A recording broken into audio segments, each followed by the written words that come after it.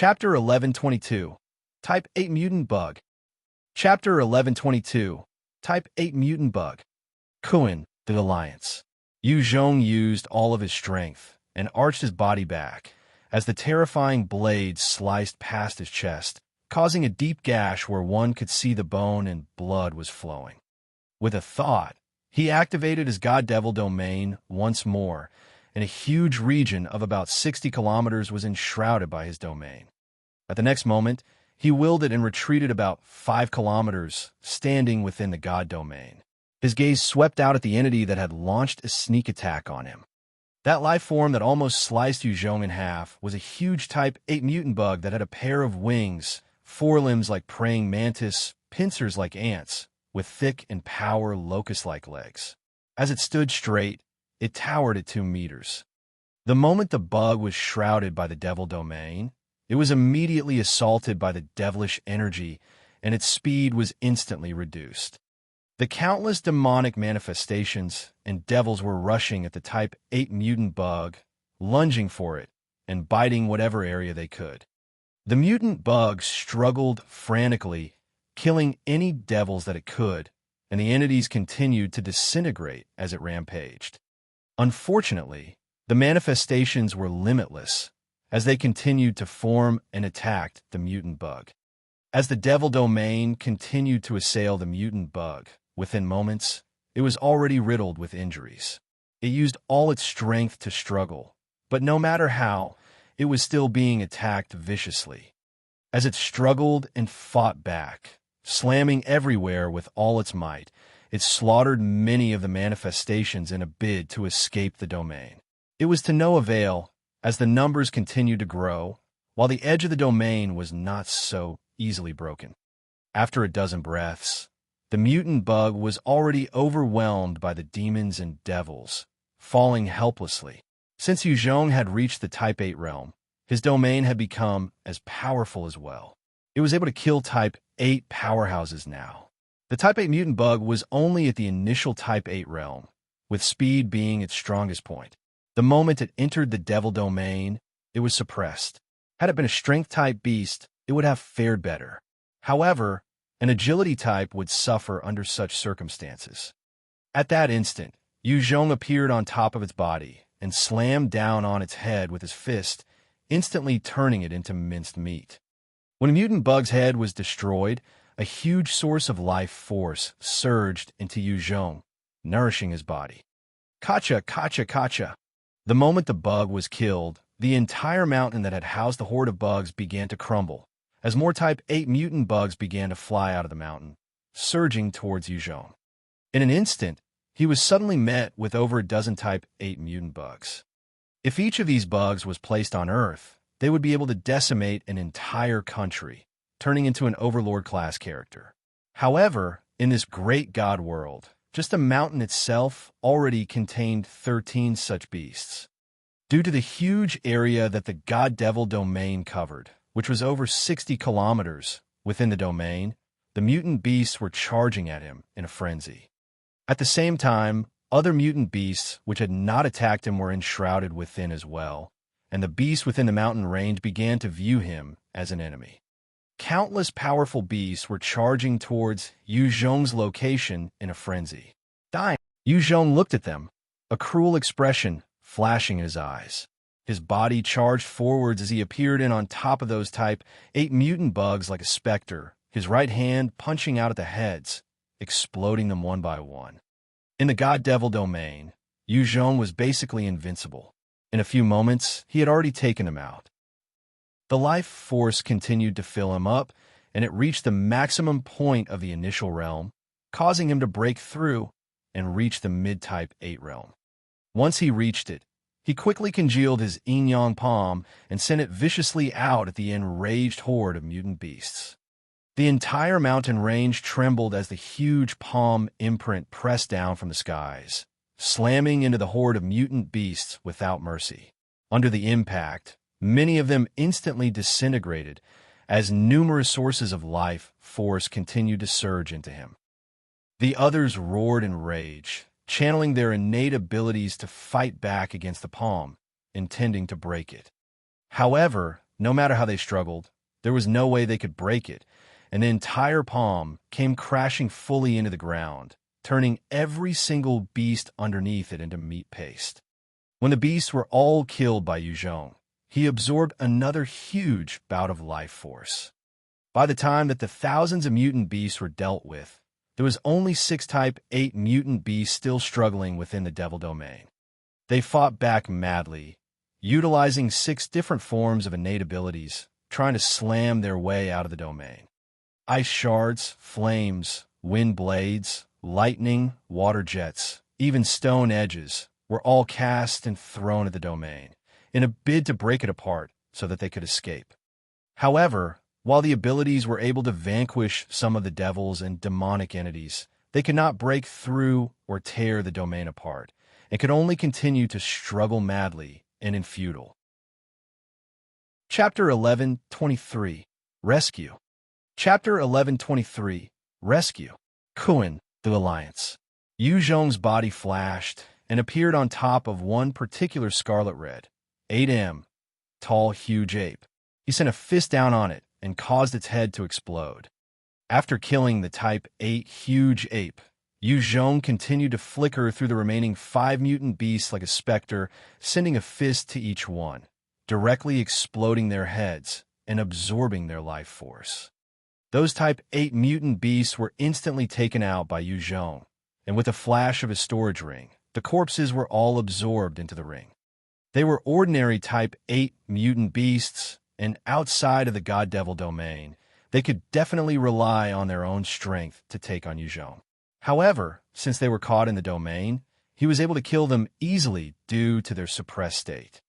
Only a creature like Agnes will be able to break through the domain with its pure strength. Inside this mountain range, there were many other mutant beasts, and Yu Zhong wiping them out in short while caused them to be deeply shocked. Within the domain, he continued to take in the Type 8 life force, some of them weak, some of them strong. The stronger ones among them were near the peak of Type 8, while the weakest was just at the initial Type 8 realm. The auras of the other mutant beasts in the mountain range began to surge, but no one took the initiative to attack Yu Zhong any longer, as they stared at Yu Zhong while killing any devils and demons that got near them. Within the horde of mutant beasts, there was a rumbling voice that sounded, "Human, keep your domain. Do you want to make use of it to kill all of us? If that's the case, all the experts of our Raven Valley will treat you as an enemy from now on, and we will go all out to hunt you down." Hearing that voice, the rest of the mutant beasts still shrouded by the God Devil domain also released their auras, intending to intimidate him. Since Yu Zhong reached the mid-Type 8 realm, his combat strength had a huge increase, and it was easy for him to use the God Devil domain to suppress over 20 initial Type 8 mutant beasts. He would be able to take on even a peak Type 8 mutant beast now. However, the current number of mutant beasts in his domain was over 50, and if they were to go all out, there was a chance for them to break out of the domain. If both sides clashed, he might perish. Yu Zhong's mind raced, and quickly retracted the God Devil domain to about a 3 km radius, as he announced loudly, "No, I did not intend to make an enemy out of you guys. I acted because they took the initiative to attack me first." The voice then rumbled out, "In that case, human, please leave. You're not welcome here." The Raven Valley was the playground of these strong mutant beasts. None of those with intelligence would like to share their territory with a human. Yu Zhong chuckled and turned around, flying far quickly. He could sense the might of a Type 9 existence within the mountain range, and it was currently slumbering. If he were to go too far and antagonize that existence, who could be either cultivating or sleeping, then he might be slapped to death. In a barren plain, there was a Type 3 mutant lone wolf with a horn on its head, as well as scales covering its 2M long body, and it was currently devouring the carcass of a mutant deer. About 20 m away from the lone wolf, there was a group of 7 young men and women prowling on the ground. Their rifles were trained on the Type 3 mutant lone wolf. The leader, a young woman who was wearing a green robe, stared fixedly at the mutant beast and waved her hand coldly. Immediately, The killing intent of the 6 others soared as they fired their guns. Unfortunately, at the moment they fired, the Type 3 mutant lone wolf leaped to the side. Pung, pung, pung. Following the gun sounds, although the Type 3 mutant lone wolf had leaped to the side, it was still struck in the abdomen by 2 bullets, causing 2 bleeding wounds. It was a serious injury, but the Type 3 lone wolf had a vicious glint in its eyes, and it disappeared the moment it landed on the ground. The face of the lead woman changed as she roared and got on her feet, pulling out a long blade. Not good. Prepare for battle. The expressions of the others also turned ugly, as they quickly leaped up and whipped out their long blades. At the moment they jumped up, one of the young men let out a piercing scream, as the Type 3 mutant lone wolf had already appeared in front of him, biting down viciously on his throat. One woman with short, blonde hair suppressed her fear, slashing out with her combat blade at the beast. Go to hell, beast! The eyes of the Type 3 lone wolf flashed, and it disappeared once more, reappearing in front of the woman, and its sharp claws slashed out, directly decapitating her. As a Type 3 beast, the lone wolf had a strong close combat potential.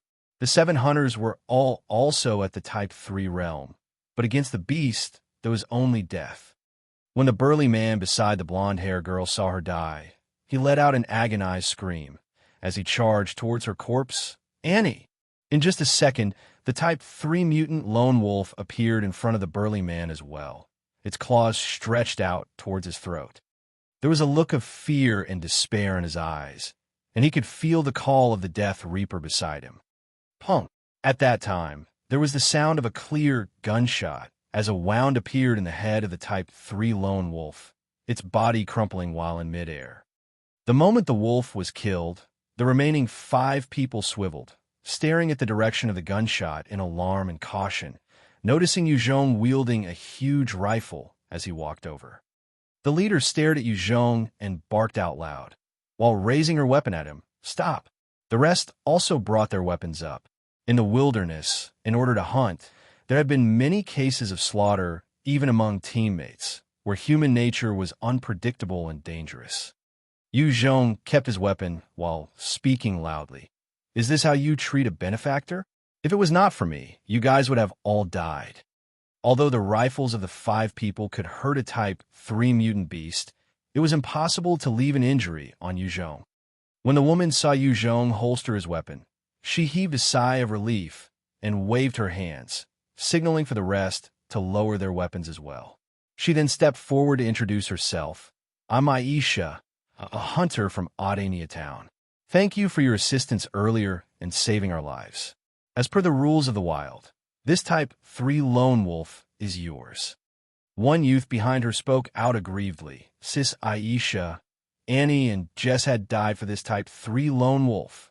Aisha frowned and rebuked. Shut it, Shaq.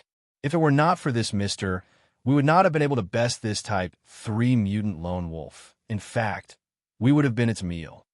Hearing that, the rest lowered their heads helplessly. The most important thing about the hunt was always the first strike. If they were unable to take down a Type 3 mutant beast in a single strike, then things would usually go downhill. They knew this well.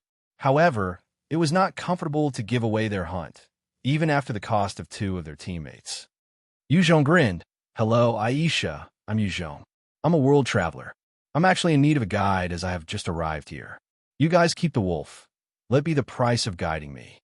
He had been through so many treasuries of different worlds and obtained plenty of Type 3 nuclei. One single one was nothing to him. Aisha was elated and replied, That's great. I'll keep it then. From now on, I will be your guide in Audiobook town.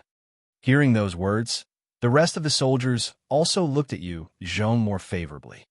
To these hunters, a Type 3 mutant beast was a decent haul. Even if they had to split 7 ways, it was a huge sum of money. It was because of that they dared risk their lives. With Aisha's invitation, Yuzhong followed this troop back towards Audiobook town. Chapter 1124, Giant. Chapter 1124, Giant. Kuin, the Alliance. Along the way, they engaged in idle conversation and Yu Zhong got to know the five better. The leader, Aisha, had short golden hair, her skin a healthy wheat color. She had a sexy figure, her legs long and slender. The other young woman on the team was called Shi Jia, an ordinary-looking girl with a full figure and freckles on her face. The other three were men, one of them burly and easygoing. That was Hauk. Another one had a bald head, and he was extremely skinny. That was Gru. The final one, who had lost his loved one earlier, looking decadent, was called Sid. Audania Town was a small town that had a medieval European feel to it. It was called a town, but in fact, it was as big as a city on Earth, with a huge 15 m tall wall, as well as a huge moat about 10 m wide. On the wall, there were a few huge cannons embedded with mutant nuclei, as well as covered by numerous runes. A number of soldiers were carrying the same rifle that Aisha was using as they patrolled around. At the city gate, a middle-aged soldier greeted the rest warmly. "Aisha, what did you guys get this time?" Shijie hurried to reply with a proud look. "Uncle Mag say this time we got a Type 3 mutant lone wolf." "What? A Type 3 mutant lone wolf? Are you lying?" "It really is Type 3 lone wolf." Aisha and the rest actually hunted a Type 3 mutant lone wolf. Incredible. When the rest all heard that, they gathered around and pointed at the carcass of the mutant lone wolf while discussing in shock. Yu Zhong stood one side and observed the humans here quietly. With his perception, he could sense that in this town, the most ordinary of person was at the Type 2 Divine Warrior realm. The soldiers guarding at the gates were all at the Type 3 realm. It was apparent that the humans of this world were much stronger. However, to these experts, a Type 3 mutant beast was still extremely dangerous to deal with. It must be known that if a Type 3 mutant lone wolf were to get wild, it was not too tough for it to kill even a Type 4 Divine Warrior. Yu Zhong's perception was powerful. With a thought, he had already swept through the entire town and understood the strength of the town completely. Most of the people were at the Type 2 or Type 3 realm. The strongest were 4 Type 5 warriors and 158 Type 4 experts. If it were on Earth, this was a considerable strength. However, in this great god world, it was just a weak town. Magsei's gaze landed on Yu Zhong, and he asked Aisha, "Aisha, who is this person?" Aisha chuckled. "Uncle Magsei. He is Yu Zhong, a world traveler. He helped us hunt the Type 3 mutant lone wolf." Magsei revealed a warm smile. "How do you do? Welcome to Audania Town. As long as you abide by the laws of the Holy Sirius Empire, you will be a welcome guest of Audania Town." Yu Zhong had already obtained information from Aisha beforehand. Audania was a small town of the Holy Sirius Empire, with a population of 200,000. Yu Zhong chuckled. "I will abide by the rules and not make things difficult for you guys." Magsei nodded in satisfaction and let the entire team through. After entering the town, Yu Zhong saw that the buildings within the town were indeed in the medieval Western style. The people walking around the town were of different races and skin color, and most of them were wielding rifles on their backs. Even the kids and women had some form of weapons made of mutant beast claws. All around Audania Town, there were many savage mutant beasts. Many of them were even able to leap over the walls or make use of the water and moat to sneak into the town. After a few of such incidences, the people in town were all wiser and wielded their weapons as an added precaution. Along the way, Yu Zhong also saw many stands displaying all sorts of nuclei and materials, and the stall owners were calling out and announcing their items passionately. Aisha and the 4 others entered a miscellaneous stall and quickly brought out the Type 3 mutant lone wolf carcass, in exchange for 300 Sirius coins. The 5 of them split the amount into 9 portions, with 4 parts going to the 2 deceased. They then took the remaining 5 and went on their separate ways. Aisha swept Yu Zhong a look. "Tonight, why don't you come with me? However, let me say this first. If you dare have any funny thoughts, don't blame me for breaking your throat." Yu Zhong laughed lightly. "Relax, I will not do anything funny." Aisha was an extremely beautiful woman. However, it was not to the point of world toppling. Yu Zhong had seen his fair share of beauties, and as long as he willed it, he was able to get a few beautiful women to serve him. There was no need to have designs on Aisha. Then that's great. She snorted before leading Yu Zhong to her place. Aisha lived alone in a small 3-story bungalow. It was not particularly luxurious, but it was clean, tidy, and bright. It was apparent that she loved to keep things neat. Yu Zhong tried asking, "Aisha, I want to ask. I heard that at the center of this world, there's a sacred place where all the experts of the world are gathered. Do you know where it is exactly?" The Great God World was, after all, a place connecting those worlds with a Type 9 expert. In this world, it was filled with secrets and many experts. Yu Zhong knew nothing about this world, but if he had to guess, there should be some form of a location where such experts would gather, and there would be plenty of technology, weapons, as well as secrets to be obtained. There is such a legend. Aisha lowered her head as she thought, before replying. In the legends, our Emperor of the Holy Sirius Empire used to be an ordinary person. After he entered the world where those heavenly gods reside and obtained their pointers, his cultivation improved swiftly. He then led our ancestors through the wilderness and slaughtered their way out, building a huge city, which expanded over time to become the Holy Sirius Empire. Yu Zhong's eyes brightened up as he asked hurriedly, "Where is this place where the heavenly gods reside? Do you know?" Aisha shook her head. "A lot of people in the Holy Sirius Empire have hoped of getting to that world, but no one has succeeded. I guess that only the Emperor who has lived 1,000 years would know where it is." Yu Zhong was slightly disappointed, but he still relaxed. There's finally a lead. He guessed that the place Aisha was referring to was likely where the intersection of the countless worlds laid. The Emperor of the Holy Sirius Empire had likely gone there and made use of the resources to evolve quickly, becoming a powerful expert. Aisha frowned slightly while reminding him out of goodwill. "Yu Zhong, it is just a rumor. Many have tried to find it to no avail, and had even lost their lives over it." Yu Zhong laughed lightly. "Thanks for your concern. Anyway, Aisha, where's the location of the palace of the Holy Sirius Empire?"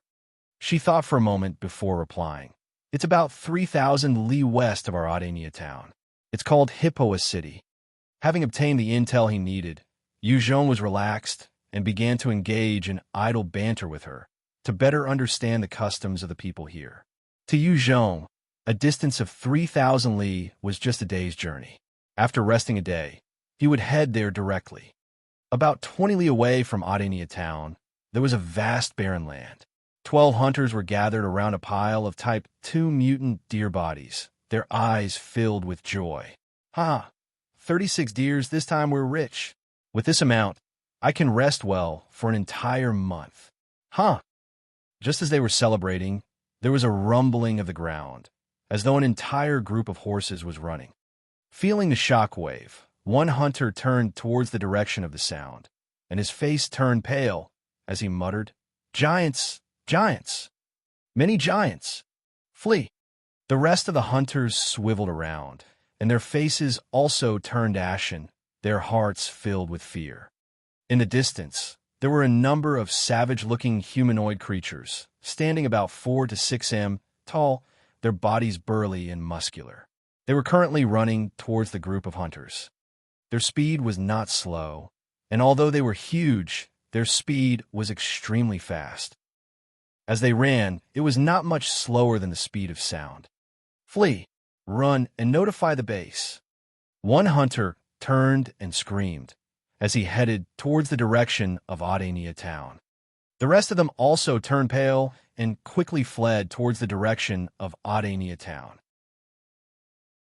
Chapter 1125, Man-Eating Giants. There was a strong gust of wind, as an 8 m tall male giant full of muscles suddenly appeared behind a hunter. He reached out and grabbed the hunter in his hands. The human hunter had a horrified expression, full of despair, as he swiftly pulled out his huge rifle and fired it at the giant, while screaming, "No! Beast! Die! Punk!" There were small bullet holes that appeared on the forehead of the giant. The bullets that could pierce even the toughest of hides of a Type 3 mutant beast barely left a peanut-sized scar. When the giant was attacked, there was a savage look in his eyes. His other hand reached out to grab the head of the hunter and plucked it with force, pulling it out cruelly in a shower of blood. After killing the hunter, the giant then threw the rest of the corpse into his mouth and bit down as fresh blood flowed down his mouth. That particular scene was actually witnessed by another who was fleeing. His face turned pale, and his breathing turned ragged. He increased his pace, but as a result, he tripped over a stone and tumbled onto the ground. As he fell, he saw another 5M tall giant coming towards him. In his fear, he started pissing himself, while his eyes were wide with fear and despair. He began to plead and mutter, "No, no, don't kill me. Please don't kill me. Don't kill me." There was a savage grin on the 5M tall giant, and he came up to the hunter, grabbing him and threw him into his mouth, crushing him into two. The giants continued to run quickly and approached the fleeing hunters, killing them in savage fashion before eating them. After killing all the fleeing hunters, they reduced their speed to walking, heading towards Audiobook town.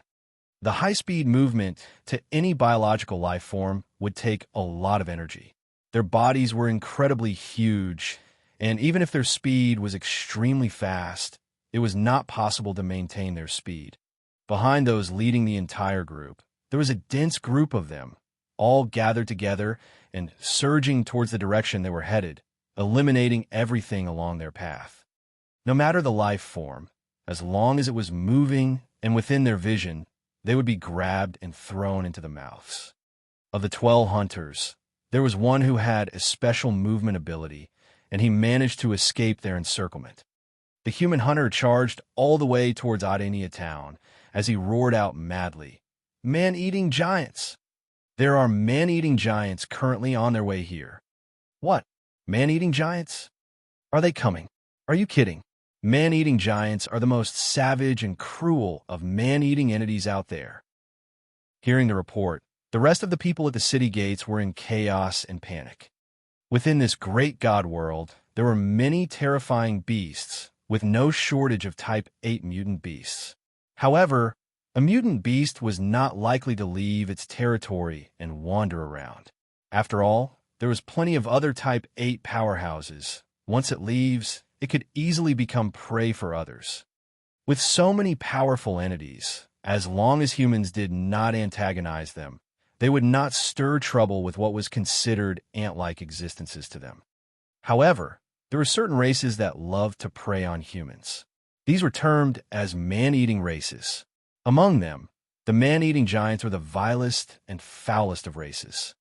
As the hunter finished reporting, there were rumbling sounds from behind as the first of the giants appeared on the horizon. When the guards at the gate saw the giants, their eyes flashed fear as they quickly shouted out, "Giants!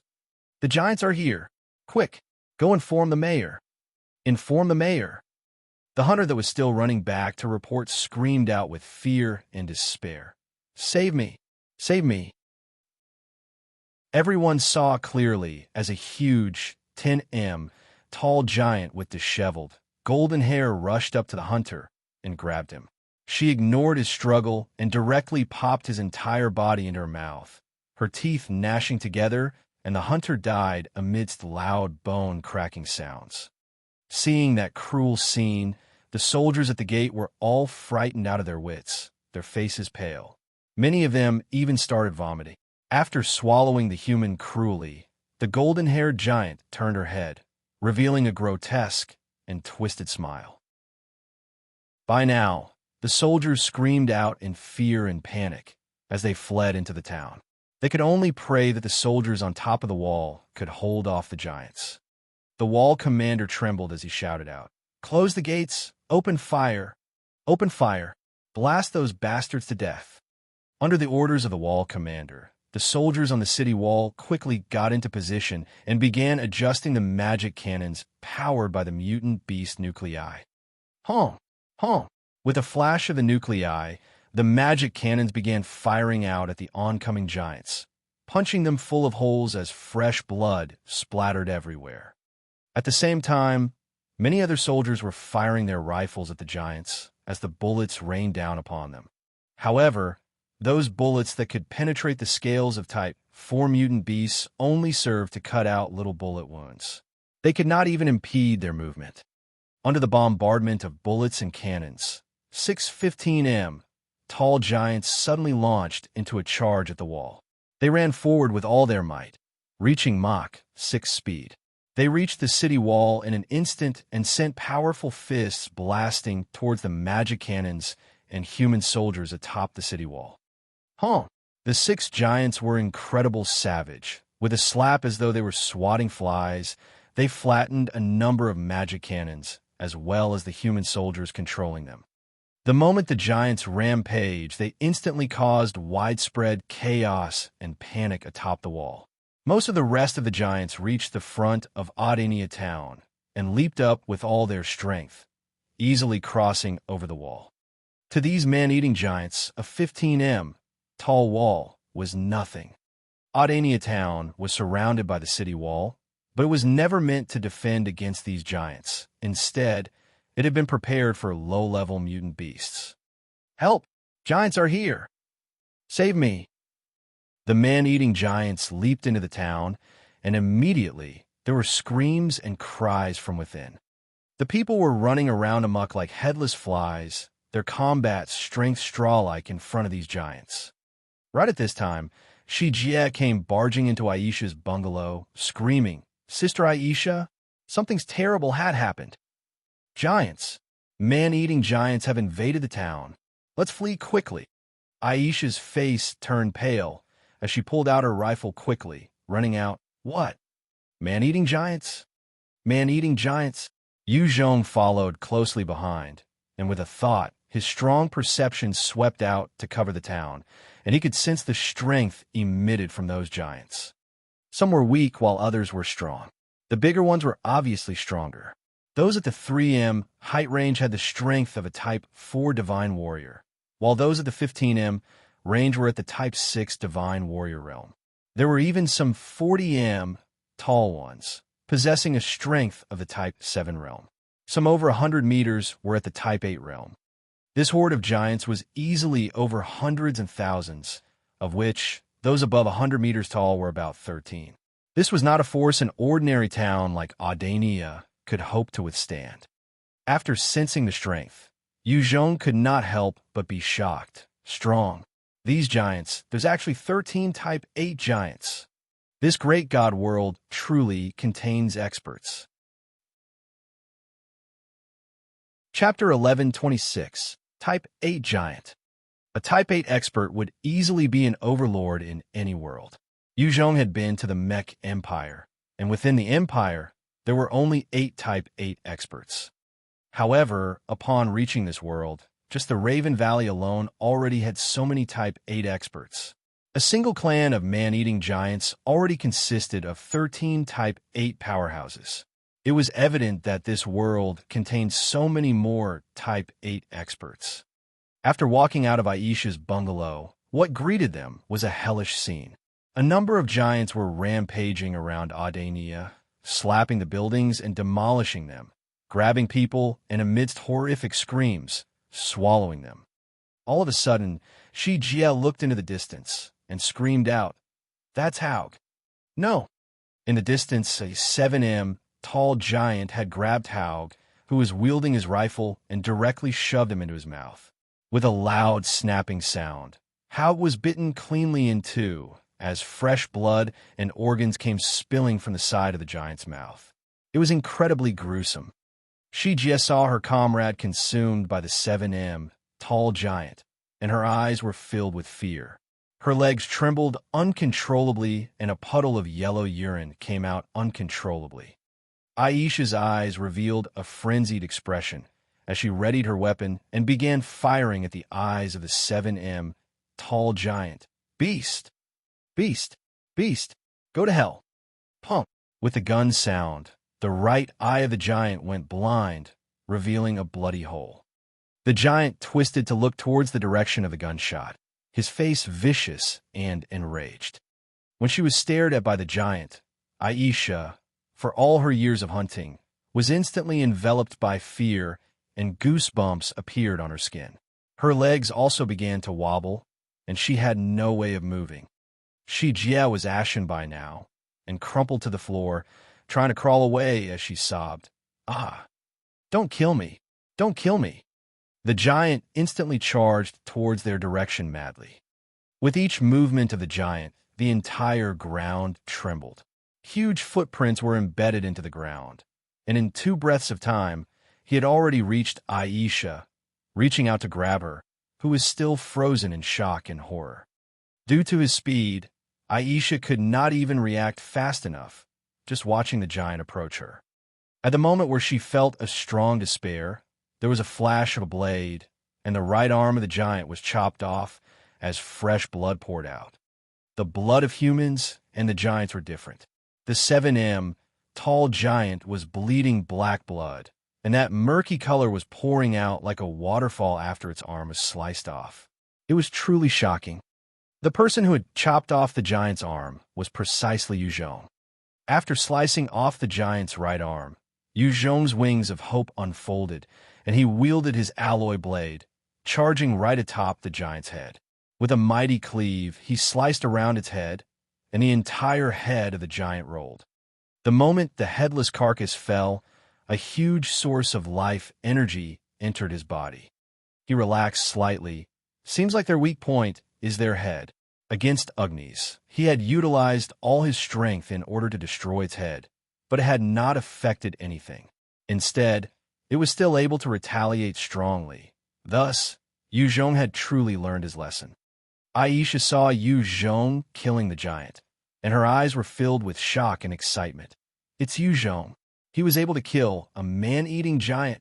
That is too formidable. Aisha, go evacuate. I will kill those giants.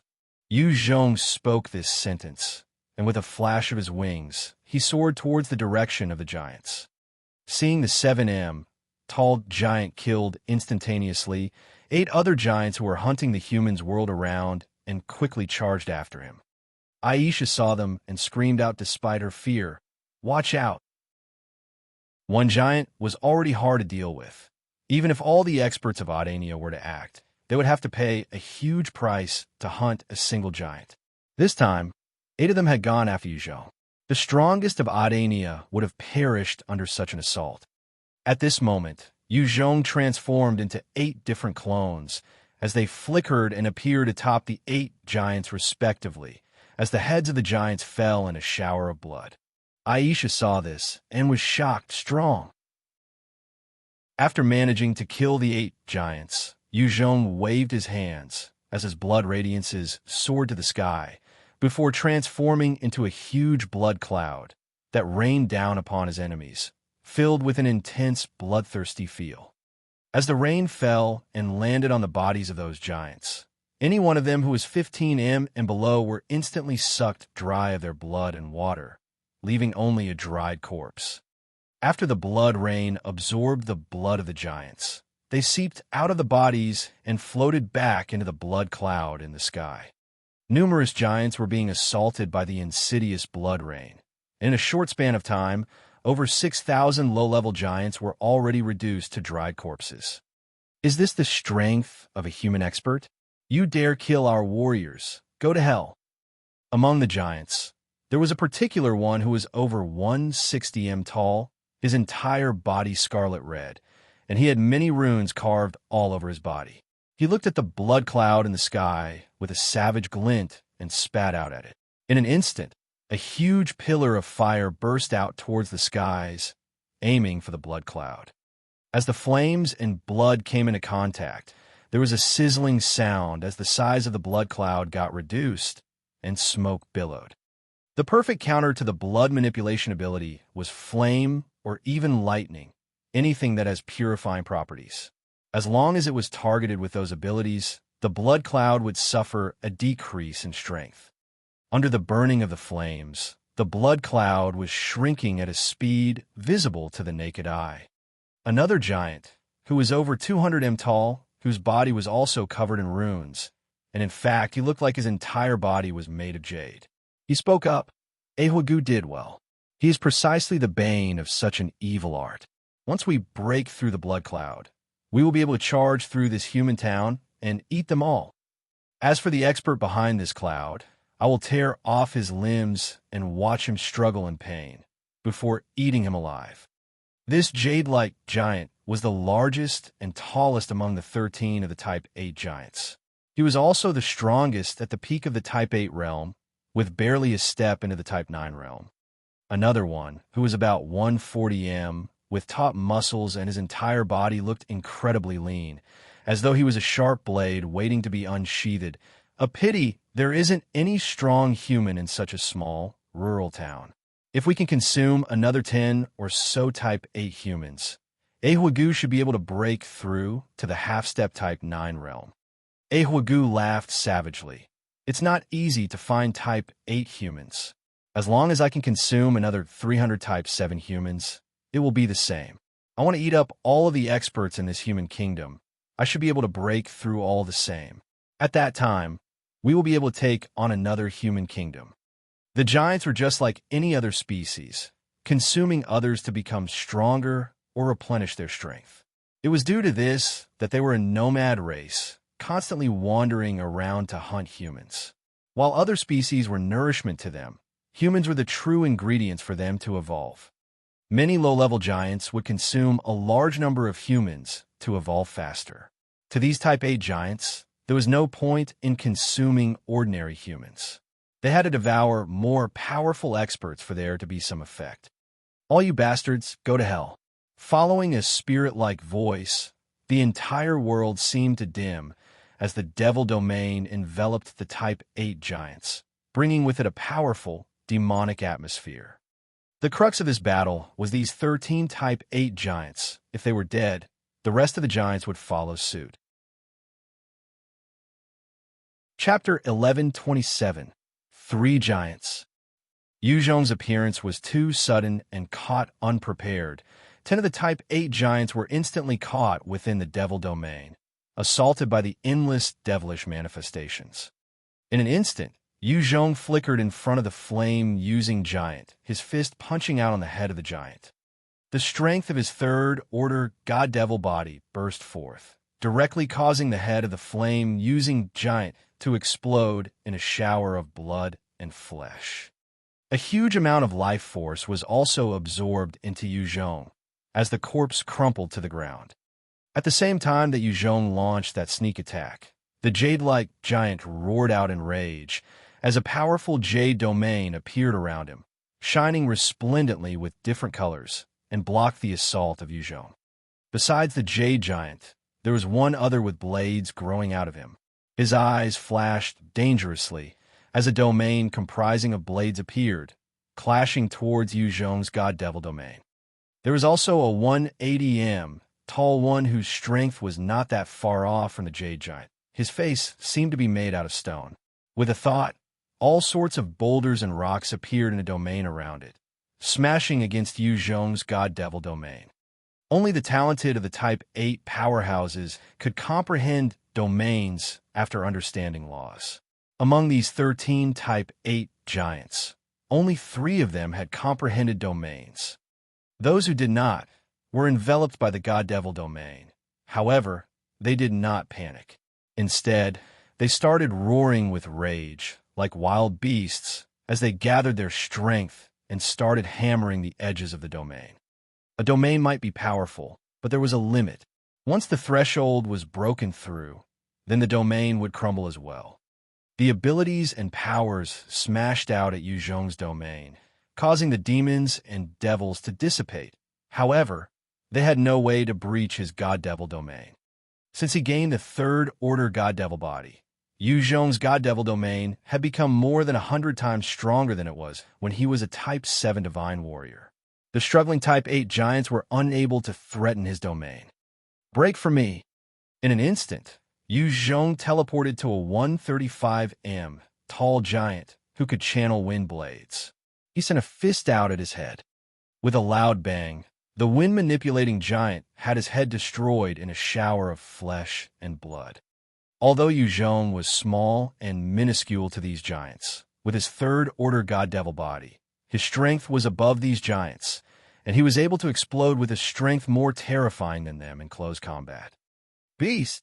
seeing the wind-controlling giant killed by Yu Zhong in a second, another agile giant stepped up, bursting forth with a speed that surpassed most other Type 8 powerhouses, appearing beside Yu Zhong in the next instant. As Yu Zhong was about to be captured, he willed it and disappeared from his location, and the giant's grasp closed in on thin air. The next moment, Yu Zhong had already appeared on top of that giant, his gaze cold, as he sent out a powerful fist down on the head of the giant. It immediately burst the head of the giant apart. Within the Devil Domain, Yu Zhong could easily teleport to wherever he liked. Inside the domain, he was invincible. He can teleport with his domain. Everybody, watch out. There was a serious glint in the eyes of the Jade Giant now, as he roared out and channeled his Jade Domain out at Yu Zhong's God Devil Domain. Most Type 8 powerhouses with domains would prefer to use their domains to clash against their opponents. This was the only known method to take down the opponent by brute force. If the disparity in strength was huge, the other party might be destroyed in a single hit. As the two domains clashed, the Jade Domain was constantly shrinking. Yu Zhong's God Domain Devil was not spared either. The Jade Giant was a peak Type 8 powerhouse and had understood the principles of Jade. Although it was not as strong as compared to Yu Zhong's God Devil Domain, it was not weak either. As for the Blade Giant and Stone Giant, the both of them continued to channel their domains to smash against Yu Zhong's God Devil Domain.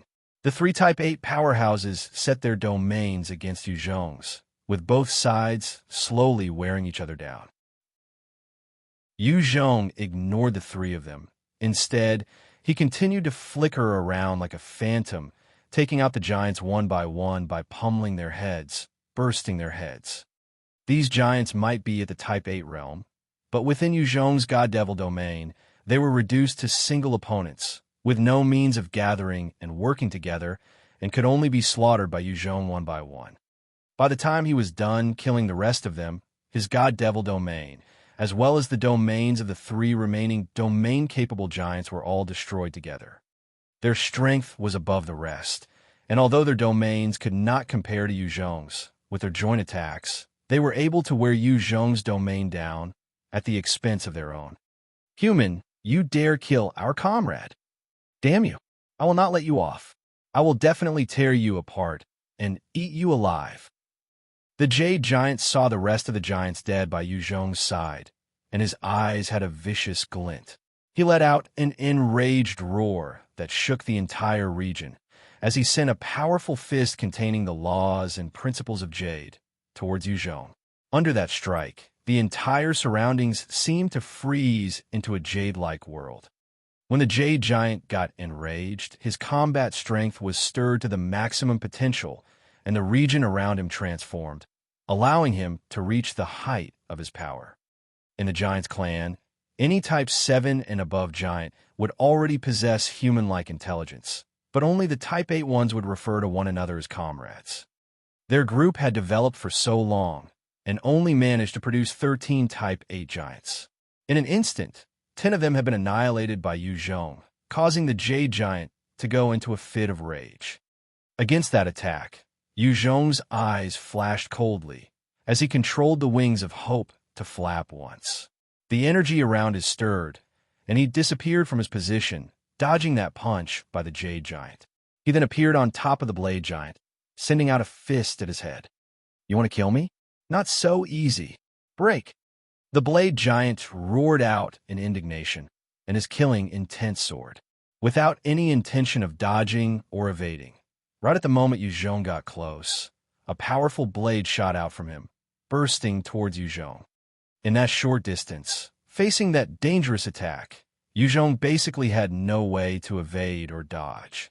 His eyes flashed with a serious glint, and he twisted his body, controlling the wings of hope to soar slightly up as he sent a fist towards the head of the Blade Giant.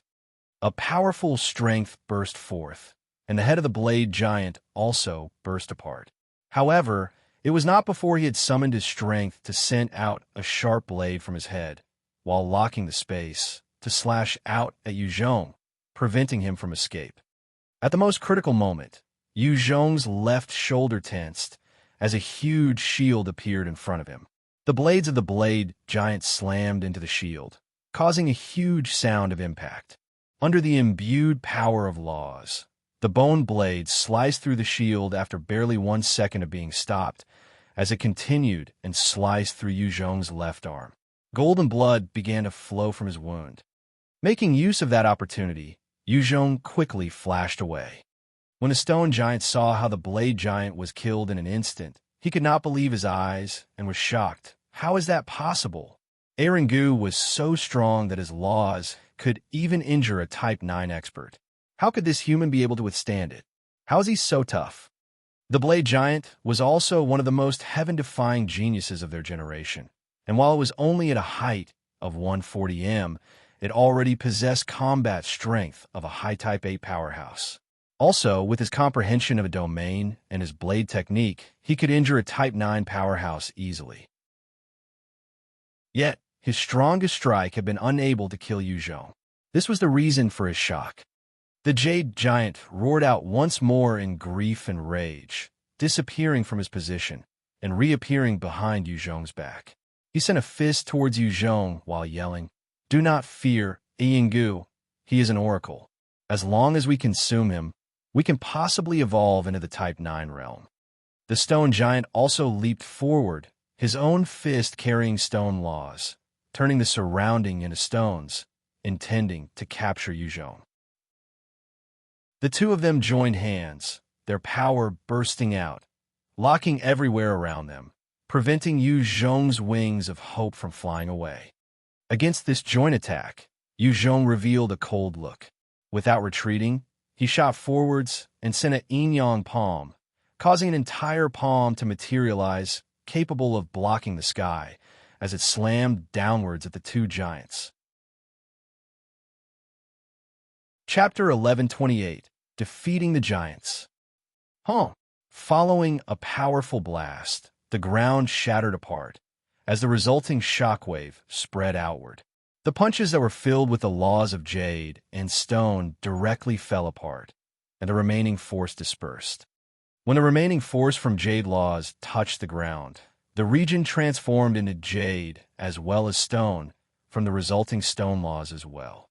Many giants could not dodge in time, and were turned into jade sculptures or stone-hard statues. As for the jade giant and the stone giant, the both of them were struck by the recoil and spat out a mouth of blood. Yu Zhong's yin-yang palm was also scattered, while his person was sent flying about a few hundred meters.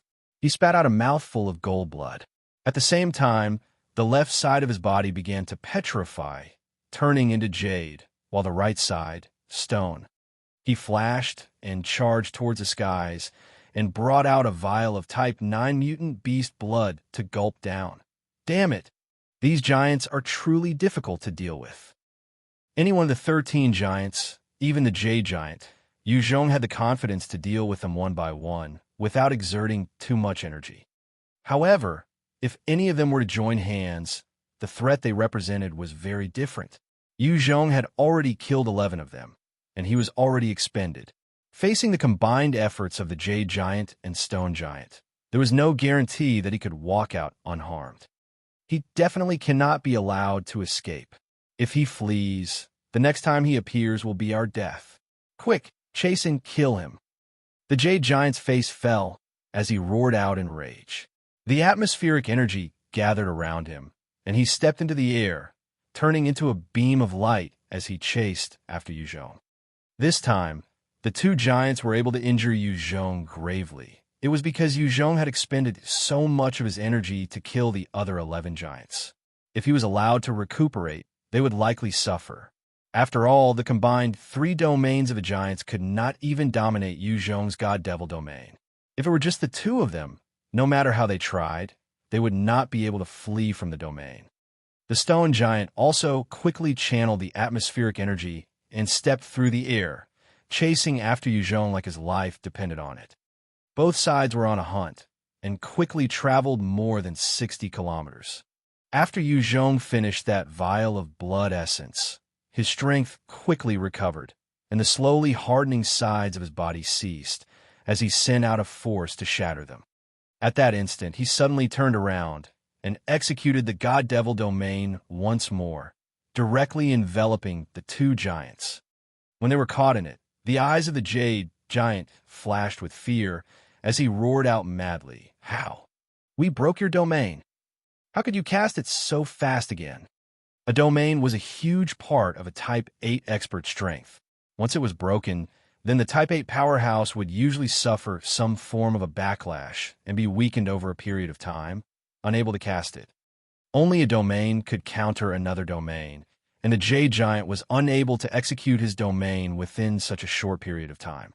The moment they were caught in Yu Zhong's God Devil domain, there was only death. "You can take your questions with you to death." A cold glint flashed past Yu Zhong's eyes. In that instant, he appeared on top of the Jade Giant and sent a fist down on his head. "You can't kill me. Turn into jade for me." Bellowing out in rage, the Jade Giant began to channel his energy comprising of jade laws, causing a huge jade plate to appear as he merged into it and charged towards Yu Zhong. With a thought, Yu Zhong reappeared on top of the stone giant, and his fist continued down towards the head of the stone giant. So hard. Following a huge impact, Yu Zhong's fist slammed into the head of the stone giant, his immense strength bursting forth, causing a 1m deep hole in his head as parts of the giant shattered, but it was not enough to kill him in one blow. There was something both giants had in common, which was that their defenses were powerful. Even Yu Zhong could not possibly kill them off at one go. The stone giant roared out as his strength burst forth, both hands grabbing his head. Stones began to surge out from his body, replenishing the wound that Yu Zhong caused. "I will not die." The two giants did not waste any more energy to attack, instead devoting it to strengthening their defenses. Their combat experience was rich, and they knew the stronger the domain, the more taxing on the user. Yu Zhong's God Devil domain was definitely powerful, and it was impossible for it to be maintained for long. Yu Zhong had a strange glint in his eyes. "Stone Giant and Jade Giant, I can offer you a way out. Submit to me, work for me, and I will not pursue whatever you've done in the past. If you reject, then there'll only be death." A crafty look passed in the eyes of the Jade Giant as he pretended to hesitate and did not say anything. The stone giant also fell silent. Not replying, "That means you're not interested. Since that's the case, you might as well die." Yu Zhong saw them keeping quiet and did not bother waiting. With a thought, he stepped into the God domain. As the angelic beings and holy manifestations went into his body, his strength surging and reaching the high Type 8 realm. After that, he retracted the God Devil domain and sent out the Flames domain, as the two giants found themselves suddenly enveloped by powerful flames. The Flame domain was the strongest in terms of offense, and against the two giants, whose defenses were perversely high, it was the perfect counter. While in terms of might, the God Devil domain might be stronger than the Flame domain, but the consumption was too high. Furthermore, it was not as concentrated on damage as compared to the Flame domain, which sought to incinerate everything and anything. The moment the two giants were enveloped by flames, they felt their bodies turning red as crackling sounds occurred. The Jade Giant's face turned in horror. "This is a Flame domain. Flee." The Jade Giant gathered his energy and tried to charge out of the domain. After all, the Flame domain did not have a sealing ability like the God Devil domain. The Stone Giant also readied himself, preparing to charge out. However, at that instant, Yu Zhong, who was enveloped with the God Devil flames, had already soared in front of the Stone Giant, and he charged straight at him in the form of a blazing pillar. Following a terrifying explosion, the Stone Giant was actually blasted apart in multiple pieces, as well as countless shards, and a huge life force went into Yu Zhong. After destroying the Stone Giant, Yu Zhong's wings of hope appeared in a flash, and he shot towards the Jade Giant. As he reached the airspace above the Jade Giant, there was a crazed look in his eyes. The Jade Giant roared out at him, "Damn human, let us perish together then." In that instant, the Jade Giant began to detonate his Jade laws, and a powerful explosion occurred, blasting outwards. "Damn bastard, He actually self-detonated. Facing that sudden suicidal attack, Yu Zhong's face changed.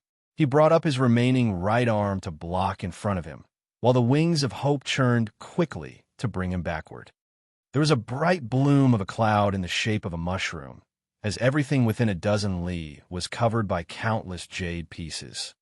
Under that resplendent light, the entire region turned into jade, and every single living thing caught in the radius became jade sculptures.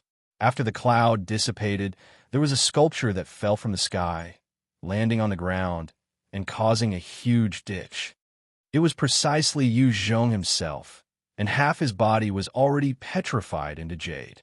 The residual jade laws and energy were still trying to invade his body, and everything below his waist had already transformed into jade.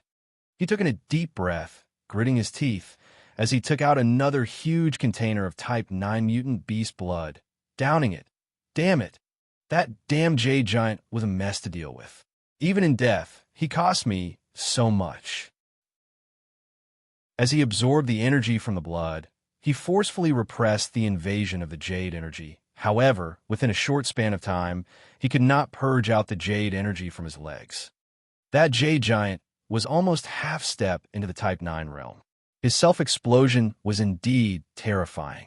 Had it been anyone else, they would have been killed or turned into a jade sculpture. Even a Type 9 powerhouse would not get out of it unharmed. The fact that Yu Zhong was still living was incredible. I wonder how Audiobook Town is doing. He willed it, and a handful of nanomechanical cells came out from his right hand, enveloping his legs, forming 2 mechanical legs. Once they were formed, he quickly shot back towards the direction of Audiobook Town. Chapter 1129, Wiman. Along the way, many dead giants could be seen, each and every one of their corpses dried and emaciated, having been killed by the blood cloud. The rain cloud was like a pesticide, killing a huge number of the giants. However, there were still a few powerful Type 6 giants who were still surviving and wandering around. The blood rain might be effective against the low-level giants, but hardly against those high-level giants. Since the 13 Type 8 giants, who were the leaders, had been killed, the rest of the giants fell into chaos. Some of them charged towards Audiobook Town, continuing to rampage, while others separated and fled for their lives. As Yu Zhong made use of the mechanical limbs to support himself back to Audiobook Town, he noticed that the chaos was still present, and most of the human survivors were already evacuating. Inside the town, a dozen giants were still hunting down humans, as they gobbled up their unfortunate victims one by one. Yu Zhong controlled the blood manipulation to contain the rain outside of Audiobook Town. Had he not done that, then Audiobook Town would have been a dead town, and no one could have survived.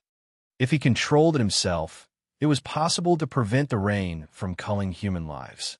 However, as he had to focus on the Type 8 giants, the rain had no way of discerning friend from foe. The remaining human soldiers were being led by some of the experts of the town to hunt down the other low-level giants. 14M, tall giant, was walking along the streets of the town when suddenly it stopped in its tracks and came up to a house. He then slapped the roof away, revealing a mother-daughter pair within. The 2 ladies were shivering in fear as the giant's expression contorted to reveal a savage grin, and he reached out to grab them. Pong, pong, pong. All of a sudden, there was a burst of gunfire as the bullets punched into the body of the giant, instantly creating thousands of holes on his body. The giant whirled around, seeing a burly man charging out at him with a 2M long alloy blade, slashing down at his head. In a splatter of black blood, the giant's head was chopped off and rolled to the ground. The burly, middle-aged man swept the mother and daughter pair a look of concern. "Are you guys all right?" The mother cried out, thanking the man. "We're okay." "Wiman, we're okay. Thanks to you." "Thank you." Wiman spoke in a low voice. "You guys had better escape too. We're not a match for these giants. We can only buy some time for y'all." Wiman was the top expert of Audiobook Town. Although he could easily kill a 4M, tall giant. There were too many stronger giants out there in Audiobook town. Each of those who were above 10m in height could easily kill him. Not to mention that there were some over 50m. Those taller than 50m had the ability to cause massive destruction to Audiobook town. Hearing Wiman's words, the mother and daughter quickly scrambled out of their house, heading for the outside of town. Right at this time, there was a scream of horror. "Help! Wiman, help!" Wiman turned around, only to see his good friend grabbed by a 30m tall giant not far away, who was about to toss him into his mouth. The dozens of guards of the town were wielding their weapons, firing madly at the giant, and the bullets struck his body, to no avail, unfortunately. The giant then placed Wiman's good friend in his mouth, closing it with a loud crunching nose as he swallowed it amidst a savage grin. When the rest of the soldiers witnessed this cruel scene, they were all pale from fear.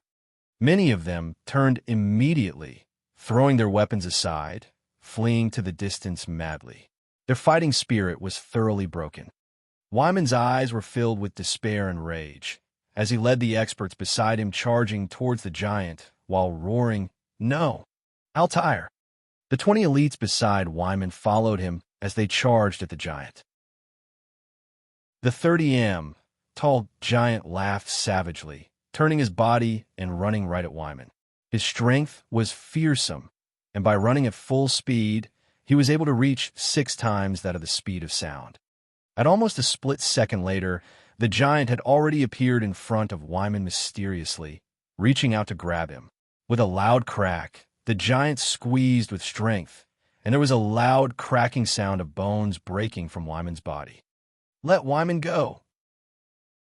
The other human elites quickly rushed at the giant, letting out furious roars. The giant looked at the humans running towards him, and he smiled savagely, slapping out with his left hand, sending one of them flying, smashing into walls, turning into a pile of mashed meat from the impact. Seeing their comrade's gruesome death, the rest came to a halt, their bodies trembling from fear, with no courage to get closer. In front of this giant, they were truly ant-like existences.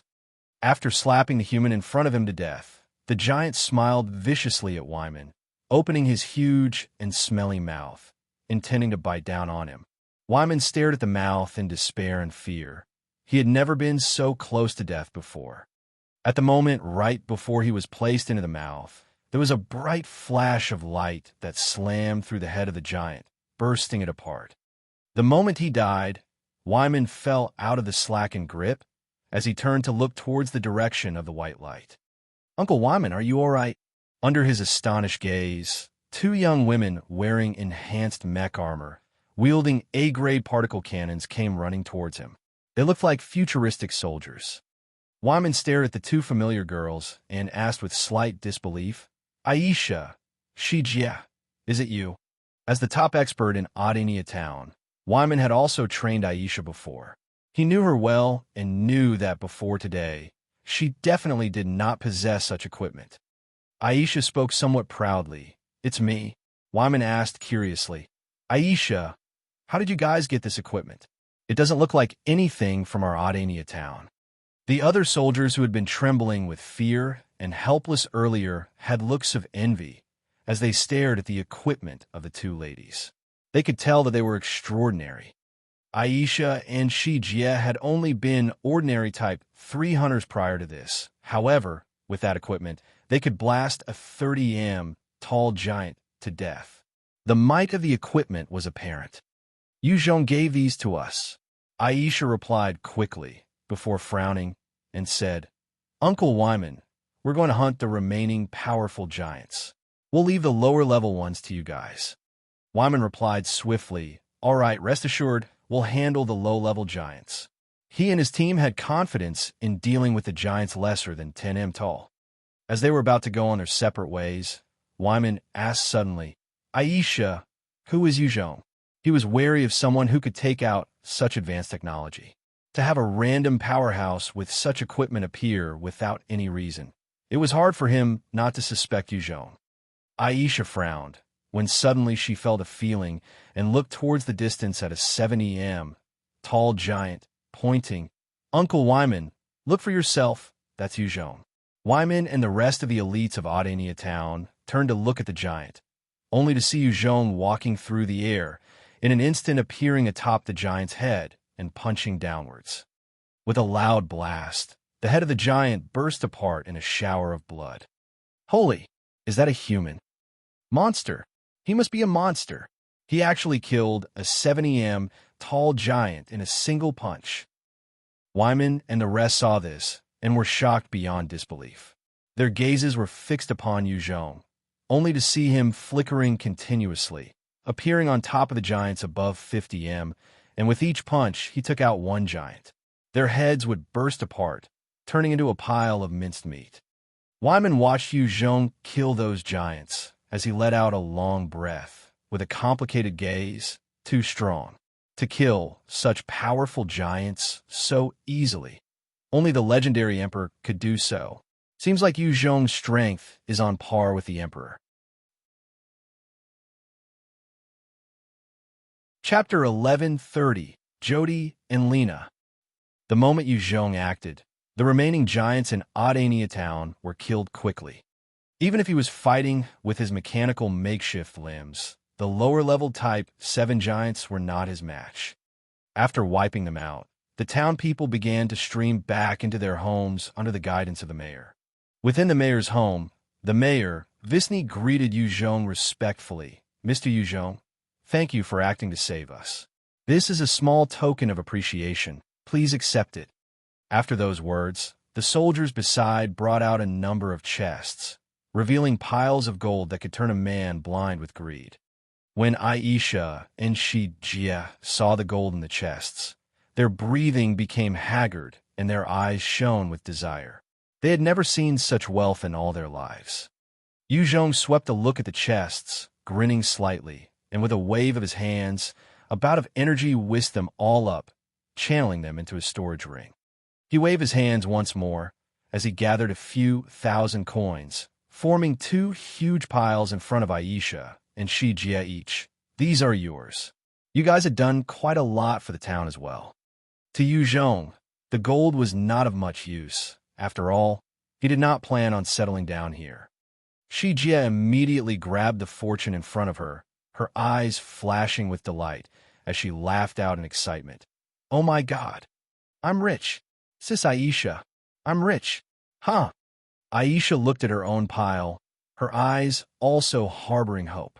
However, she controlled her own greed as she spoke to Yuzhong.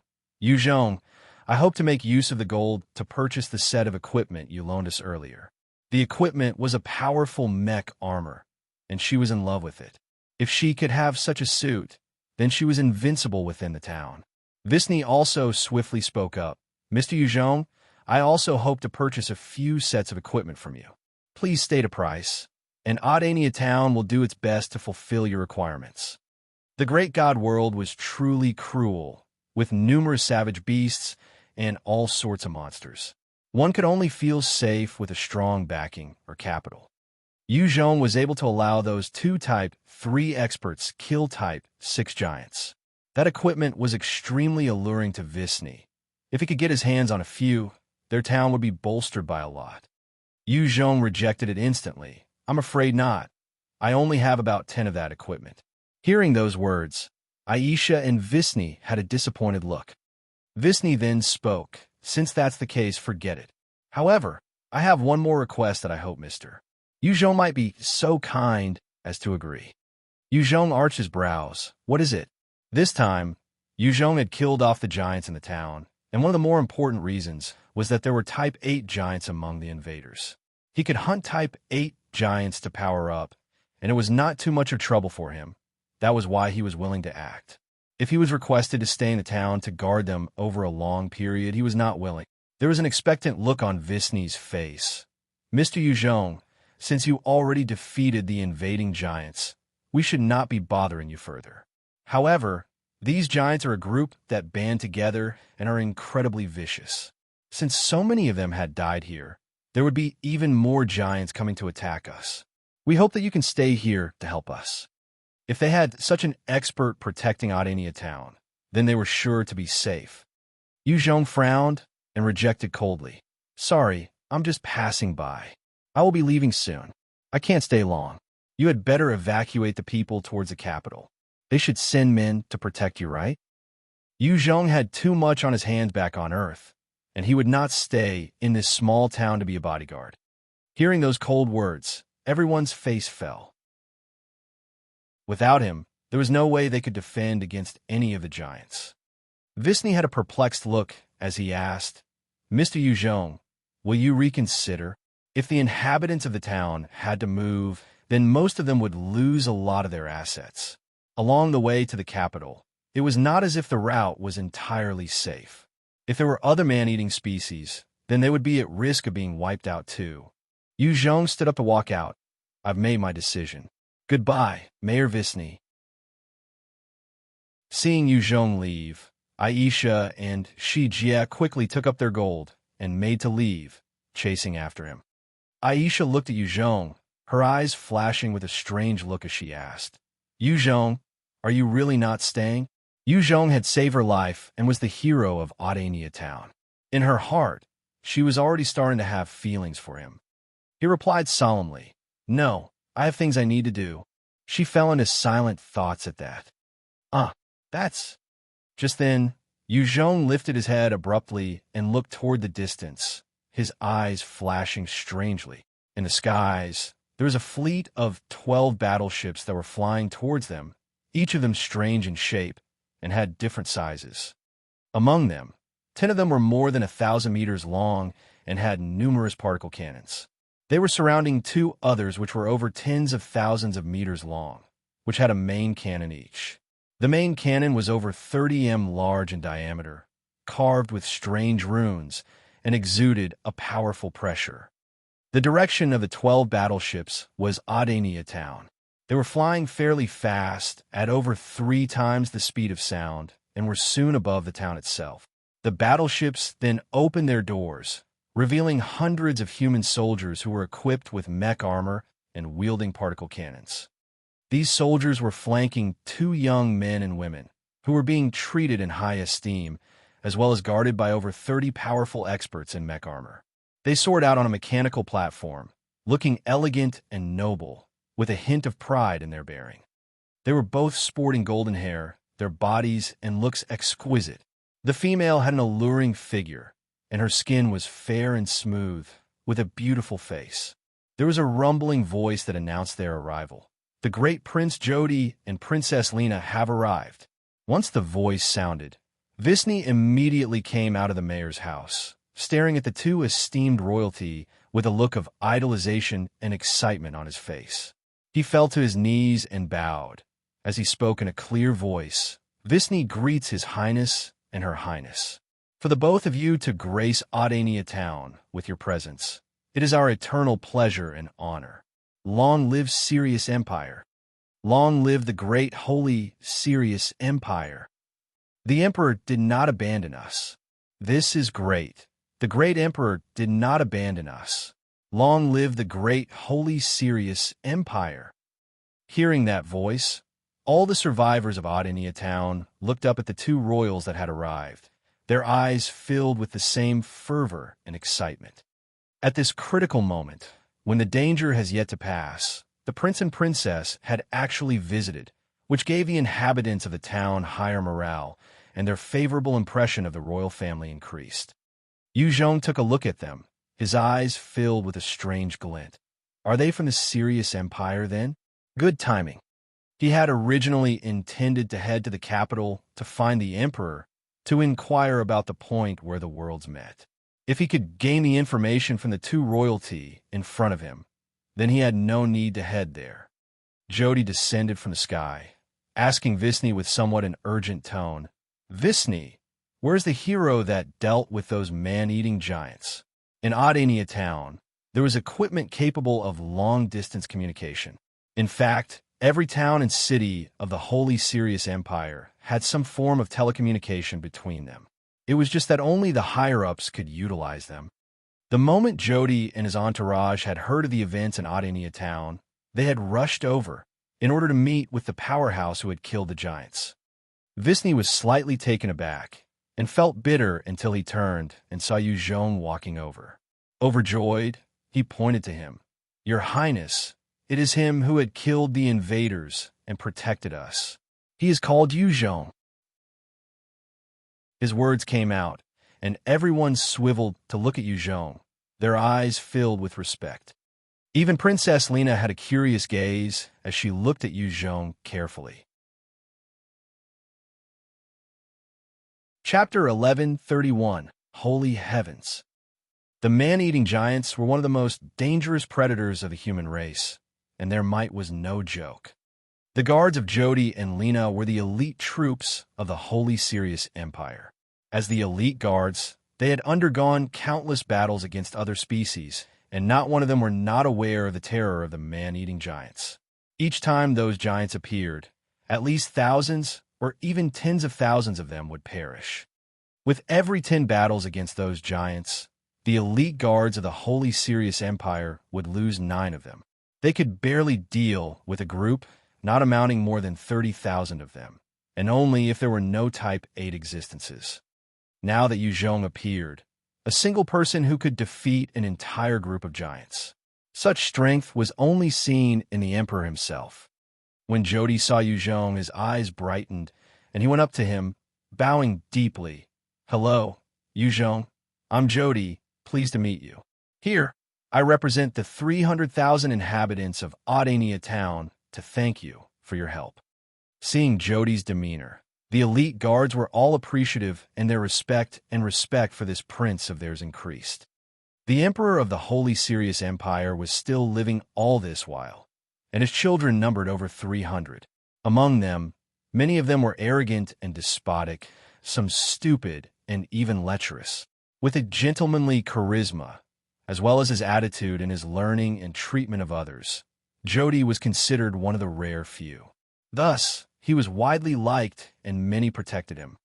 Yu Zhong saw the warm Jody, his impression of him also favorable as he chuckled. "Hey, I'm Yu Zhong. Pleased to meet you too." Lina stepped forward, smiling in a charming manner as she stretched out her fair and dainty hand. "I'm Lina. It's nice to meet you, Yu Zhong." Yu Zhong smiled politely and shook her hand gently as well, before releasing it. "Beautiful princess, it is an honor of mine." There was a strange look in Lina's eyes as she smiled coquettishly at him. Jody extended an invitation warmly. "Yu Zhong, let us head to our battleship to talk more." Yu Zhong agreed, "Sure." A beam of light seeped down and landed on the group, instantly bringing them up into the battleship. Within the lavish living room of the enormous battleship, Yu Zhong, Jody, and Lina were seated on a sofa, while a number of pretty women dressed in military uniform came serving refreshments and placed them in front of the 3 of them before leaving the room. Jody had a strange look as he directly asked, "Yu Zhong, did you come from the Holy Heavens?" Yu Zhong frowned and asked, "Holy Heavens? What is that place?" Jody and Lina exchanged glances, obviously taken aback, before he continued curiously, "If you're not from the Holy Heavens, then where are you from? Doricini Empire or Zuman Empire?" Yu Zhong casually weaved a tall tale. "I have no idea where I came out from. I just know that the place I stay is about 10 times the size of Audiobook town, and there was a border around our area that no one could cross from where I came from. I had activated some statue by accident and was sent here. Audiobook town was the first human town that I came across. If this lie was spoken on Earth, few would believe it. However, the great God world was different. There were too many experts and all sorts of backgrounds. In fact, his tale sounded extremely believable." Jody nodded, so that was the case. "In our great God world, there are simply too many hidden lands. You must have come from one of them." From the surface, it looked as though he had believed Yu Zhong. Yu Zhong continued asking, "Oh yeah, what is the Holy Heavens?" His intuition told him that it was an extremely important place. It seemed as though there were many other experts like him. Otherwise, Jody and Lina would not have asked if he was from there right away. Jody did not hesitate as he revealed the truth. "The Holy Heavens is a holy land of our human race in this great God world. There, many experts from all corners of the world are gathered. Most of Type 9 experts, or half-god characters, are a part of the Holy Heavens. They're focused on protecting the human race from the other powerful species that threaten our existence. In truth, our Sirius Empire is a part of them as well. In the Holy Heavens, the experts are truly aplenty. Many of those heaven-defying geniuses could easily wipe out a horde of giants. It was because of this that when I heard that you had dealt with the invasion, I had automatically assumed you were from the Holy Heavens. Yuzhong was moved when he heard this. Holy Heavens? It seems that I need to make a trip there to check it out. With the experts there were sure to be many Type 9 powerhouses. If he could go and exchange some pointers with those experts, then it would be of great benefits to his growth. Yuzhong continued to ask, "Where's the Holy Heavens? Are there any conditions for joining it?"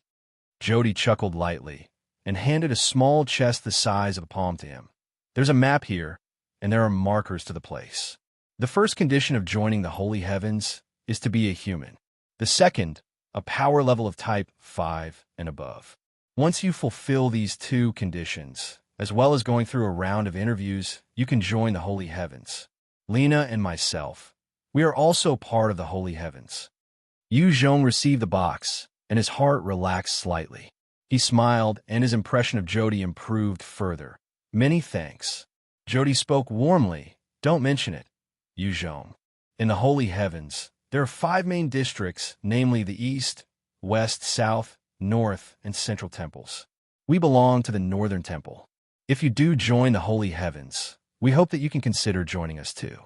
That way, we can fight side by side. Wherever there are people, there was sure to be strife. Within the Holy Heavens, with so many experts, they had likewise formed their own groups and associations. Jody was treating Yuzhong warmly in the hopes that he could join them, thus relying on one another. Yuzhong chuckled. Not a problem. He was not sure about the life here, and he needed to acclimatize himself as quickly as possible. With Jody's help, he would save the time and trouble. There was a look of joy in Jody's gaze. "That's great to hear then." Lina, who had been smiling at the exchange between the two men, opened her mouth. "Yuzhong, the giants always had the habit of converging as long as one of them was not killed and manages to report back to the others. There would be other waves of giants assaulting this area soon. Please assist us in purging them." Yuzhong laughed slightly and shook himself as a few pieces of jade dropped from his body. He then spoke with a hint of self-assured confidence. "Not a problem. Let's go kill those giants now. As long as we can find their gathering spot, I can take them all down." With the passing of time, the jade energy that had been suppressed was finally forced out by his body, and he was already recovering at an astonishing speed. As long as he had a day's time, he would be able to regain his peak strength. If it were any other Type 8 powerhouse who had suffered such an attack, most would need a few dozen years, or 100 even, to deal with a wound that contained laws and principles of any nature. It was only Yuzhong, with his heaven-defying third-order god-devil body, that allowed him to purge the foreign oddities from his body. Jody also laughed out in confidence. "All right, leave the locating of the enemies to me." With that, he pressed a button on the watch he was wearing before issuing an order as naturally as a ruler. "It's Jody. Convey my orders. Immediately search for locations of the enemy. Target the giants." With that, the huge battleship opened up as a number of satellites were released into the skies, and when they reached an altitude of about 20,000 m, they extended swiftly, forming huge radar-like satellites, floating in the sky while conducting surveillance on the grounds below. At the same time, a number of unmanned drones the size of 2 basketballs flew out from the battleship as well, soaring outward in all directions to search. Under the 2-pronged surveillance, a detailed and informative report of the terrain and region around was gathered. Within an hour, Jody laughed out loud. "The tracking is complete. The location of the giants is about 100 kilometers away from here, deep within a forest. Let's head there now." Yuzhong looked at the battleship and its capabilities and was shocked. He could not help but ask, "Jody, it seems that the technology of the Sirius Empire is incredibly advanced. How come Audiobook town is so backward? The Holy Sirius Empire was obviously not backward in its technology, yet Audania town seemed to be on par with Europe of the Middle Ages. This was something that Yu Zhong could not understand. Jody sighed as he laughed bitterly. My father feels that only by abandoning technology that the human potential and cultivation can be unearthed. Therefore, other than the capital, most of the cities lack any form of technology.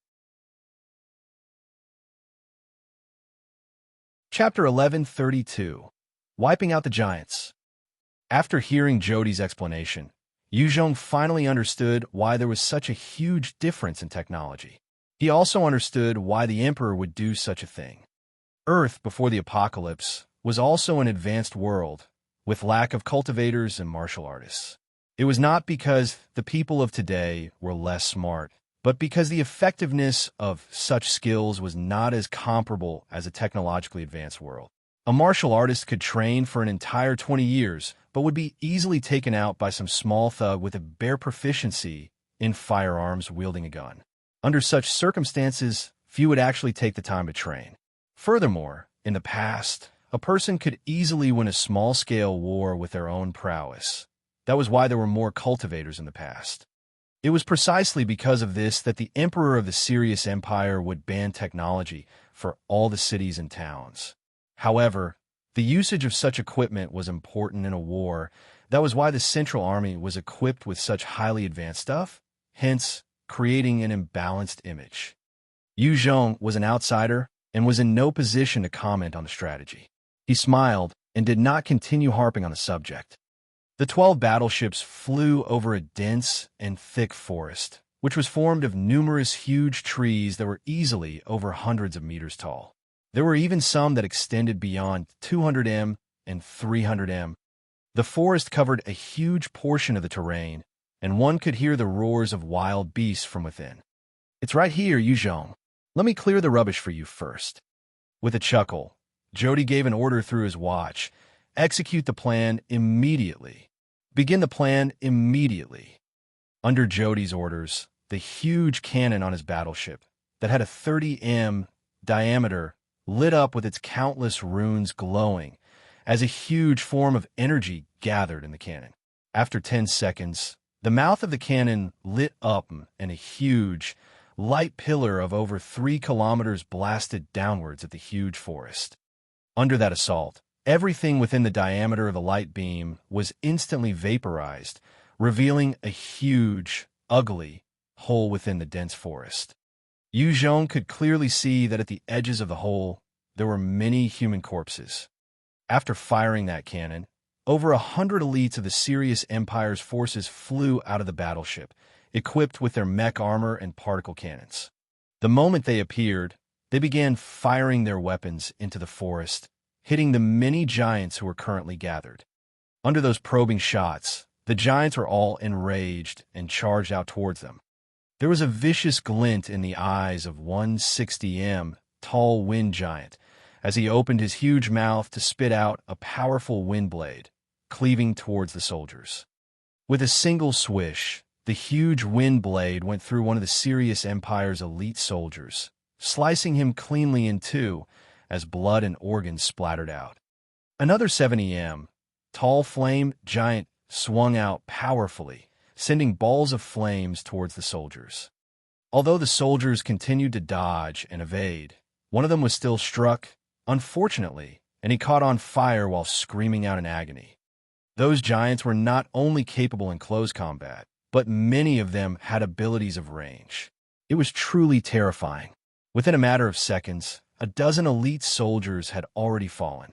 Had they been any closer, they would have been wiped out. Jody swiftly gave the order, retreat.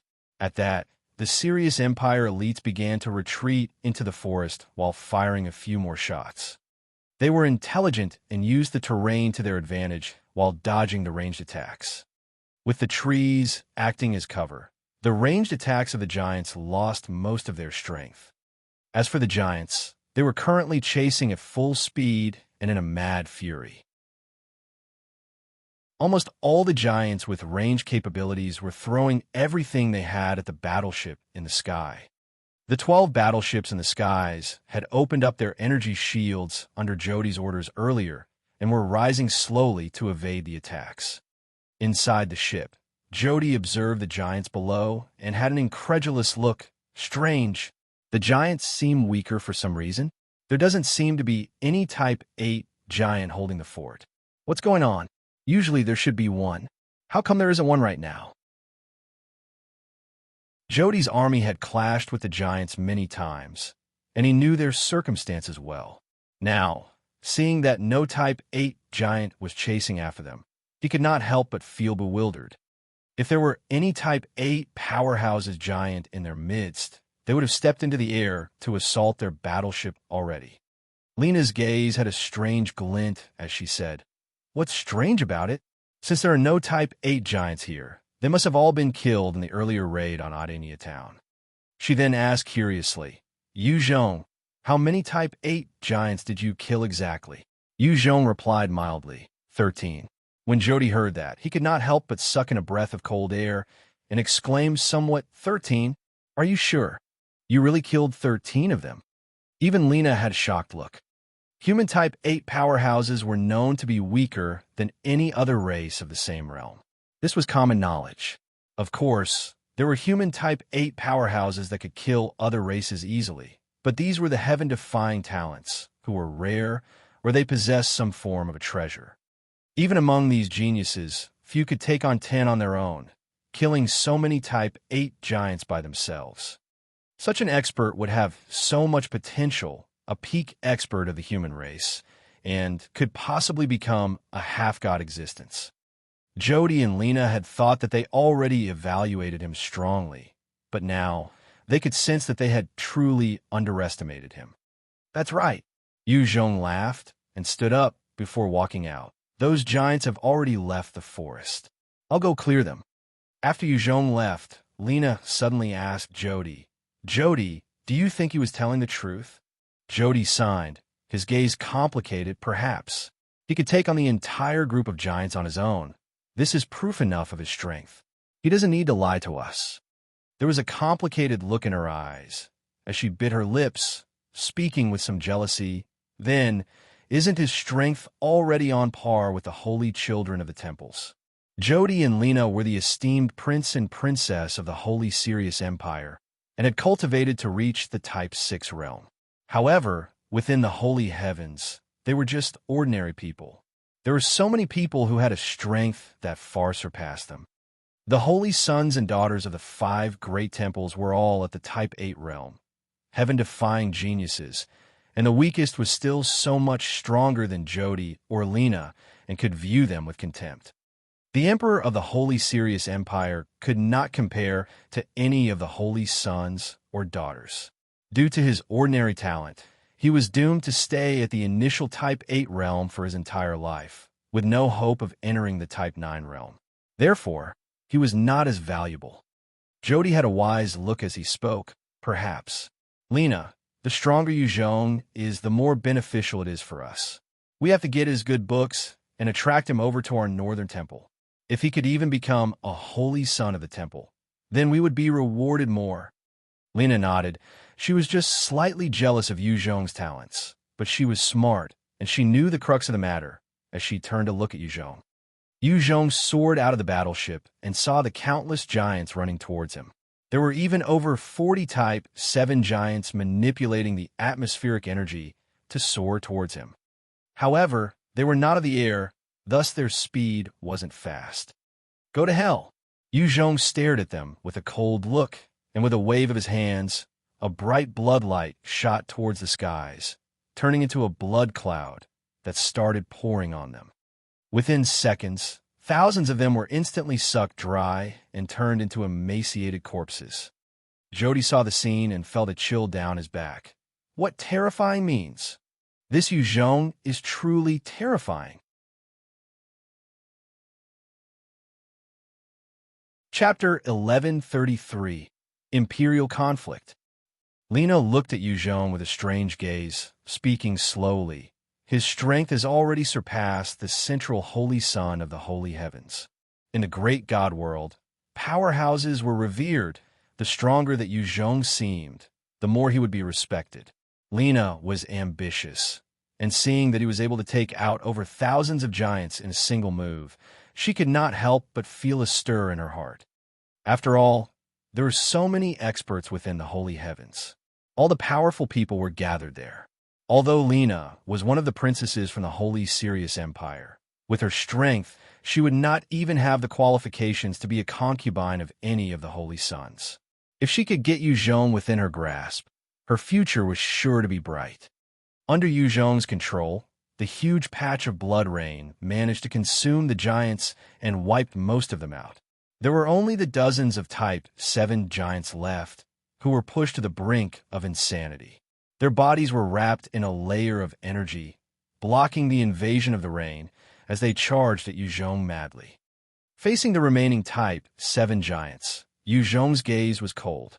He pointed out, and in an instant, a powerful energy blade congealed towards the group of giants.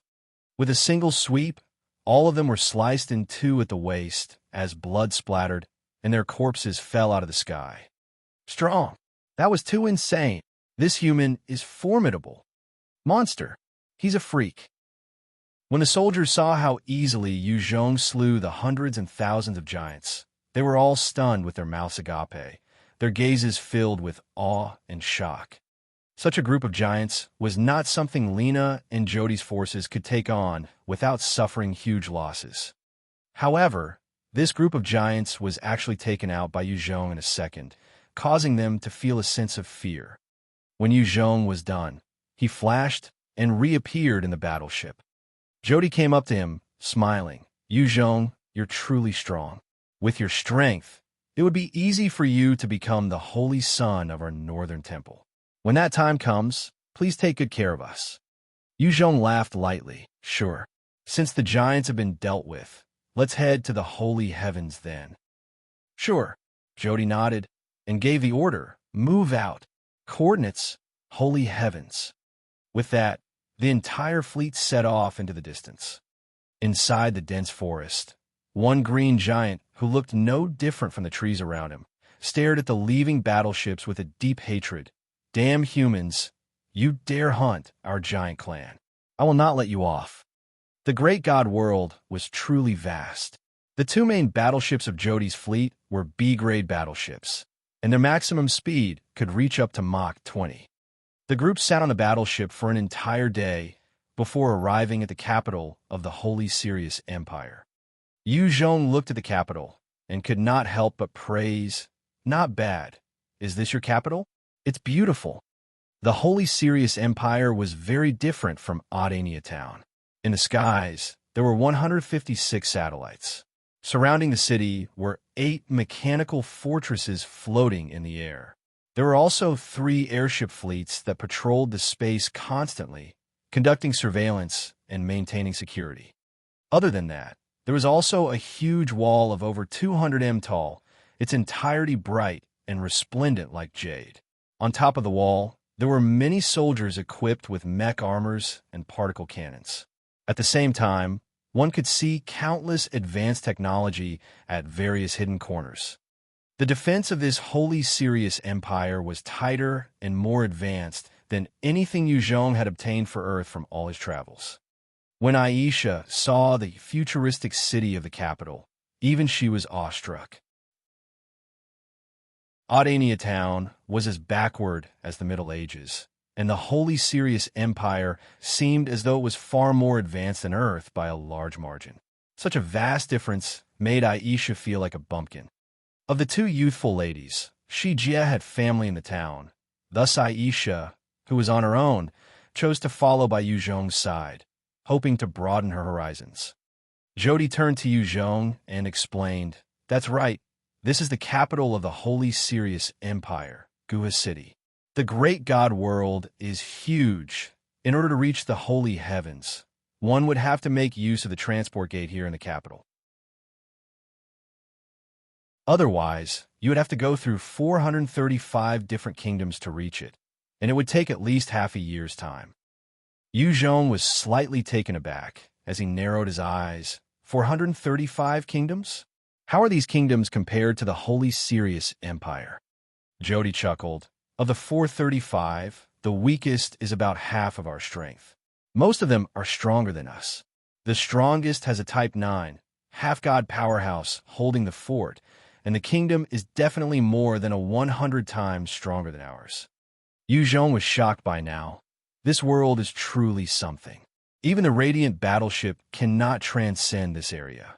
The number of people here in the Sirius Empire alone numbers over 10 billion. With over 435 kingdoms added together, there has to be at least 5 trillion. With so many people, no wonder there are more Type 9s here. Jody then invited warmly. Yu Zhong, opening the spatial gate is no small matter. I need to report to our father first. The shortest might still be a day. Why not come to my palace and let me host you properly? He knew that his position within the holy heavens was not high. Even the entire Holy Sirius Empire was not particularly highly regarded in the holy heavens. They were just a sort of passage for talents to get there. Any envoy from the holy heavens could easily surpass Jody and the rest of his siblings. That was why he wanted to win Yu Zhong over. If there were any troubles in the future, he would at least have some backing. Yu Zhong agreed, sure.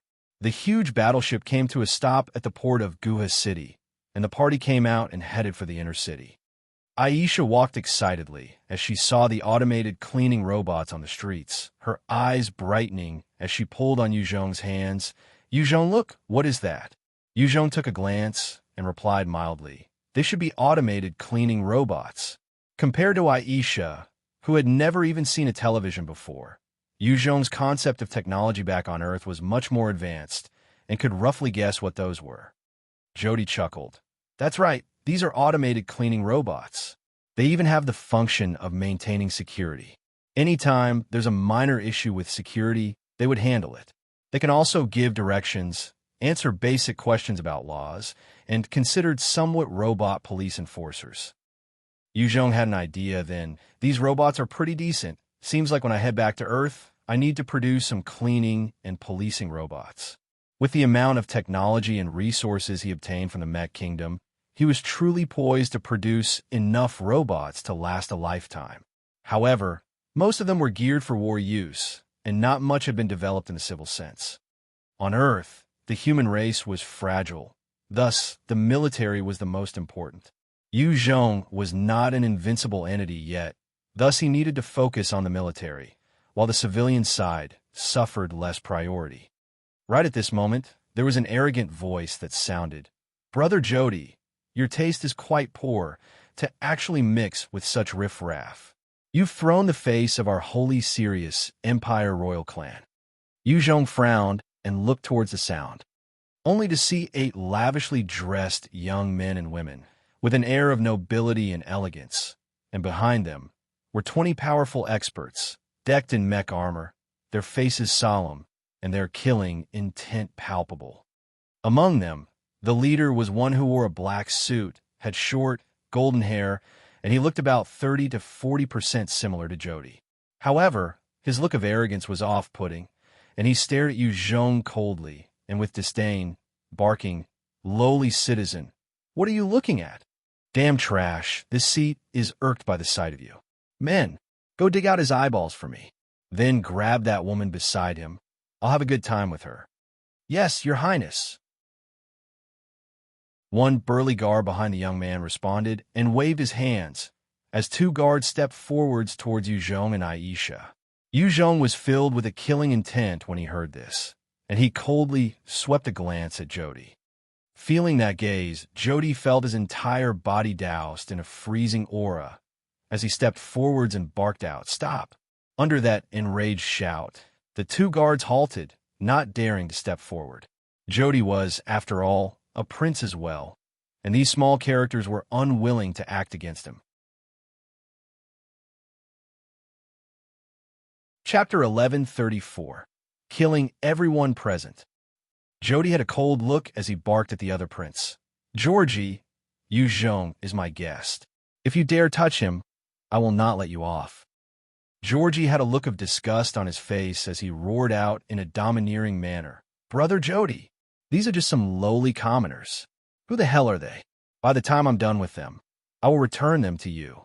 The 2 of you, what are you waiting for? You want me to throw you into the leopard cage? Since the emperor of the Holy Sirius Empire had lived for so many years, his children were too many to count. It was even enough to form a regiment of soldiers on their own. There were all sorts of characters among them.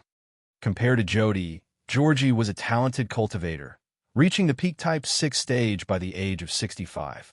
Among the numerous children of the emperor, he was considered the top in talent and received love from Emperor George. Due to his age, plus having spent most of his time training, coupled with the doting of Emperor George, he was extremely despotic and arrogant. He had lustful tendencies and was violent, treating commoners like trash. His demeanor was vastly different from Jody. Each time they met, he would try to humiliate Jody. Yu Zhong and Aisha had thus become the target for his intended humiliation. As the energy in the great god world was abundant, most of the cultivators led long lives. A normal Type 6 powerhouse would usually be above 600 years old. 65 was considered a youth by Earth standards. Pardon our offense, Your Highness. Hearing Georgie's threat, the two soldiers felt a chill and quickly pounced towards Yu Zhong and Aisha. Within Guha City, Georgie truly did as he liked and had toyed many people to death. The two guards did not wish to be added on to the death count. Scram for me. Jody had a furious gaze as he roared out, turning into two shadows and charged right at the two guards. Both silhouettes shot out punches at them. The two guards were at the peak Type 5 realm and had the most advanced of mech armors, possessing abundant experience in combat. Although they were suppressed by Jody, they were not defeated instantly. Georgie laughed out loud in arrogance, waving his hands. Ha ha! Brother Jody, you're truly useless. To think you can't even beat my guards. All of you go. Get those two for me. Don't harm my brother Jody. Just teach him a lesson. Ha ha. Yes, Your Highness. The guards behind Georgie all responded loudly and pounced towards Yu Zhong. Lina stepped forward, her own face also frosty as she barked. Georgie stopped. Yu Zhong is my guest too. You want to bring harm to my guest? One mature lady among Georgie's entourage, who had heavy makeup and a sexy figure, laughed out as she spoke sarcastically. Lina, it's just two wretched commoners. Are they worth your anger? I recently purchased a pair of twins. They're fun to play with. Give Georgie those two, and I can gift you those two. How about it? They're from a noble clan, if you must know. Georgie loved to play with women, not letting those he set his sights on off. Those who followed him were of the same feather, indulging in their pleasures. To these rich playboys, only those of noble and royal birth were people. Commoners were lower existences and could be killed without any remorse.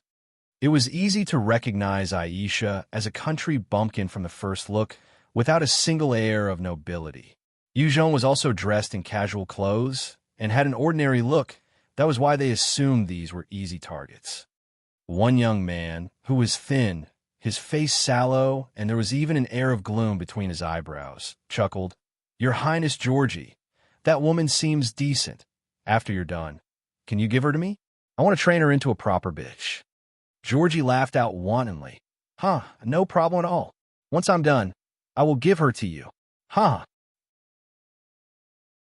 There was a look of joy and lust on that man's face as he thanked Georgie. Thank you, Your Highness. Another beauty within their group who wore a revealing leather suit, with most her flesh exposed, sneered and suggested, The man is also not too bad. Once I train him to be a good dog and put him in the dog farm, let him watch the female being fucked by the other dogs. Wouldn't that be interesting? That's right. Lina, good idea. That is an interesting proposition. When the rest of the group heard this, they laughed out in an unbridled manner. Having been from prestigious families, they had toyed with others to the point of boredom. The more they pushed boundaries and finding new thrills, the more they enjoyed themselves. Inside Guha City, other than Emperor George, no one could control these bunch of upstarts. This was why they were able to be so unbridled and run around uncontrolled, acting so viciously. Lina's face turned even colder as she felt her heart clench in anger. Her body started to tremble with rage as she barked out angrily, Idiots, are you looking to die? She knew the terror of the two behind her. Aisha might be an ordinary country bumpkin, but Yu Zhong's might was unimaginable and was someone who could easily wipe out an entire horde of giants in a second. Such an expert was no pushover. As expected, a chilly voice sounded from behind her, causing her to freeze in fear. Since you're all looking for death, you can die then. Behind Lina, Yu Zhong pointed out with a finger, and in an instant, the surrounding energy congealed into multiple powerful blades that slashed across the numerous soldiers behind, who were equipped with mech armor and had been through countless battles. At that moment, those soldiers who were all at least at the Type 5 realm were sliced apart by the numerous blades, their body parts and broken armor scattering across the ground. Witnessing this gory scene, the entire group which had been talking loudly fell silent, their faces ashen as they began to tremble. Among them, one of the young men trembled and shouted out hoarsely, "You dare to kill the elite guards! This is a capital offense. You're still not kneeling to surrender. When our holy serious Empire forces reach, your entire family would be wiped out." My family? What a joke before that. You could go to hell first. Yu Zhong laughed coldly and waved his hands as another energy blade formed and directly separated the man's head from his body. After killing the man, Yu Zhong's gaze fell upon the one called Lina, his killing intent apparent for all to see.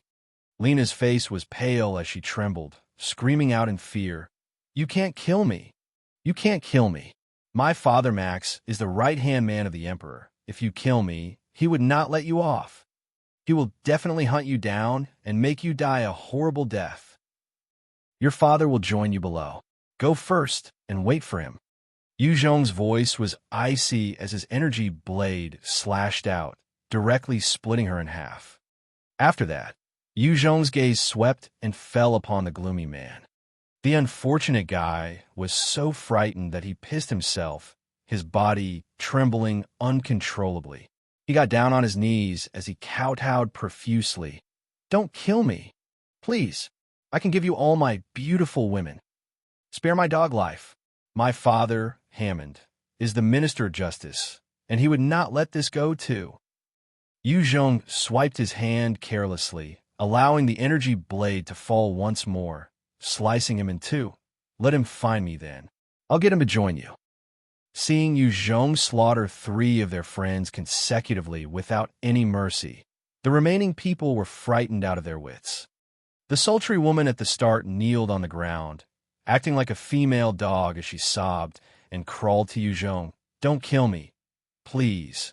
Sir, spare me. I can be your bitch. Spare my lowly life. I didn't mean what I said earlier. Spare me, please." Yu Zhong stared at her coldly.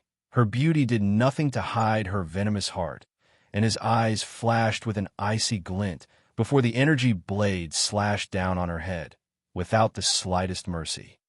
Another despotic member of the group had a frenzied look by now, as he shouted out in madness, "Since he wants to kill all of us, let's fight it out with him. We can't let him live."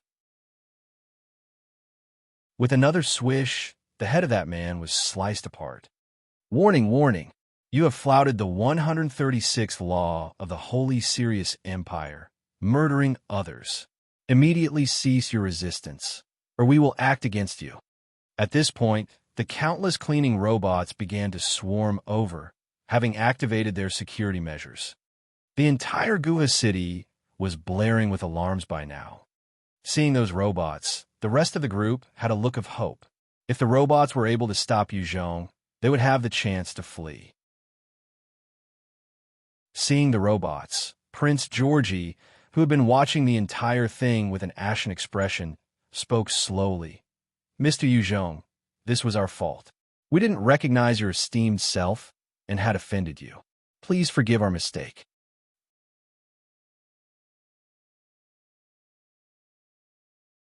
Chapter 1135, Dominance. Georgie had a fleeting, killing intent in his eyes, as he spoke in neither servile nor overbearing tone. "Since you've already killed so many of our people, why don't we both take a step back and let this go? This is, after all, the Imperial city. If things get blown up, it would not be good for you." He was not stupid. Although he went around and lorded over others, he knew when to watch himself. It was obvious that Yu Zhong was above the Type 7 realm. If he was to truly go on a rampage, he would be killed within a second. The only way out was to give in for now and hit back for revenge later down the road. Georgie had a venomous look in his eyes as he thought viciously, "Today's matters, I will definitely not let it go. Once I leave, I will activate the troops to tear this bloody Yu Zhong into countless pieces to give vent to this anger of mine." Jody frowned slightly as he came up to Yu Zhong and persuaded, "Yu Zhong, why not? We just forget about it. These men and women are all children of important officials of the Holy Sirius Empire. If you were to continue, those old fellows would not let this go." Yu Zhong ignored him, his face an icy mask, as he swept a disdainful glance at the robots and laughed coldly. "A bunch of trash robots, you want to stop me? Break." A powerful atmospheric energy then wrapped the robots, and in an instant, they all exploded, turning into piles of metal. After killing those robots, Yu Zhong turned and reached out to grab at thin air as a number of energy-formed hands wrapped around the remaining despotic members of the group and crushed them. There was a unison of cracks as the few people were turned into meat paste. Seeing how vicious Yu Zhong was, Georgie's countenance turned even uglier, his eyes finally revealing a hint of fear. He was used to being the vicious and dominating one, slaughtering whoever he liked. However, he was also a huge coward that treasured his own life and was fearful of death. "Stop!" At the same time, the few members of Georgie's group were crushed. There was an enraged shout that traveled from the skies. A number of soldiers equipped with powerful mech armor suddenly appeared as they shot through the skies and descended on the scene. As the entire city was within the surveillance of their integrated network, the moment Yu Zhong had killed the first scion, he was already discovered. If he had killed someone ordinary, it would not be an issue. However, everyone he killed was all scions of high-ranking officials. Each death would represent a huge uproar in the city. Because of this, the Empire had quickly reacted and dispatched their elite soldiers towards the scene. Seeing the numerous experts, Georgie no longer held his fury in check. As he roared out, "Yu Zhong, do you see that? All of Gua City's strength has been activated. Surrender now, and you may yet have a chance. I can plead for you in front of my father. Otherwise, there'll only be death. Even the woman beside you will be implicated. She would suffer a fate worse than death. If you dare kill me, the great Emperor George, my father, will not let you off." Jody frowned and urged Yu Zhong, "Yu Zhong, it's enough. If you were to kill him, father would really not let this matter go." Yu Zhong glanced at him, his gaze icy, his tone incomparably cold. "Jody, this bastard has to die. If you want to stop me, then you'll be my enemy." Georgie had a nasty character, viewing commoners as ants, and toyed with them. Such a person could not be any higher on Yu Zhong's hated list. If he did not have the strength, then there was no choice. However, now that he had the might, he would not let such scum off. While there were many such characters under the sun, and he naturally could not deal with all of them, as long as he came across one, he would not mind killing them as a favor to the rest of humanity. The vile actions of scum like Georgie and his friends had thoroughly crossed Yu Zhong's line. He had thus come to the decision in his fury, even if he had to kill the rest of the experts in order to deal with them, he would do so. Stared at by Yu Zhong, Jody felt his heart shudder, and he retreated a few steps, keeping silent. Lina frowned and stepped up to pull Jody, shaking her head gently. She had witnessed Yu Zhong's might, and it was obvious he had many more trump cards. If he were to go crazy, the whole Gua City might be annihilated. Their exchange was heard by everybody. When Georgie heard Yu Zhong's voice, his face fell, and he pulled out a white box the size of a palm and roared out in haste, "Father, save me! Someone wants to kill me." Immediately, a huge Type 8 pressure billowed from the palace within Gua City as a thunderous voice ranged out. Who dares kill the son of Emperor George?" Yu Zhong had a look of ridicule as he grabbed Georgie. It's useless. Even if the heavens themselves came down, they can't save you. You're destined to die today. A huge palm of energy then swiped downwards at Georgie without mercy. Georgie's face fell and tried to react at the first moment. His body tensed up and his muscles became taut as he punched out with over 100 palms in an instant, slamming into Yu Zhong's energy palm. His reaction was fast and exemplary. However, there was a vast difference in strength between the both of them. All of Georgie's defenses were broken through, and he was grabbed. The moment he was caught, his aggressive demeanor crumbled as he began to plead, "Don't kill me. Please, please don't kill me. I can give you all my wealth. I can hand my women, as well as 3,000 other virgins. Please spare me." The scene of how Yu Zhong crushed the rest of his friends resurfaced in his mind, and his fear was heightened once more. "I'm the commander of the Central Guards. Airman, put down His Highness. Everything can be discussed." An enraged roar sounded as numerous elite guards surrounded the place, and the leader stepped through the air, emitting a Type 7 aura as he barked at Yu Zhong. Over 1,000 of the guards had converged on this location, surrounding Yu Zhong tightly as they eyed him warily.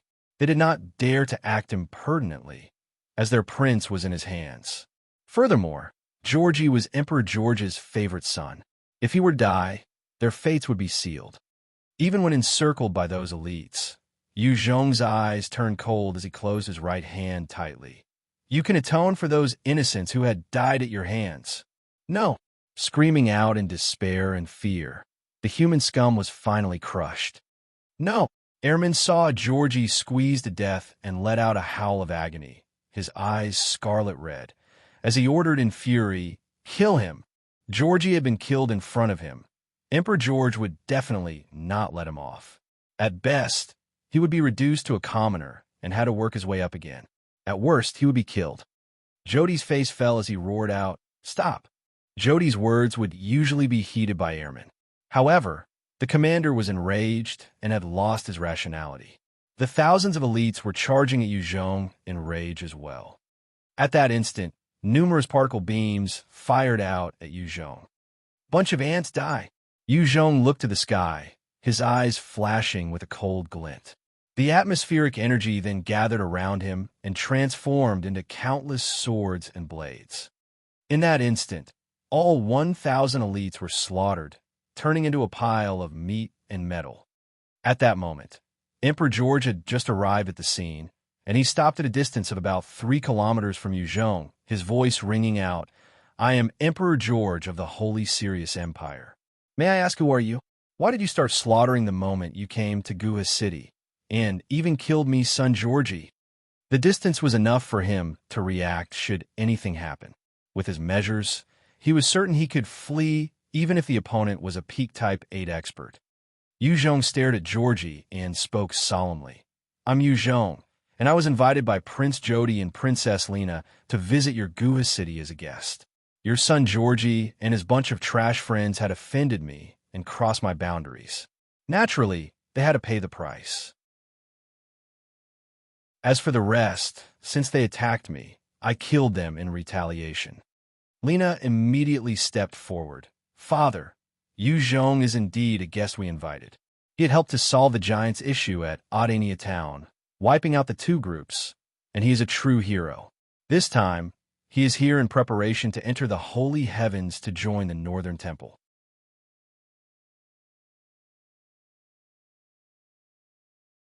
Chapter 1136. George. What? He actually slaughtered 2 groups of man-eating giants by himself.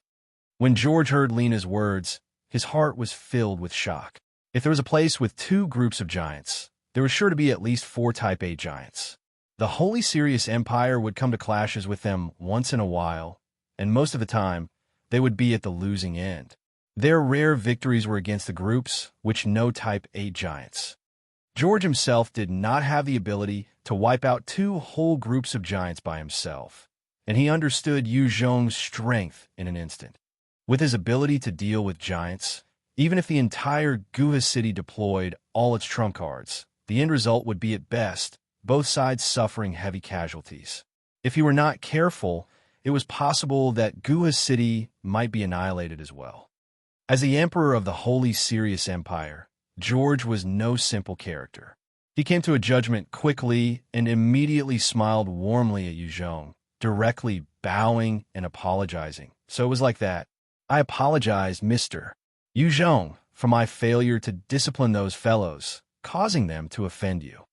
Jody and Lina stared at their father, their eyes filled with shock, but immediately after, relief.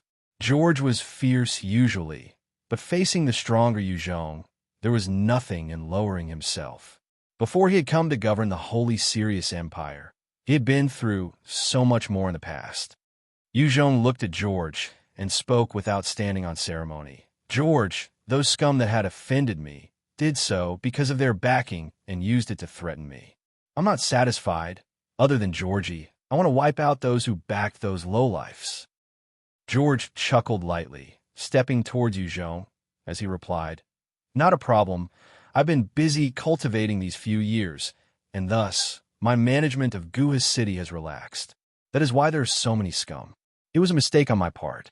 I will definitely deal with them and give you a proper answer. George then gave an order to a Type 7 powerhouse besides him.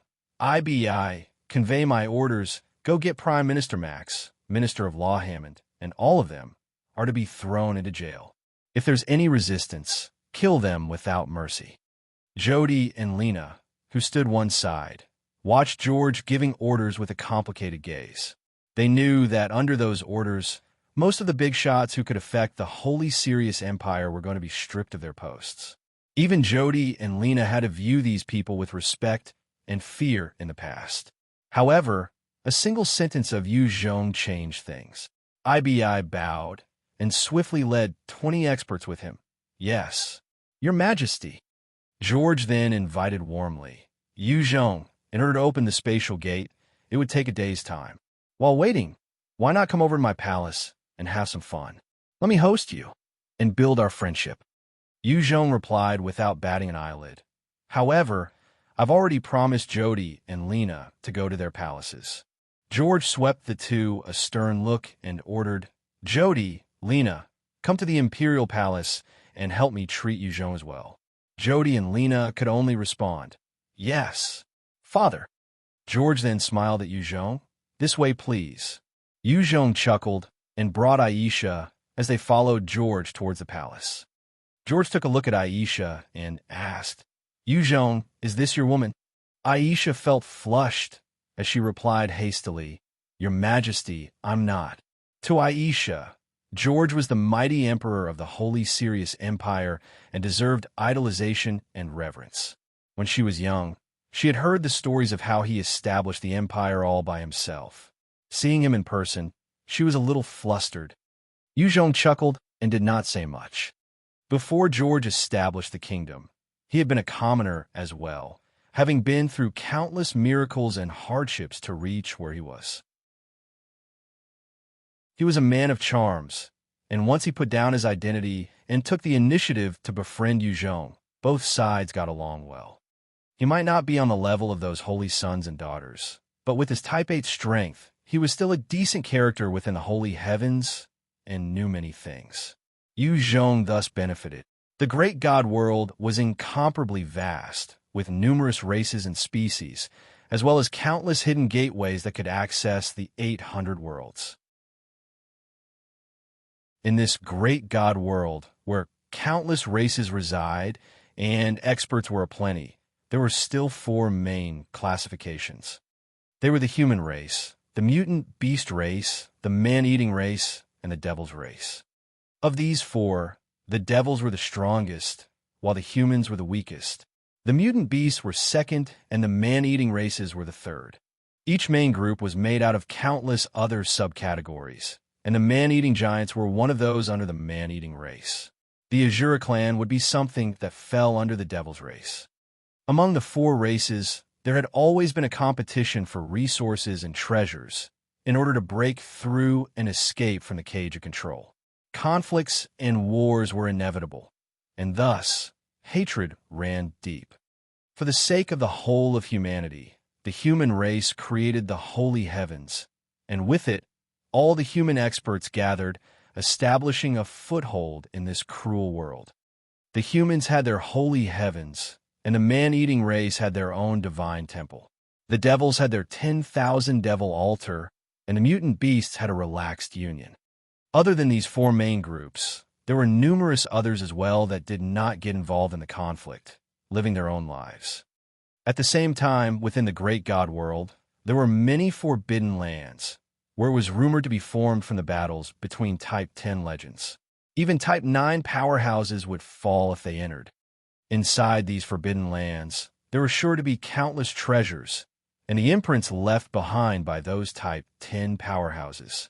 Every year, there would be numerous experts who tried their luck within. Many perished, but at the same time, with risk came reward, and many others earned their way into becoming overlords of their own lands. George then extended a warm invitation to Yuzhong. "It's dinner time, come Yuzhong.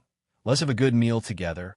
Having lived for so long, he was still approachable, knowing where the lines were, and was good with his words.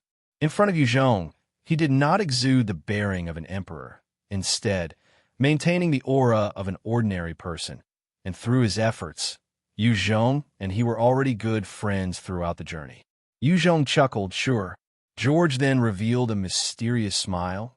"I'll bring you to a fun place in a while, and let you enjoy yourself." After dinner, George brought Yuzhong away from the palace, and came to a lavish center not far from the palace, and it was beautifully furnished. George donned a mask, and handed another mask to Yuzhong. "Here, this is for you." Two beautiful ladies with alluring figures then came up to the two of them, saying, "Sirs, please take out your member cards." George laughed lightly, and handed a white gold card to one of the beautiful ladies. She took one look at the card, and her attitude became even more respectful. "So you're an esteemed guest. Please come with me." Under her lead, the two of them entered the building. George then brought Yuzhong to a room located on the second floor deep within the center, where one could see below, although the people below could not see above. Inside the room, there were a number of maidservants who brought rare delicacies into the room for both of them to enjoy. George casually placed a fruit into his mouth, before pointing below. "Yuzhong, you must be wondering why I brought you here. Take a look below." Yuzhong peered down curiously, and noticed many men and women with masks, holding wine glasses in their hands as they chit-chat. At the center of the hall below, there was a huge pool, and a few couples were grooving with one another. "Yuzhong, those below are all nobility of the Holy Sirius Empire. This is an entertainment and thrill center. As long as there is a pair who likes one another, they could head to another room to do their business." With the masks, they feel assured that their identities would not be revealed. "In truth, I know clearly who they all are. Look at that particular pair. The woman is the wife of the Marquis of Wharton, and the man with her is her father-in-law, the old Marquis of Wharton. They had already engaged in activities here no less than 10 times. Haha, isn't it interesting?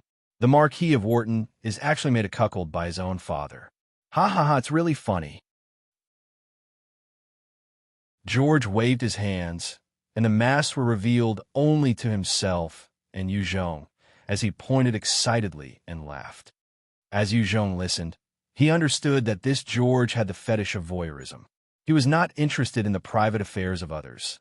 Thus he just listened while helping himself to the food. George laughed lightly. "Yuzhong, every woman below is a noble. Some of them are even high in the social class. See if any caught your eye, and just choose." The moment they entered, they have no way of disobeying the orders of the owner of this box. Every one of them is a decent quality good.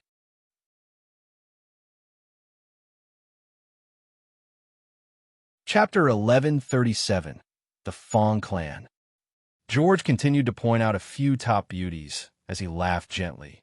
Those are from powerful backgrounds in Guha City and are influential madams and wives within the city. Many of the young male ministers are under their skirts, and thus they're proud and arrogant. They came here purely to seek a thrill and enjoy the atmosphere, and would not engage in illicit affairs that casually. However, if you just say the word, they will be yours. Yu Zhong looked down below, noticing the few prominent females. As George said, they had an aura about them, their bodies sexy and their features beautiful. They carried themselves with elegance and power, causing one to feel the desire to dominate them. Many males had the intention to dominate these women of power and press them beneath. It would give them a sense of achievement. Yu Zhong swept a gaze before turning to look at the food. I'm not interested. George laughed and pressed a button. That's true. Those women are not worthy. However, there's one that you might be interested in. At that moment, smoke started to billow on the stage below. Within the fog, a fairy-like maiden stepped out carefully but gracefully, her long black hair accentuating her jade-like features. Coupled with her demeanor and the clothes that she wore, it was a picture of perfection. Dong Yuyao. It's Dong Yuyao. That's the top beauty and idol superstar of the Four Kingdoms. What's she doing here? That's Dong Yuyao. Who would have thought that I could see her in person? The fair maiden with perfect looks and charm caused a huge uproar the moment she appeared. Looks of admiration, love, envy, worship, longing, greed, lust, all fell upon the stage. Yu Zhong was affected by the commotion below and looked towards the stage. When he saw Dong Yuyao, his heart could not help but be shocked, as a distant memory resurfaced in his mind, and the silhouette of a young girl in his mind merged with the Dong Yuyao on stage, as he blurted out, Jing Qi. On stage, the beautiful Dong Yuyao bore a 30% resemblance to Yu Zhong's first love. It was just that Dong Yuyao was a lot more attractive and eye-catching. Dong Yuyao walked through the smoke, her eyes bright like crystals. Her beautiful lips parted, and the next moment, an unearthly melodious voice resounded throughout the hall. The moment she started singing, the noisy venue quieted down, and everyone became immersed in the singing, their expressions of bliss. Dong Yuyao had an incredible quality to her voice, to the point of being almost mysterious, as it was able to calm down one's heart and bring back beautiful memories.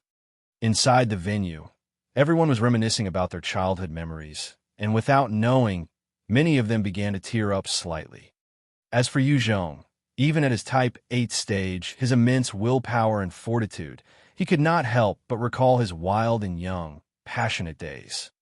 The first time he saw the girl, the first time he was moved in his heart, the first time he skipped class, the first kiss he had, the first time he fought because of her, the first heartbreak he suffered. Without knowing why, 2 clear teardrops appeared out of the corner of his eyes, his stone-like heart that had been a result of so many battles, physically, mentally, and emotionally.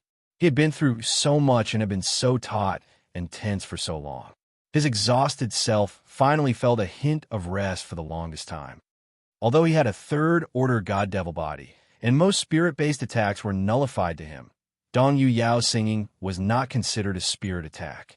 Instead, it was a strange power that could relax one's mind, bringing back the good memories, causing him to understand a little more about himself. Yu Zhong recovered quickly, wiping the tears with an impassive face as he gazed at the beautiful Dong Yuyao, asking in a low voice, "Who is she?" George revealed a crafty, fox-like grin. She's called Dong Yuyao, a superstar of the Four Kingdoms, namely, the Holy Sirius Empire, the Wei Dong Empire, the Frost Mist Empire, and the West Wind Empire. She has countless admirers everywhere, and possesses a rare physique, the Yin Jade physique, and came from the rare race of humans known as the Heavenly Song race. In the entire great god world, there are barely 200 of them that are pure blood, and she is one of them. Every single one of them is an idol throughout the continent, known to sing well. She's also one of the top few cultivating geniuses of the race as well. Yu Zhong spoke resolutely. I want her. George had a difficult look. Yu Zhong, it isn't so easy. She's a revered idol of 4 kingdoms, and most of the upper echelons are her fans. If I were to touch her, it would affect the relationship among all of us. Why not? Let's do it this way. I'll head back and immediately get someone to gather a 100 virgins of noble birth. How about that? As the Emperor of the Holy Sirius Empire, George was in control over 1 billion citizens. Within his palace, he had a huge number of beautiful virgins, and choosing 100 was not a difficult task. Yu Zhong frowned slightly, staring at George for a long while, before flipping his hands and revealing a precious Type 8 mutant beast nucleus. This Type 8 nucleus in exchange for her. George stared at the nucleus, his eyes brightening, and there was a hint of greed. Such a nucleus was incredibly precious. There was not even one within the Holy Sirius Empire. A Type 8 mutant beast was not long powerful, but also possessed intelligence. It was hard for George to take on one without leaving unscathed. In all likelihood, chances of his death would be 90%. Therefore, a single Type 8 nucleus could easily be used to exchange for a lot of wealth in the Holy Sirius Empire. George forcefully suppressed the desire for the nucleus as he grinned at Yu Zhong. "No, I can gift her to you, but you will owe me a favor." George had risen from the ranks, starting as a lowly commoner, and continued on the arduous path of cultivation, reaching where he was after hard work. He could tell that Yu Zhong was powerful, and if he continued on his path, it was likely that his future was full of potential. It was not impossible for him to be a Type 9 or even half-god powerhouse. It was worth it to try and get him on his side. After all, a Type 9 powerhouse was at the peak of the Great God world and the rest of the 800 worlds. If he was willing, he could easily crush the Holy Sirius Empire. Yu Zhong was silent for a while. After some time of consideration, he replied slowly, "All right." George laughed lightly. "After she finishes her song, she will be yours." Yu Zhong continued, "George, what will you do to get her to follow me willingly? If you intend to force her, then forget it. I'd rather do it myself." George held up his wine and drank it down, laughing confidently. "I brought her up from young. It was because of my support that she could reach where she is today. She would naturally obey my orders. It was not easy to become a superstar across kingdoms.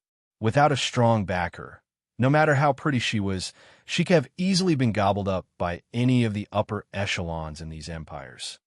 Yu Zhong nodded as he continued to gaze at Dong Yu Yao quietly. In another box not far from them, there was a young youth wearing luxurious clothes. He was gazing at Dong Yu Yao with a look of greed. "Who would have thought that I could come across such an outstanding woman here? Marius, tonight, I must have her." Facing that young man was another handsome man with a deep-set gaze and beautiful blonde hair. He spoke against it. "Young Master Fang, this Dong Yu Yao is not an ordinary woman. She is a superstar and well-known across all 4 kingdoms. Her backer is the Emperor of our Holy Sirius Empire, His Majesty George. If I were to take her forcibly, and it was found out, our Helu family would be in trouble." Fang stared at Marius and barked out, "George? Who the fuck does he think he is? He's just a trash stuck at the initial Type 8 realm. A few hundred years ago till now, there has not been any change. He has no more potential. Within the holy heavens, he's a mere commoner. As for me, Fang, my father is the first holy son of the Western Temple, Fang Xian. Our Fang clan is also the royal family of the Dexing Empire, with a Type 9 ancestor holding the fort. He would not dare to provoke us. Marius, go grab the woman now, or else don't blame me for being rude." Being scolded by Fang, Marius felt his back drenched in cold sweat as he trembled. The youth in front of him was truly not simple, and not an existence he could afford to antagonize. If the other party wanted to kill him, it would be as easy as squashing an ant. Even Emperor George could not save him. Marius gritted his teeth and replied, "Yes, young Master Fang." After that, he quickly waved his hands at 2 soldiers, pointing to Dong Yu Yao, and ordered, "Go grab that girl here for the young master."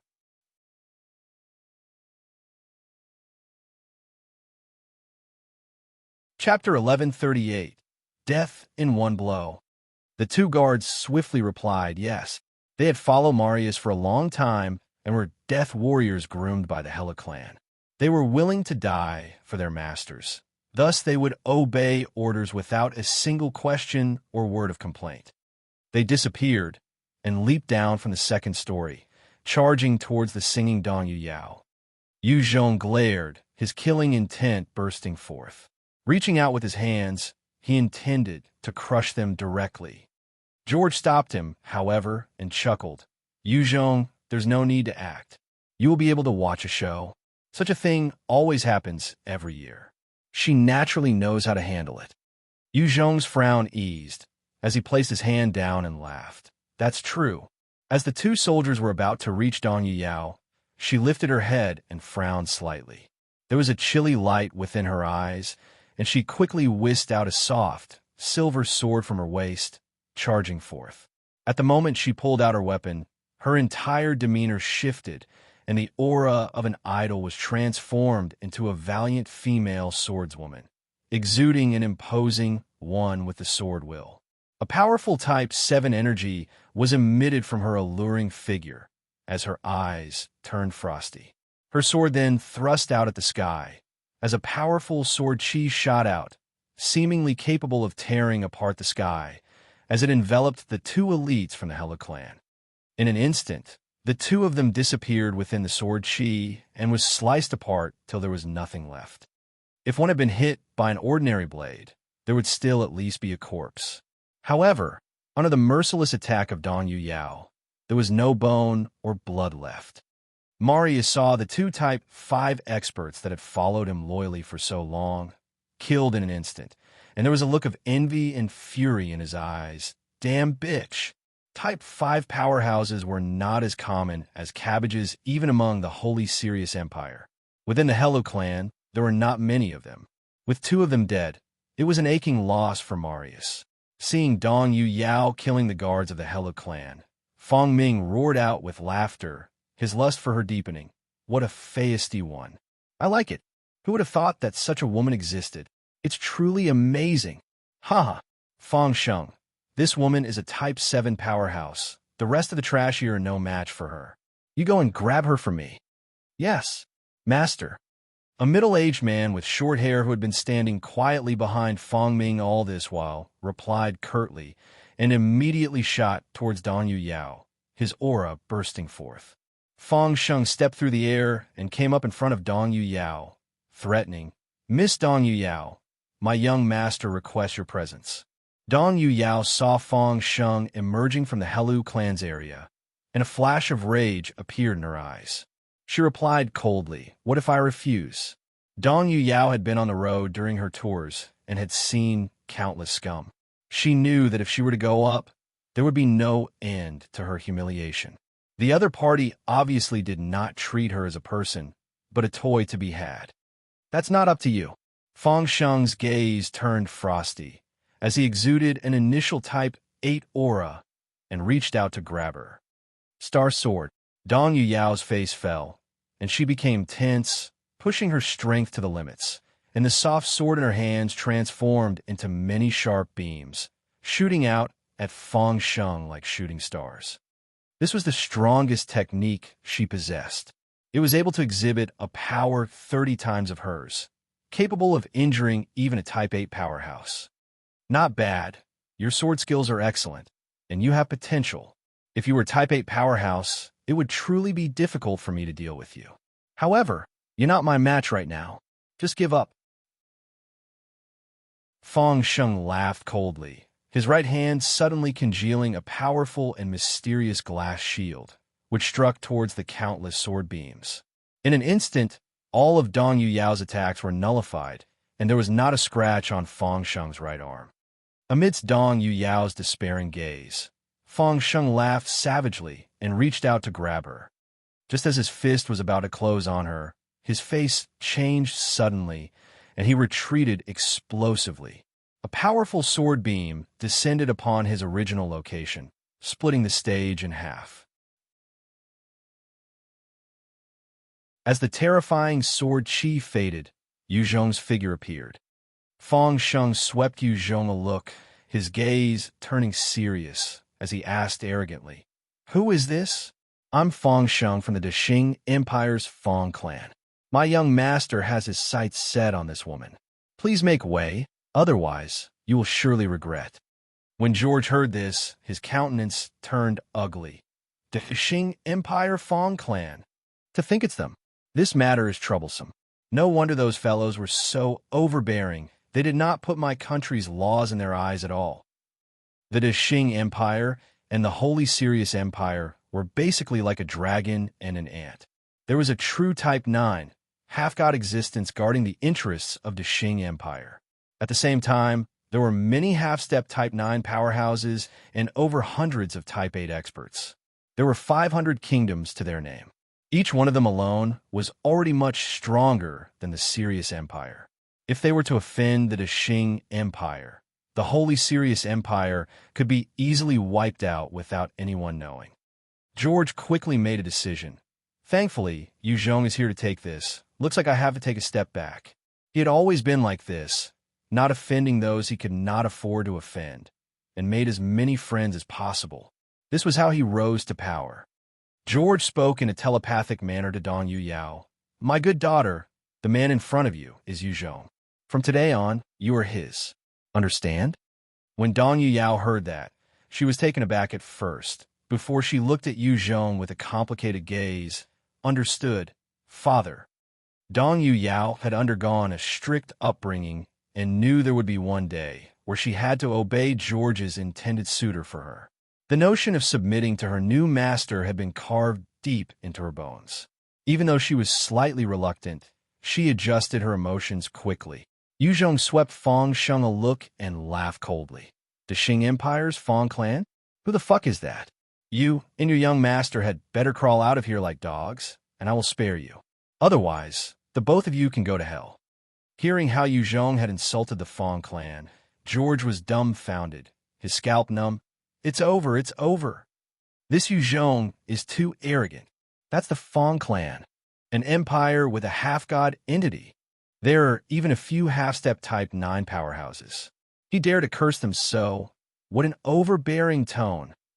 When Fang Sheng heard this, he trembled with rage, as though his eyes were about to burn with flames. The Fang clan was truly considered a powerful family, and regardless of where they went, the mere mention of them would be sufficient for people to relent. There was almost nobody who dared to curse at the Fang clan like Yu Zhong. Little bastard, you dare insult our Fang clan. Today will be your death day. Fang Sheng immediately executed his strongest technique from the Fang clan, the Diamond Glass Sutra, and his entire expanded into a 3M, tall giant that seemed to be made of glass. After transforming, Fang Sheng's physique attributes were raised by more than 10 times. Each punch and kick matched a mid-type 8 powerhouse. At the same time, his defense had soared, capable of blocking even a C-grade cannon. He reached out to grab, as the surrounding atmospheric energy swarmed to lock Yu Zhong in place. He stomped forward and disappeared, suddenly reappearing with a blazing temperature of space tearing, punching at Yu Zhong. George saw how quietly Yu Zhong stood, as though frozen in place, and had a feeling of regret. Why the hell did he not dodge? Fang Sheng's strike was enough to send George into a panic. Had it been him who received that blow, he would still be injured gravely while blocking. Dong Yuyao could not help but scream out, "Watch out!" Fang Sheng stared at Yu Zhong, his gaze filled with disdain. To think I had thought you were capable of something. Who knew you were such a trash? Someone who lacks a domain dares throw a punch at me, just die. Yu Zhong did not even lift his head, as his entire hand swung out to strike Fang Sheng in the chest. With a loud blast, there was a look of shock in Fang Sheng's eyes, as his entire body began to crumble and broke apart in a shower of blood and diamond pieces. Seeing that, Fang Ming stood up in a flash, his face pale and his body trembling with shock. Fang Sheng actually died. How is that possible?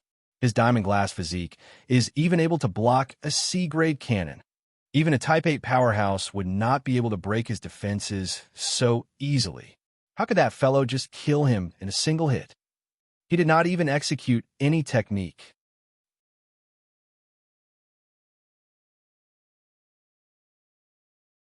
Chapter 1139. Fish taking to water. Direction translation. Actual meaning. Sexual relations. George stared at Yu Zhong, his expression frozen as he thought. What a terrifying fellow. My choice was right. But he's as gone and offended the Fang clan thoroughly. If I continue this friendship with him, it might affect me. What should I do? Dong Yu Yao was filled with shock as well. This man's strength is truly domineering. No wonder Father wants me to be with him. If I do this properly, it would be of great help to Father. Yu Zhong's single slap had caused Fang Shang to disintegrate. He then turned to look at Fang Ming, his eyes exuding a sword-like gaze at him. Glared at by Yu Zhong, Fang Ming felt a chill in his heart. Shit! He discovered me! Come on down! Yu Zhong grabbed out at the direction, and a huge energy palm directly caused the entire box to be destroyed as he grabbed Fang Ming and pulled him toward himself. Fang Ming felt the overwhelming killing intent, and his eyes went wide as he screamed out, I'm Fang Ming from the Fang clan. My father is the holy son of the Western Temple, Fang Xian. This time, many people know that I came here to the Holy Sirius Empire. If you were to kill me, the entire Sirius Empire would be buried. When George heard this, he was taken aback and quickly shot out of his box, coming to Yu Zhong, persuading, Yu Zhong, give me some face, why don't you forget about this? Both sides should take a step back and treat it as though nothing happened. How about that, young Master Fang? Fang Ming seemed compliant as he agreed. Yes, Yu Zhong, as long as you let me go, I will forget about today. I will find some way to cover Fang Sheng's death. Let's have it that he died protecting me from some mutant beast. Although he seemed cooperative on the surface, his inner thoughts were entirely different. Treat it as though nothing happened? Impossible. Since you guys dare to kill someone from my Fang clan when I'm home, I will definitely report this and wipe all of you from the face of this world. Yu Zhong stared straight at George, speaking solemnly. George, from the moment I killed Fang Sheng, there's no way of repairing the relationship with Fang clan. Do you think the Fang clan would let someone who killed a Type 8 powerhouse from their clan off? George felt a shudder, and his expression turned dark, as he could not deny that. A Type 8 powerhouse would be a core character within the Fang clan. Now that he was killed by Yu Zhong, this meant there was no reconciliation between Yu Zhong and the Fang clan. Unless a Type 9 powerhouse came out to intervene or mediate, the Fang clan would not let things go. Furthermore, most Type 9 powerhouses were peak characters, while Yu Zhong and George were just considered small-time characters in front of them. They did not know any Type 9 powerhouses, so it would be a stretch to hope for reconciliation. George had a cold look as he ordered out, Roger, seal the exit. Clean up everything here. Yes. The silent guardian of the location appeared and replied with a low voice before disappearing. Fang Ming's face changed as he shrieked, No, please don't kill me. I will go and plead the ancestor from the Fang clan. You guys can take me as hostage. With that, the Fang clan would not touch you. An imprint of my consciousness is placed in our Fang clan soul hall if I were to die, and the imprint goes out, the Fang clan would definitely send people to investigate, and you guys will have no way of hiding it. Yu Zhong's heart shook slightly as he grabbed Fang Ming and knocked him out. So there's such a thing. I'll spare your life then. At the same time, a Type 7 puppet rune was sent into his head, turning Fang Ming into his puppet. George stared at the unconscious Fang Ming and laughed bitterly, his expression sullen. This time, we're really in trouble. He had intended to give Yu Zhong a surprise by giving Dong Yu Yao to him, in order to pull both sides closer. Who would have thought that someone from the Fang clan would be here and cause such trouble? This was a huge headache for him.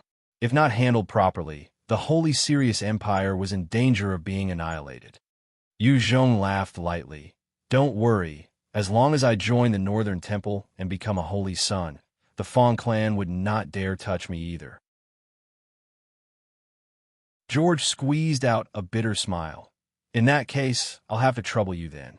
Since things had come to this point, George could only rely on Yu Zhong. Seeing the broken center, everyone lost interest and began to clear out the place. Yu Zhong then brought Dong Yu Yao and the puppet Fang Ming and left. After reaching the palace, Dong Yuyao followed Yu Zhong silently, towards where he was supposed to stay. "Greetings, master." When Yu Zhong came to his assigned room, there were 20 beautiful young women kneeling outside the room, greeting him. These were all incredible beauties and could easily command attention anywhere in the world, and yet, with a single sentence from Yu Zhong, they would give their all obediently. Under their welcome, Yu Zhong led Dong Yuyao into his room. When Yu Zhong entered the room, the women kneeling outside stood up and gazed at his back with shock in their eyes. One of them spoke up with uncertainty. "Wasn't that Dong Yuyao? The Dong Yuyao, the idol of all 4 empires? She is actually Master Yu Zhong's lover? Unbelievable. Isn't she supposed to be a pure maiden? I was her fan. Seems like her image is broken now." The few beauties began to engage in small talk. Dong Yuyao's appearance had shocked them thoroughly. They could not imagine that the top superstar would actually become Yu Zhong's women. One of them, who exuded an elegant demeanor, frowned and barked out softly, "All of you quiet. This is the palace. How could you guys talk behind your master's back? Are you sick of living?" Hearing that reminder, the rest of them quickly fell silent, not daring to speak further. They knew how strict the rules of the palace was, and if they were not careful, they could be reduced to an ice-cold corpse without them knowing. Upon entering the room, Yu Zhong saw someone who he did not expect. "Why are you here?" Lying on the soft bed, with a healthy skin color and an alluring figure that was dressed in a tight suit, accentuating her curves, while her flushed face turned away from Yu Zhong in shyness. The woman was precisely Aisha, who had followed Yu Zhong all the way from Audiobook town. Aisha gathered her courage to speak to Yu Zhong. "I want to be with you." The moment she said that, she felt as though a huge weight had been lifted, and she stood up bravely, burrowing into Yu Zhong's embrace, while she moaned out in a flustered voice, "Take me." Yu Zhong felt the lithe and nimble body in his arms as he took in her scent, and his body burned with desire. He hugged her back and placed her on the bed, getting on top of her. Not too long after, there was a sharp moan from Aisha, as a small red puddle formed on the pure white bed sheet. Dong Yuyao stood at the side, her face scarlet red as she watched the scene of spring, before hesitating a short moment and entering the bathroom to take a bath. After taking an entire hour to bathe, the fairy-like Dong Yuyao finally walked out from the bathroom. Dong Yuyao had just walked out of the bathroom when a huge hand reached out to grab her into his embrace, and his lips locked deeply with hers. Dong Yuyao was startled, but soon she stretched out her tongue to meet Yu Zhong's passion. The two of them embraced, and after a while, there's another puddle of blood on the bed sheet. At the moment when Yu Zhong and Dong Yuyao were joined as one, a cooling sensation traveled from Dong Yuyao into his body. This energy was the Xiantian primordial yin from Dong Yuyao's yin jade physique, and it was extremely precious. It could transform a person entirely, reaching higher potential through metamorphosis. The Xiantian primordial yin would not be of much use to someone like George, who was already at the limit of his talents and had spent much of his life force. However, to Yu Zhong, who had a bountiful life force within him, it was a powerful nourishment. As the clear and soothing yin energy went into Yu Zhong's body, it joined with the life force within him. At that instant, it felt like his entire body was ignited, and the life force transformed, charging into his sea of knowledge. The golden energy that resulted then coursed through his body once more and seeped into his bone, transforming even his marrow into the color of gold.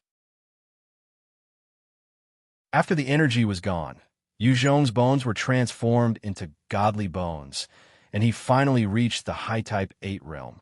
Early the next morning, Yu Zhong opened his eyes and felt refreshed.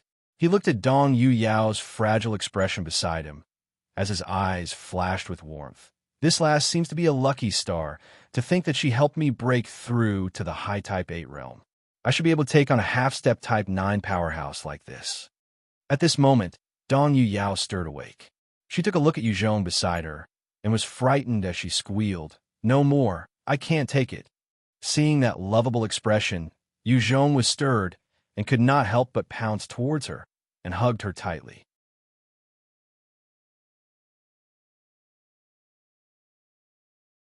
Chapter 1140, Starship Port. After spending an amazing morning together, Yu Zhong brought Aisha, Dong Yuyao, and Fang Ming to the port. Yu Zhong, I still have to manage the affairs of the Holy Sirius Empire. Therefore, I can't follow you this time. George extended his apologies before turning around to his children and ordered, Jody, Lina, and Basia, the three of you had better listen to your uncle Yu Zhong and be good guides, understood? This time, other than Jody and Lina, there was a 15 to 16-year-old girl who had her long hair tied up in 2 ponytails, looking extremely cute, yet possessing a devilish body with a pair of D-cup breasts. She looked at Yu Zhong curiously, while smiling sweetly. Hearing George's orders, the three of them replied respectfully, Yes, father. Goodbye. Goodbye. Soon after, a huge battleship soared out of the port at Guha City. Within the Imperial Palace, a huge beam of light shot out and blasted towards the skies, revealing a huge door out of thin air. The battleship soared straight into it and disappeared. The huge door also gradually disappeared after the battleship soared through it. Was that spatial power? I could sense some fluctuations of space earlier. It was too bad that the fluctuation was a little weak. Upon entering the door, Yu Zhong shut his eyes and tried to perceive the changes in the tunnel they had appeared in. It was just that he only managed to sense a sliver at the moment the tunnel was opened. Inside the tunnel, space was turbulent, with random and powerful waves crashing everywhere. There were powerful principles and laws hidden within the turbulence. But this was a place that not even a Type 9 powerhouse dared to enter with their own fleshy body. The moment Yu Zhong were to try it, his body would be ripped apart. Currently, amidst the chaotic space, there was a single tunnel that was relatively peaceful, and the group continued to traverse along the path inside their battleship. Just then, a bright voice rang out. You're Dong Yuyao. I know you. You're Dong Yuyao. Big sis Yuyao, I'm a huge fan. Can you sign an autograph? Yu Zhong turned around, only to see the huge-breasted Basia bouncing towards Dong Yuyao, practically begging for an autograph with a starstruck expression. She was at the age where she would chase after idols and idolize the top idol of the 4 kingdoms very much. Dong Yuyao looked at her, chuckling slightly, as she signed on the board that Basia brought over. Sure. Jody walked up to Yu Zhong, looking at him with a complicated gaze. Uncle Yu Zhong, you're truly formidable. To think that you've gotten the most sought-after pearl within a single day in our empire. Congratulations. Yu Yao is the dream woman of many within the 4 kingdoms. I'm guessing that many men would be heartbroken soon. Dong Yuyao was truly the dream lover for many men due to her status, and Jody was no exception, having harbored feelings for her secretly. In the end, she had ended up belonging to Yu Zhong. Yu Zhong chuckled, but changed the subject. Haha. Any idea how long it would take to reach the holy heavens on this tunnel? Jody spoke. 5 minutes. It takes 5 minutes through this passage to reach the holy heavens. Yu Zhong continued to ask, can the spatial tunnel of the Sirius Empire reach the other kingdoms? Jody replied, no. The spatial tunnel in every human kingdom only leads to the holy heavens, and it's only there where one can find ways to other kingdoms and empires. Yu Zhong immediately understood the underlying military application of such a system. In that case, doesn't it mean that humans could swiftly deploy their forces anywhere from the holy heavens? Jody spoke. That's true. By using the tunnels, the numerous human kingdoms would be connected to the holy heavens. Which is to say, the tunnels are the core part of a kingdom. If it's destroyed, it's over for that empire. In our fights against some of the other species, those with intelligence would usually choose to target the spatial gates. Yu Zhong then spoke. The consumption of energy for the activation of the gates should be pretty steep, right? Jody nodded. That's right. Each time, it would cost a Type 7 mutant beast nucleus to be consumed to the point of its destruction. That is why we don't usually activate it. We're here. As the two were still talking, there was a huge door that suddenly appeared in the midst of the chaotic space, and the huge battleship passed through it, appearing on the other side. The battleship soared through the gates and appeared over an enormous planet. There were many spatial gates that opened and closed rapidly as numerous battleships appeared out of those gates and flew towards the planet. Yu Zhong stared at the shocking sight below and asked, "A planet? The holy heavens is actually a planet? Or is this the great God world?" Jody explained, "The holy heavens truly is a planet.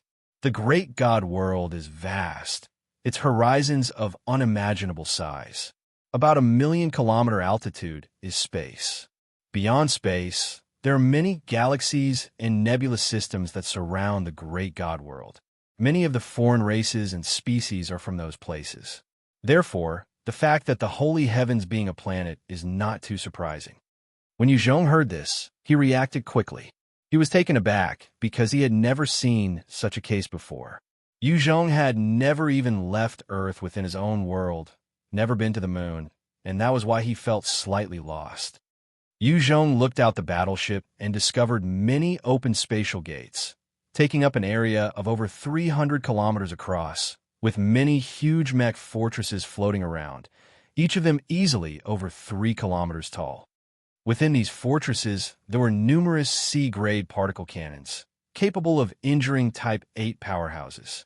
At the same time, there was one single D-grade particle cannon powered by countless mutant beast nuclei in each and every fortress.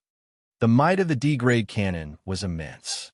Most Type 9 powerhouses would easily be annihilated by a single hit of that cannon. There were over 100 mech fortresses, and other than them, there were also over 100,000 other smaller fortresses with only C-grade particle cannons covering about 10 kilometers each. The dense network of fortresses formed a powerful defense grid, and under their coordination, even a peak Type 9 powerhouse would perish here. As Yu Zhong took in the surroundings, the battleship they were on slowly arrived at one nearby port. No battleship was allowed to fly directly into the holy heavens. They could only dock at the designated mech fortresses, and after going through strict checks, they could then be transported through transfer gates. "Hello, I'm the guide 1160. Please come with me." Just as Yu Zhong and his party disembarked, an ordinary-looking lady with decent features appeared, smiling at them. Sure, the group knew the rules, thus they followed her.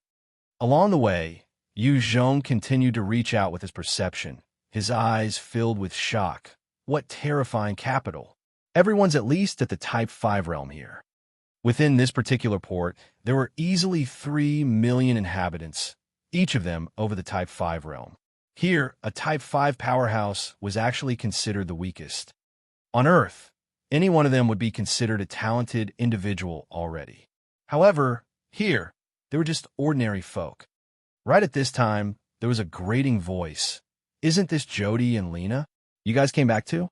I thought that you would stay holed up in that shithole you call an empire." Yu Zhong turned around, only to see 8 young men and women walking over. The leader, a handsome young man of blue eyes and hair, his demeanor arrogant. Jody turned to look, and his face sunk. "Arcadia, it's you." Arcadia laughed out lightly, and his gaze landed on Dong Yu Yao. He was immediately attracted as he spoke out. "That's right, it's me. Hi, beautiful. I'm Arcadia, the divine envoy of the Western Temple, a glorious Type 7 divine warrior. Come, let us date." Dong Yu Yao laughed out coyly, her mannerism enough to cause time to stop for a moment, as she grabbed Yu Zhong's right hand lightly, her bountiful chest pressing against him. "I already belong to him." Seeing this, all the men stared at Yu Zhong with jealousy and envy. Within these port, with over 3 million people, there was not a single woman who could compare to Dong Yu Yao. Seeing that smile of hers, Arcadia felt his heart speed up before he tore his gaze reluctantly to look at Yu Zhong. After a moment of careful assessment, he spoke up. "This mister, I don't seem to have seen you before. You're not from our holy heavens, are you?"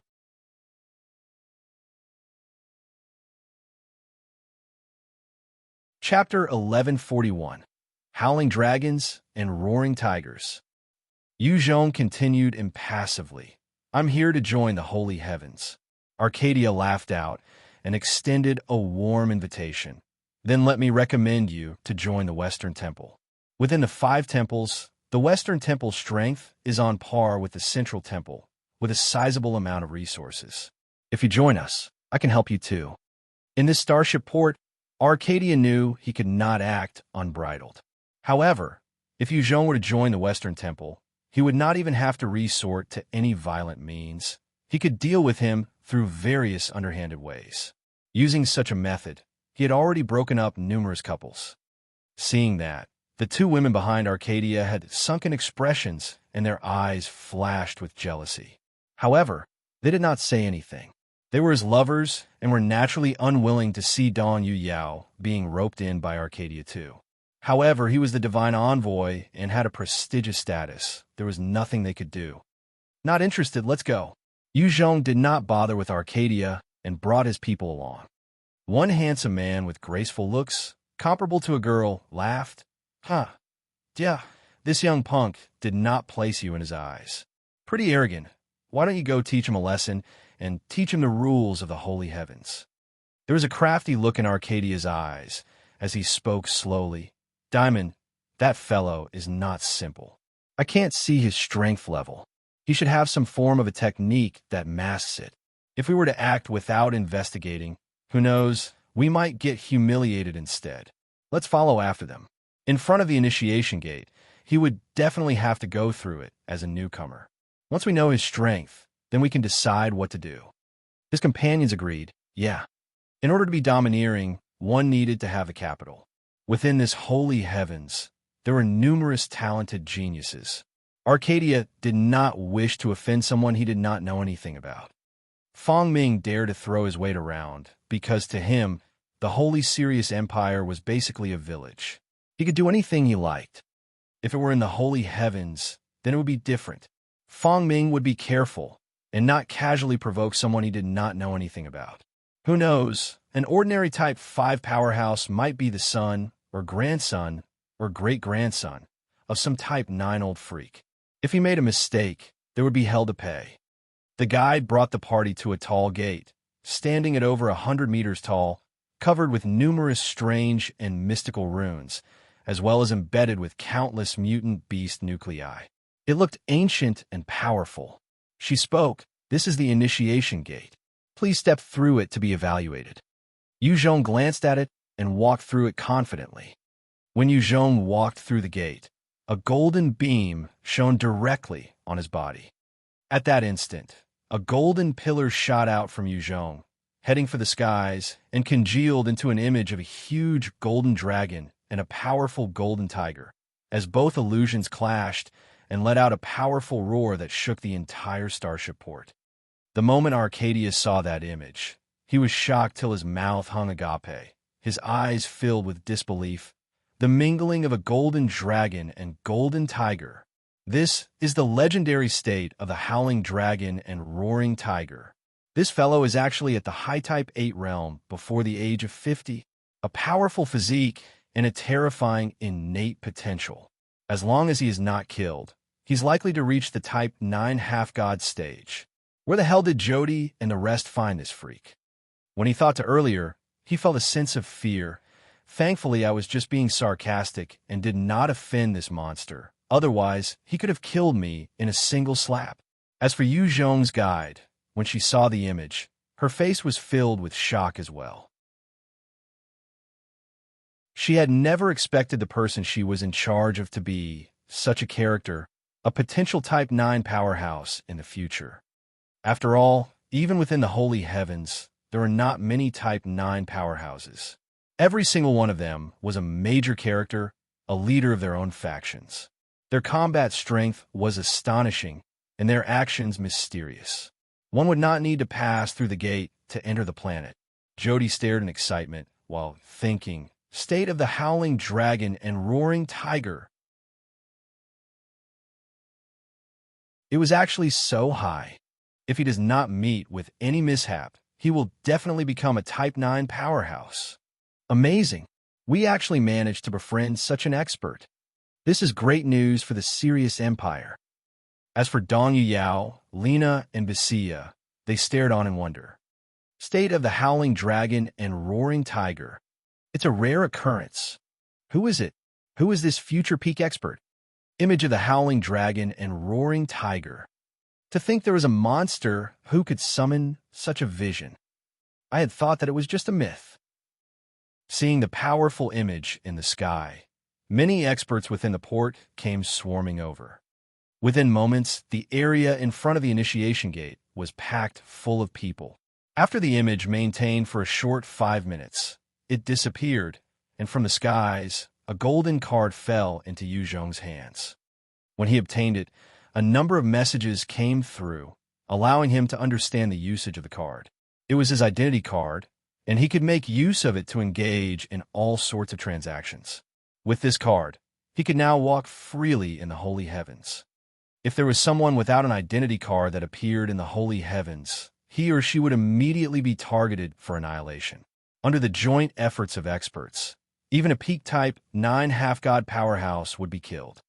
When he received the identity card, Yu Zhong swept a gaze towards the guide, who finally regained her senses and quickly explained the usage of the card to Yu Zhong, while bringing them through a spatial transfer gate with respect. Inside the holy heavens, the main currency was contribution points. With those, one could buy anything. One of the ways to earn contribution points was to present items of value in exchange with an official. Another was to complete missions given by anyone within the holy heavens. There was one more, which was to engage in trade. As she finished explaining, the group stepped through the transfer gate and disappeared. Just as they left, a man charged up to the guide and asked, "Who was that man? Tell me, and I'll give you 10 contribution points." In the holy heavens, a single Type 4 beast nucleus was worth 1 point. 10 points would allow a purchase of 10 nuclei.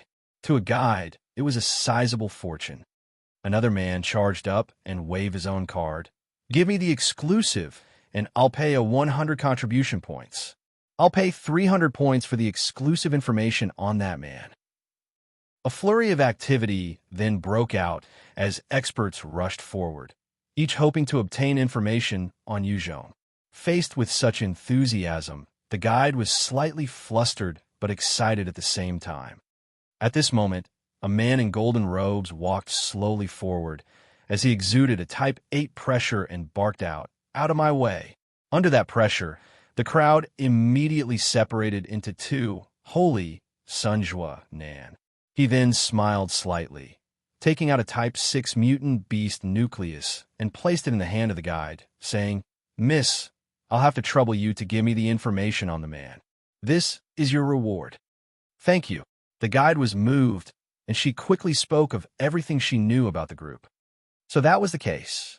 After gaining the information, his figure flashed as he brought the guide through the spatial transfer gate along with him. At the moment as he entered, he waved his hands and caused a blockade to form outside the gate. After the holy Sunjua Nan went through the gate, many experts surged forwards in a bid to follow after him. "Damn it, it's sealed. So domineering. Bastard." As the powerhouses charged through the spatial gate, they slammed into the huge shield and was sent flying back. The experts could not help but curse out. Arcadia took out a communicator and hurriedly reported all that he had witnessed. "Connect me to His Highness, Holy Sun Exine Luo now." At various parts of the holy heavens, the experts were all taking out their communicators to convey the news of the appearance of a future Type 9 powerhouse. In the central temple, atop a crystal palace built on top of a floating mountain, came a booming voice. "What?" The image of a dragon and tiger appeared. "Juanan, are you for real?" Juanan spoke respectfully. "Master, it is true. I saw it with my own eyes." He's a young man called Yu Zhong, and when he passed the initiation gate, he caused the image of a howling dragon and roaring tiger to appear. It was witnessed by many others over here at Starship Port as well.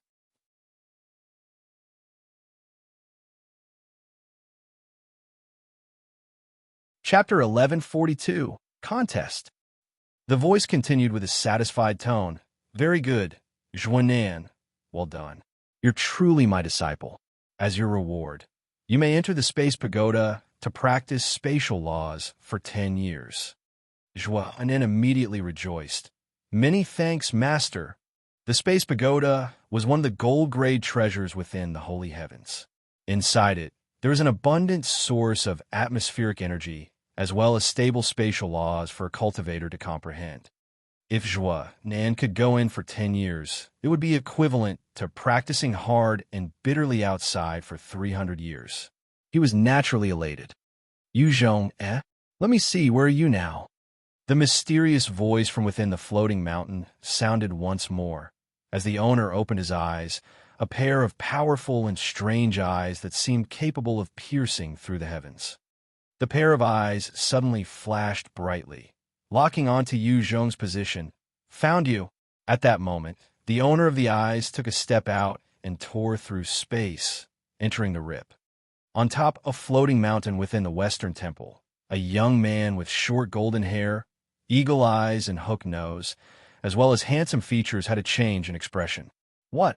The image of a howling dragon and roaring tiger.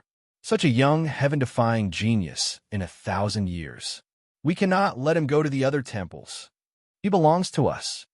With that, he disappeared. Is this the holy heavens? Truly extraordinary. Yu Zhong stepped out from the gate and saw a resplendent sight, causing him to sigh. The gravity on the planet of the holy heavens was 100 times stronger than Earth, and the energy was so much thicker and more vibrant. The streets were clean, without any dust, and the structures were all maintained well and constructed beautifully. If any of these buildings were placed on Earth, they would easily win any architecture award, putting the most prestigious buildings to shame. The pavements were wide, and many automatic vehicles were floating and traversing, sending the passengers to where they wanted to go. The transport system was not limited to the ground, as there were all sorts of vehicles floating through the air, according to different layers.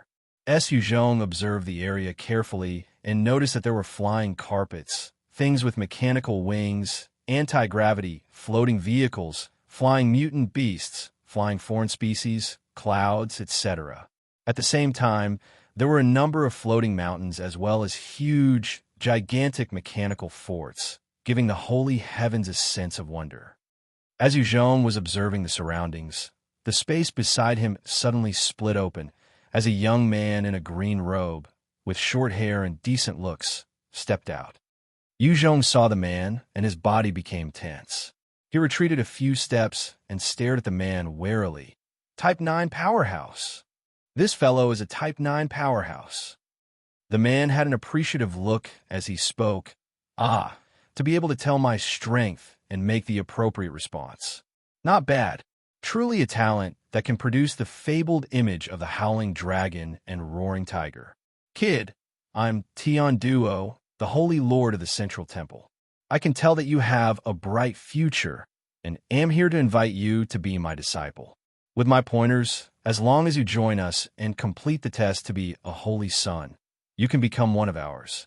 Without my guidance, if you were to join other temples, you'll have to start from the bottom and slowly accumulate your contribution. It would take at least 5 years to complete the rest. Within the holy heavens, with the 5 main temples as the bases, the heavenly lords were all at least peak Type 9 half-god powerhouses. Below them were the holy lords at the Type 9 realm, and below them, the holy sons at the Type 8 realms. Underneath the holy sons, there were a few Type 8 elders who worked hard but had no way of breaking through. Below the elders, there were holy sons in training. Below them were the divine envoys, followed by the divine envoys in training. After that were the divine servants, followed by the divine servants in training. After that were the ordinary members, followed by the ordinary members in training. Yu Zhong's current identity was an ordinary member in training. If he were to become a holy son, without anyone to recommend him, he would have to start from the bottom, continually completing missions and accumulating points. After reaching a certain level, then he would be able to raise in rank. With Yu Zhong's current high Type 8 realm, although he could quickly complete them and rise through the ranks, it would still take up some time. Yu Zhong quickly made his decision, asking sincerely, "It is an honor to receive your invitation. Dare I ask, Master, what are the customs to recognizing one as a master? I'm not entirely sure about the traditions and customs here." Yu Zhong had originally intended to join the Northern Temple. However, the fact that this Holy Lord Tian duo came to invite him personally, it was giving Yu Zhong a lot of face. He was not someone who did not know how to reciprocate. Therefore, he made the decision. Right at this time, another spatial tear happened as a golden-haired, hooked-nosed man stepped out and barked out, "Hold it!" The man's gaze was electrifying as he stared at Yu Zhong. "Yu Zhong, I'm from the Western Temple, Holy Lord Ursula. I admire you a lot, and I'm here to invite you to join our Western Temple. Accept me as your master. As long as you join us, I will do my best to propel you to become a holy son within the shortest possible time.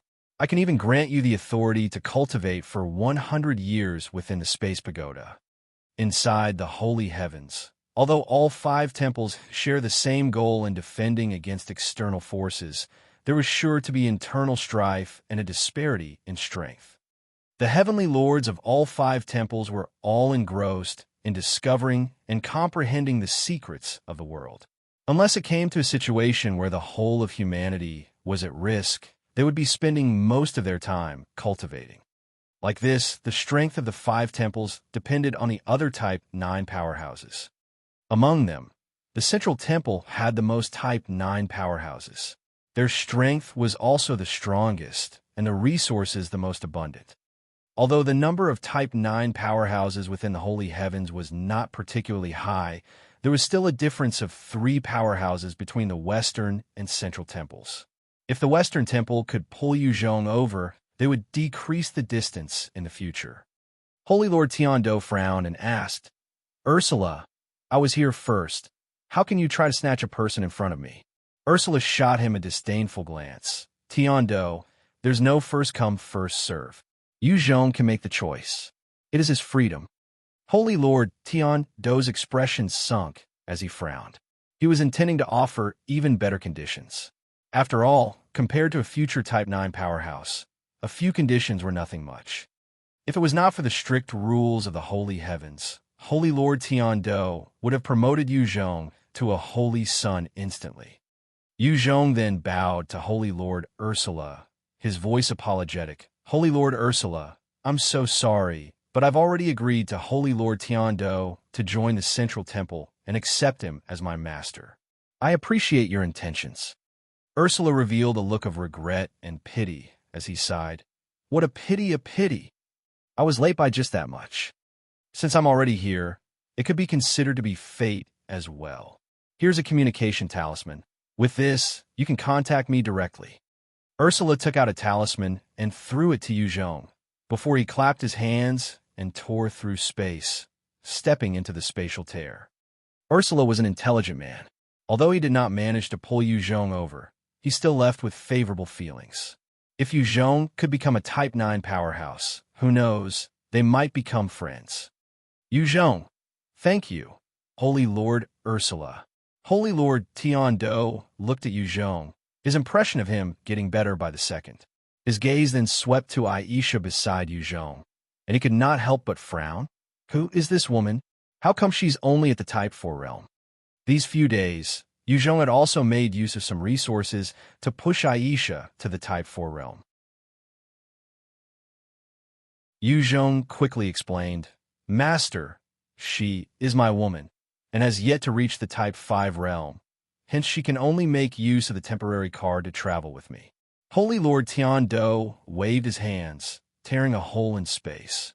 "Those who are not yet in the Type 5 realm cannot join a temple.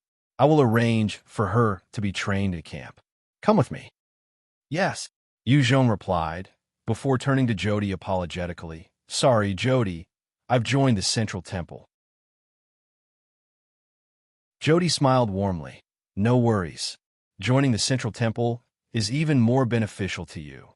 When you make it big, don't forget this old friend." "Of course." Yu Zhong laughed and turned, bring Dong Yu Yao and the rest through the spatial hole. Looking at Yu Zhong's disappearing back, Lina's gaze turned complicated As she spoke with a lowered voice, "He's gone." Jody's gaze also turned complicated as he sighed. "In the end, he's not of the same mold as us. It's understandable that he'd leave." Lina kept quiet. At this moment, space ripped apart again as a beautiful woman stepped out, her long golden locks flowing till her waist. She looked at Jody and her brows arched. "Jody, where's the young man who had caused the image of a dragon and tiger?"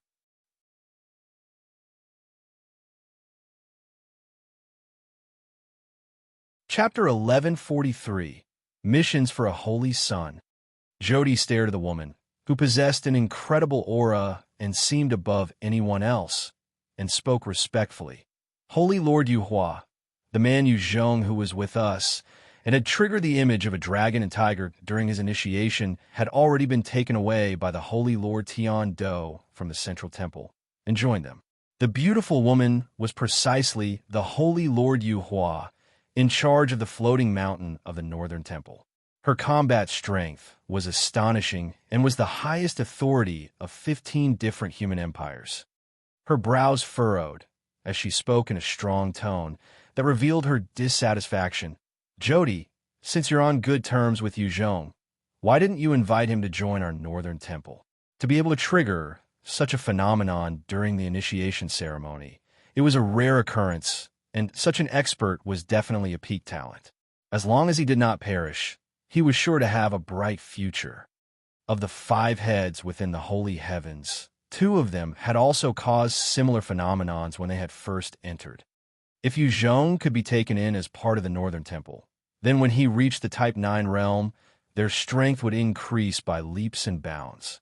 Jody chuckled bitterly and explained himself. "Ma'am, I had wanted to bring him. However, the Holy Lord Tian Do appeared personally to invite him. There was nothing I could do to receive the invitation personally from one of the important figures of the holy heavens. It was impossible to reject. It was especially so for those with no background. If they were to offend a Type 9 powerhouse, then it would be difficult to traverse the holy heavens in the future." Holy Lord Yuhua sighed deeply as her jade-like hands waved to tear space apart, and she stepped through it. "What a pity! I was late just by a step." Lina asked, "Jody, what should we do now?" Jody fell in silent contemplation. "Let's head back to the northern temple." Having made a decision, the group quickly left. On the other side, Yu Zhong's party stepped out of the spatial tear and arrived on the floating mountain that belonged to the Holy Lord Tian Do.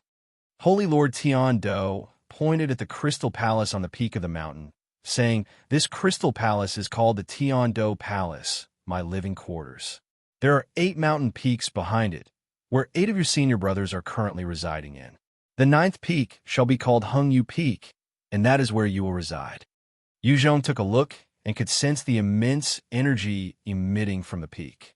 With joy and excitement in his heart, he replied, "Yes." Holy Lord Tian Do then barked out in a low voice, "Shui Luo." A green spirit then materialized in front of Holy Lord Tian Do, forming a human-like demon with a green face and long, sharp canines. "Master, Shui Luo is here." Holy Lord Tian Do ordered, "Go take these ladies to Hungyu Peak and arrange for their accommodations." Shui Luo replied swiftly, "Yes, Master. Ladies, please follow me." Dong Yu Yao and the other 2 followed Shui Luo away towards the Hungyu Peak. Holy Lord Tian Do brought Yu Zhong towards his own crystal palace.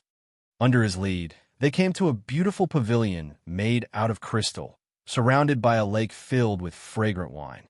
The air was thick with an intoxicating scent, and within the lake there were strange mutant beasts, even a few mermaids swimming within. The 2 of them sat down, and 2 beautiful mermaids shot out from the lake, landing beside the 2 of them, their fishtails transforming into legs. They looked no different from any beautiful ladies, as they each held a jar of wine, as they poured out a cup for the Holy Lord Tian Do and Yu Zhong. Holy Lord Tian Do waved his hands, and a number of 1,000-year lotuses shot out from the lake, landing on a jade plate as he casually took one and bit into it, offering some to Yu Zhong with a smile. "Eat up, These lotuses taste decent. The two mermaids stared at the 1,000-year lotuses, their eyes filled with expectation. These lotuses were precious, formed from the essence of this wine lake. Not only were they delicious, there were the miraculous effects of washing and tempering one's bones and marrows to have a qualitative change. If those two Type 6 mermaids could eat one, there was a chance to evolve to the Type 7 realm. Yu Zhong took one piece and bit into it, and immediately, a powerful taste of wine was released into his mouth, and as it entered him, a clear energy coursed through his body, shaking his mental faculties slightly. Holy Lord Tian Do chuckled before a silver card flew out and landed in Yu Zhong's hands. This is an identity token representing a divine envoy. From now on, you are a divine envoy of the Central Temple. He then pointed to thin air as a number of detailed instructions appeared. In order to become a holy son of our Central Temple, these are the missions you'll have to complete. Here, there are a few missions. You can pick 5 of your choosing. Although he could also directly transmit the details to Yu Zhong's sea of notification, it was considered an offensive thing to do. When Yu Zhong glanced through them, he realized they were all extremely detailed, with some requiring a few death-defying tasks like killing 3 groups of Type 8 powerhouses. One of them was especially special. The moment that task was completed, one could become a holy son. It was to charge into the man-eating divine temples, as well as the 10,000 devil altar, and kill a half-step Type 9 powerhouse. Within any of the powers, a half-step Type 9 powerhouse was important. Once one was killed, it would be a huge loss to the faction. If Yu Zhong could take down one from the man-eating divine temple or the 10,000 devil altar, that could prove that he was not a spy from the foreign races. Yu Zhong's gaze flashed as he chose 5 missions, one of which was the assassination of a half-step Type 9 powerhouse from those 2 enemy factions. These are my choices. When he first entered the Great God world, he might not have been a match for a half-step Type 9 powerhouse. However, he had since risen by 2 small tiers and already possessed the confidence of dealing with one. There was a look of admiration in the gaze of the Holy Lord Tian Do. He grabbed out, and those 5 missions formed into a card. Before handing it to Yu Zhong, good. These are the information on the missions. Once you've completed them, you will have completed the rites to the master-disciple relationship. I will then impart all that I know to you. One's mantras could not be passed on so easily. Although Holy Lord Tian Do was appreciative of Yu Zhong, he had to test him as well to see if Yu Zhong was sincere about joining the holy heavens. Once Yu Zhong completed those tasks, his hands would be stained with the blood of foreign species. He naturally would belong to the holy heavens. Yu Zhong was not surprised, as he replied respectfully, yes. Holy Lord Tian Do was an efficient man. Once he handled everything, he let Yu Zhong leave. When he returned to Hung Yu Peak, Yu Zhong took out his identity card and went into the network. Let's see what privileges does a divine envoy have. Inside the holy heavens, there was a network that encompassed the entire world, allowing the inhabitants to communicate. When Yu Zhong logged on, he was instantly swarmed with numerous notifications. What amazing capital! This virtual network actually covers the entire human race, allowing all 108,765 human kingdoms to be linked up. As long as one has a Holy Heavens identity card, they could use the network to communicate. The network reached all human cities, and each human kingdom was like a transmitting station. However, only those of the highest authority could make use of the system. Ordinary folk did not know they were living under the surveillance of such an extensive network. As a divine envoy of the holy heavens, Yu Zhong's authority within the network was decently high. He could easily investigate any person below his level of authority, digging up everything from their past. If he wanted to find someone, such a power was incredibly terrifying. Yu Zhong quickly glanced through the information before he turned his attention to the exchange system, and soon, a list of items appeared in front of his eyes. Type 9 mutant beast blood, 1 vial, 100 million contribution points required. Only divine envoys and above can exchange. Type 8 mutant beast, alive, 2 billion contribution points. Only elders and above can exchange. Type 8 mech armor, 1, 5 billion points. Only elders and above can exchange. Written by Type 9 expert Howling, 10 billion contribution points. Only holy sons and above can exchange. Life fountain water, 1 bottle, allows one to transform their bones and marrows. If a Type 7 powerhouse consumes this, greatly increases chances of breaking through to the Type 8 realm. 500 million contribution points. Only divine envoys and above can exchange. Yu Zhong glanced through it roughly and could already make out many heavenly treasures. Not only were they expensive, but they also required certain statuses to purchase. With Yu Zhong's current status, there were still many items he could not exchange for. For example, the written by the Type 9 powerhouse Lin. Yu Zhong wanted that badly. However, he did not even possess that many contribution points, and his identity was not high enough to authorize that purchase.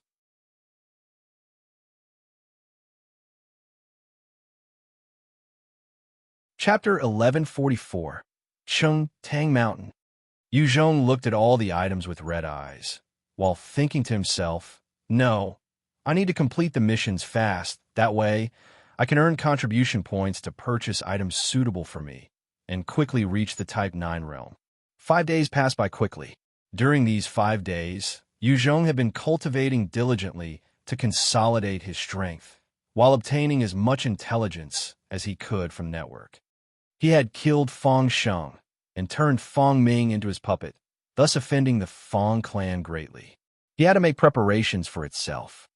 On this day, Yu Zhong had just exited from the network when Dong Yao came up to him and said, "Yu Zhong, Jody's here.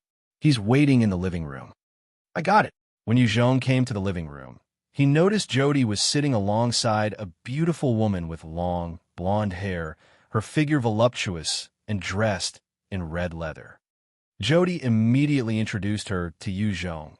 "Yu Zhong, this is Holy Daughter Biana from our northern temple. She has some matters she would like to discuss with you." Biana smiled charmingly and said, "How do you do? I'm Biana. Pleased to meet you." Yu Zhong directly asked, "Hi, I'm Yu Zhong. May I ask, Miss Biana, what exactly are you looking for me for?" She adjusted herself, accentuating her figure even more for Yu Zhong's viewing pleasure, before laughing lightly. "Mr. Yu Zhong, I know that you have chosen the mission to explore the Merlot battlefield. A few of my comrades and myself have chosen that same mission. The Merlot battlefield is a public area, and not only will there be spatial tiers left behind by those Type 10 legends of the past, there are also spiritual imprints, undying devil spirits, as well as powerhouses from other species. I would like to invite you to join us on the expedition." Yu Zhong then asked the crucial question, "In that case, how would we distribute any findings or spoils?" She replied forthrightly, "If the person found the item, it belongs to him or her. If it were obtained as a group, then it would be determined by the efforts contributed." With a thought, Yu Zhong agreed, "Sure, I'll join you guys." On such an expedition, the more people there were the better. Yu Zhong had also intended to head to the Merlot battlefield for investigation. Biana then said, 3 days later, we'll meet at Chun Tang Mountain of the Tang Su Empire, 10 a.m. sharp."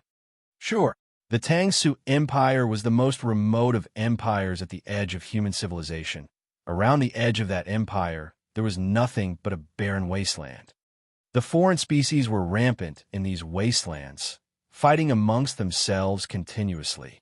There were even some Type 9 powerhouses among them. If it was not for the protection of the holy heavens, those foreign species would have already ravaged the Tang Su Empire countless times. Chun Tang Shan was a mountain that was the closest to the border, about 5,000 m in height. On this day, on top of the remote mountain, there were 4 people waiting. Of the 4 people, there were 2 men and 2 women. The men handsome and suave, the women beautiful. Each of them looked like immortals, exuding an indescribable aura that was attractive and extraordinary. One of the men, who wore a green robe and had a long sword on at his waist, frowned slightly as he asked, "Why isn't Yu Zhong here yet?" The other man, who had golden hair and blue eyes, his nose slightly red, and he wore a white robe, laughed lightly. "Bai Feng, he's someone who could cause the image of dragons and tigers to appear, a rare genius of 1,000 years. It's natural that he's some big shot." Baiana laughed and replied, "Azaman, Bai Feng, it's only 9:56 now, it's still not time yet." The last woman, who wore spectacles and a white round hat on her head, her entire body decked in white, spoke coldly. "It's already 9:57 to be precise." With only 3 minutes to the appointed time, yet there's no sign of him. Seems like he would not be here punctually. Such a person, with no time management, lacks bearing. Furthermore, we're all holy sons and holy daughters of our respective temples, while he's merely a divine envoy. How could he be so arrogant? When he becomes a holy son in the future, who's to say he would not be uncontrollable? While Yu Zhong's trigger of the tiger and dragon illusion had shocked many, it had left many others with a bitter taste in their mouths due to jealousy and envy. The four on this Tang peak were the holy sons and daughters of the holy heavens, each of them having gone through numerous tests and were recognized as geniuses and talents. They were all confident of their own strength, and now that Yu Zhong was making them wait, they were naturally unhappy. Baiana tried to console her friend. "Annie, there's still 2 minutes. I think he should be able to make it within the time." Annie spoke coldly. "Let's hope so. I don't think I'm late." Right at this time, a mysterious voice sounded from one side of the peak. Hearing Yu Zhong's voice, the rest all stiffened as they whirred around towards the direction of the voice, noticing Yu Zhong standing behind them. Baiana smiled warmly. "Yu Zhong, you're here. How come I did not see you come up?" The remaining people also looked at him, curious to find out how he had managed to come up noiselessly. After all, their perceptions had been scanning the entire peak this whole time. Even an ant would not be able to escape their notice. However, under their very noses, Yu Zhong had still appeared behind them. It was as creepy as a spirit. Yu Zhong laughed lightly. "I used some methods, intending to give you all a surprise." Baiana took the initiative to introduce them. "Yu Zhong, let me introduce you. This is Holy Daughter Annie from the Western Temple. This is Holy Son Azaman from the Eastern Temple, while this is Holy Son Bai Feng from the Southern Temple." Yu Zhong grinned. "Hi y'all. I'm Yu Zhong. Pleased to meet you guys." Bai Feng spoke coldly. "Since everyone's here, let's go." After that, he shot off into the distance. Annie and Azaman nodded towards Yu Zhong before following after Bai Feng. "Let's go." Baiana then led Yu Zhong as they soared into the great barren lands.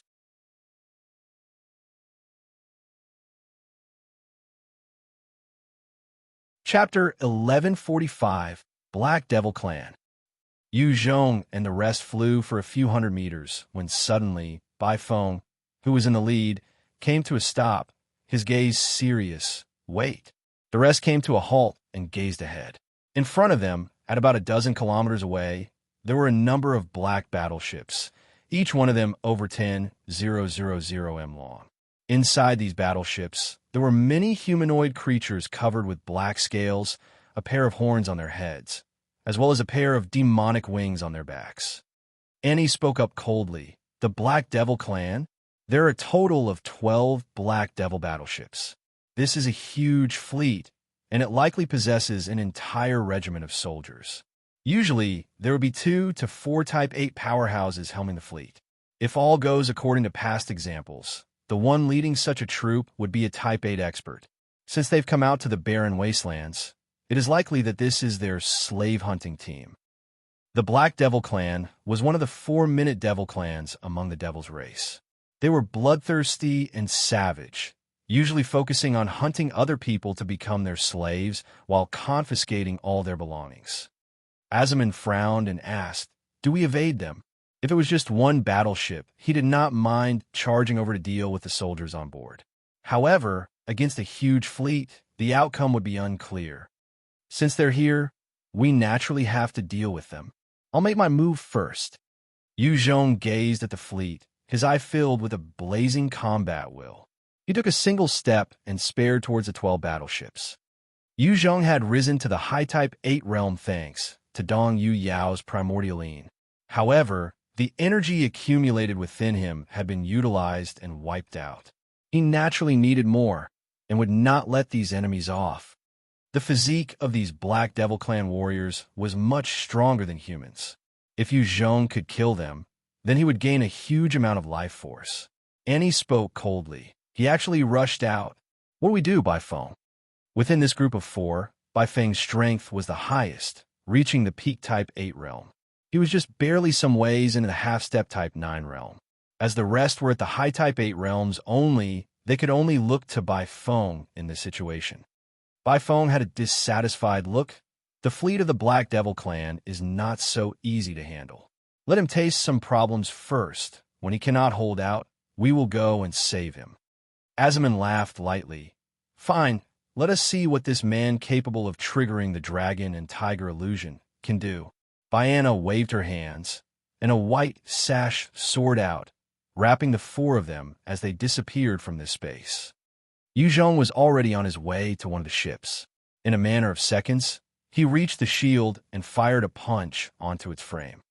With that, the entire ship was rocked, and with a violent explosion, there was a huge hole that was blasted at the point of impact from Yu Zhong's fist.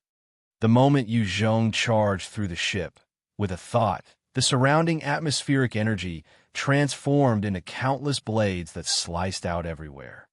Under the barrage of attacks, the numerous Black Devil Clan soldiers within the battleship were sliced up into countless pieces as he absorbed the life force voraciously. The soldiers of the Black Devil Clan were different from humans. They were naturally powerhouses, each of them at least belonging to the Type 5 realm. Their numbers in the Type 6 realm was even more. The life force from dozens of thousands of these soldiers would be even more abundant than 1 billion ordinary people. Honk, honk, honk, honk. Within the battleship, there were numerous explosions. As that happened, critical parts of the battleship began to explode as parts descended towards the ground. A great number of Black Devil Clan soldiers flapped their wings and flew out of the damaged battleships, heading towards the rest. As for the remaining 11 battleships, they did not dare to be careless, quickly activating their energy shields, at the same time aiming their main cannons at the huge battleship that Yu Zhong was still in. Inside the remaining 11 battleships, one particular Type 8 commander, whose hands were wielding a battle spear engraved with runes, shouted out coldly, "Fire!" Immediately, the 11 cannons lit up and fired out. In that instance, a number of light beams burst forth, slamming into the huge battleship. With a loud blast, the entire battleship, as well as the Black Devil Clan experts that had yet to escape, were all blasted into pieces. What a vicious Black Devil Clan! Before the cannons had fired, Yu Zhong had already fled out of the battleship. He stood in the air and looked at the disintegrating battleship and could not help feeling a sliver of fear. Had he been slightly slower, he would have been heavily injured as well. After the 11 battleships had destroyed the ship, over 1 million Black Devil Clan soldiers soared out from the 11 battleships. What are they intending to do? Yu Zhong stared at the 1 million Black Devil Clan soldiers with a strange glint in his eyes. He then reached out to grab, and a huge dragon claw condensed out of thin air, instantly gathering over 1,000 soldiers and squashing them into meat paste. With a thought, the atmospheric energy continued to roll and churn, forming multiple sharp blades that sliced out at the warriors. Under that vicious attack, huge patches of the Black Devil Clan warriors were instantly killed.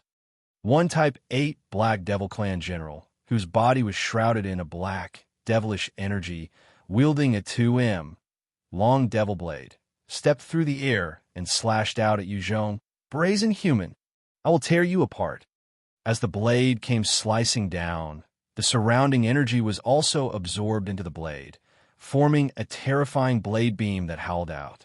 Yu Zhong stared at the general and punched out right at the devil blade. At that moment, the Devil Blade collapsed and was completely destroyed, while the body of the Black Devil Clan general was also obliterated in a mess of blood and flesh. General Lei Cha was killed. General Lei Cha was actually killed by a human. Who is that? Seeing the Black Devil general wiped out by Yu Zhong in a single fist, the soldiers of the Black Devil clan were all shocked. They had not expected their guardian to be killed off so casually. Azaman sighed in appreciation. Powerful. Bai Feng spoke mildly. Truly capable. Annie coldly snorted. He's just so. At least he did not let down the expectations of his potential. The four of them were peak powerhouses of the holy heavens, and if they were to use their strength, they would be able to kill that Black Devil general as well. Hence, they were not too surprised by Yu Zhong's might. Instead, they were curious and wanted to see what else he was capable of. Diana laughed gently. The next one is the true test of his skill. The hundreds and thousands of Black Devil soldiers, still alive, quickly formed a huge formation. With a unified roar, dense devilish energy surged out from them, pouring into the Type 8 general among them. After absorbing the energy, the Type 8 general began to execute some secret technique and formed into a giant half-step Type 9 Black Devil figure, formed from all of them combined together. Bai Feng and the rest stared at this, their gazes turning serious. It's here. This Black Devil giant that was exuding a half-step Type 9 might was an entity that could kill a holy son from the humans with only a single slap. Once the Black Devil giant was formed, it stepped out and used its huge fist to slap out at Yu Zhong. A powerful energy locked the area around, preventing Yu Zhong from moving away. Just nice. I wanted to see what's the difference between me and a half-step Type 9 powerhouse. Yu Zhong's eyes flashed with a strange glint, and he sent out a fist at the hand of the Black Devil giant. A loud explosion occurred. As the terrifying energy blasted outwards in all directions, the hand of the Black Devil giant disintegrated. In just a strike, over thousands of Black Devil soldiers have been killed. Seems like such an imitation still cannot match up to a proper half-step Type 9 powerhouse. You're of no use to me. You can go to hell now. Yu Zhong's gaze turned frosty after destroying the hand of the giant, and he then turned into a beam of light as he appeared in front of the midriff of the giant, sending out a powerful fist at the head of the Type 8 Devil Clan general within the formation.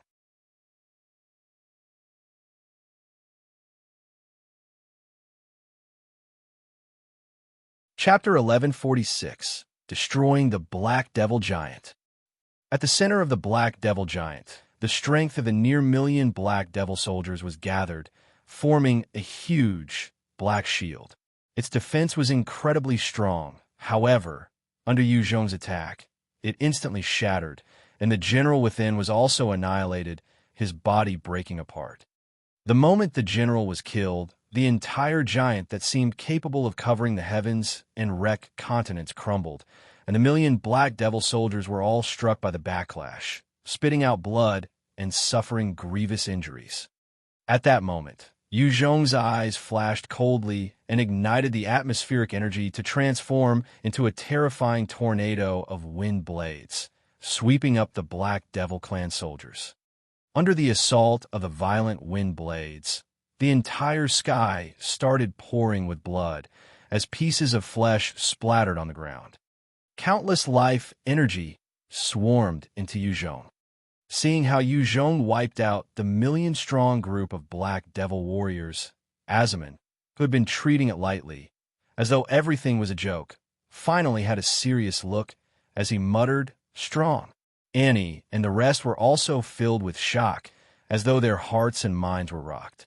The Black Devil Giant might not be a true half-step Type 9 powerhouse, but it possessed enough strength to deal with a human holy son. Such an entity was dealt with so easily by Yu Zhong. It just showed how powerful Yu Zhong was.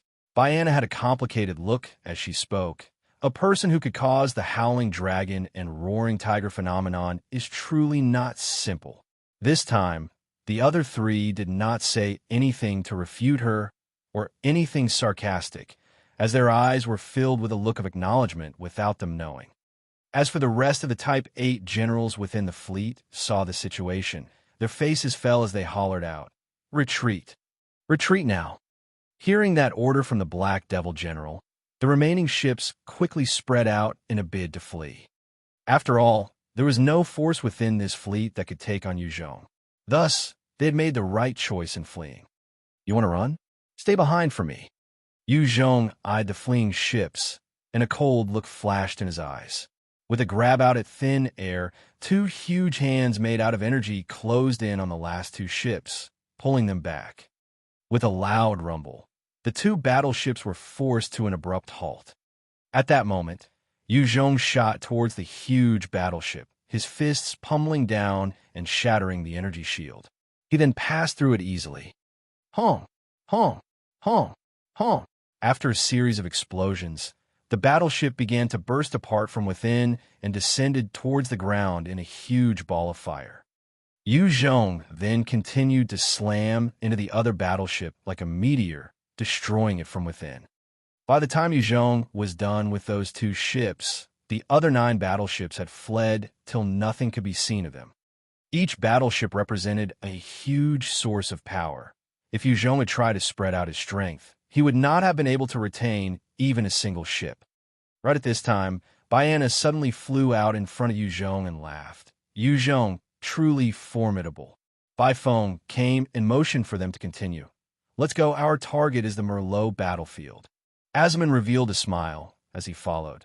"That's right, you're strong." Annie also nodded slightly before flying off.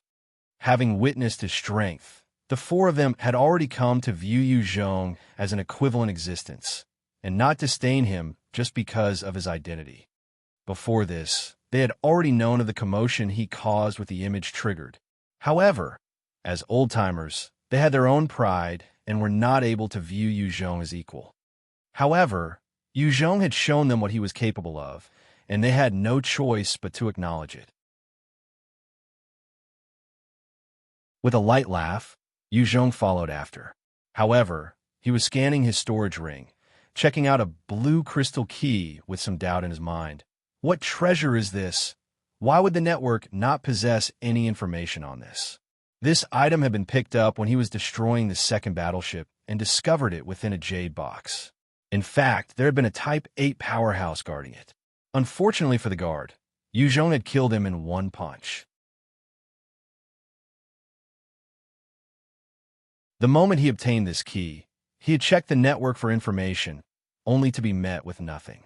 This caused him to be even more sure that this crystal key that was emitting some strange aura was a precious treasure. However, he just did not know what it was. He then threw it to the back of his mind. "Forget it, let's wait till we're back before I check it out properly." In the distance, the remaining 9 battleships had fled a distance of thousands of kilometers before gathering once more. At this time, a powerful mechanical planet of over 100 kilometers in diameter descended in front of the 9 battleships. A terrifying voice filled with pressure traveled out. "Hey Chi, did you get the item?" One Black Devil general of the Type 8 realm shot out from the battleships, kneeling on the ground as he trembled and reported, "Answering your Highness Holy Sun Anshuman. The item was snatched away by a human powerhouse." The Black Devil general opened his palm, and a green light shot through the skies, forming an image of Yu Zhong clashing with their forces. "This is the image we obtained." From the mechanical planet, a handsome youth stepped out, his forehead bearing a pair of goat horns, a pair of demonic wings on his back, and his entire body covered in black scales. However, he had a full head of hair and incredibly good looks. This was the one of the holy sons of the 10,000 Devil Altar, Holy Sun Anshuman. When he flew out, he was followed by a number of powerhouses also emitting terrifying pressures.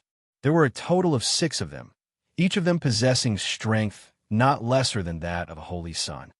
These were the holy sons and holy daughters of the 10,000 Devil Altar, each of them with extraordinary looks and aura. Anshuman looked quietly at the image before his voice turned icy. "Since the item was lost, how did you come back alive?"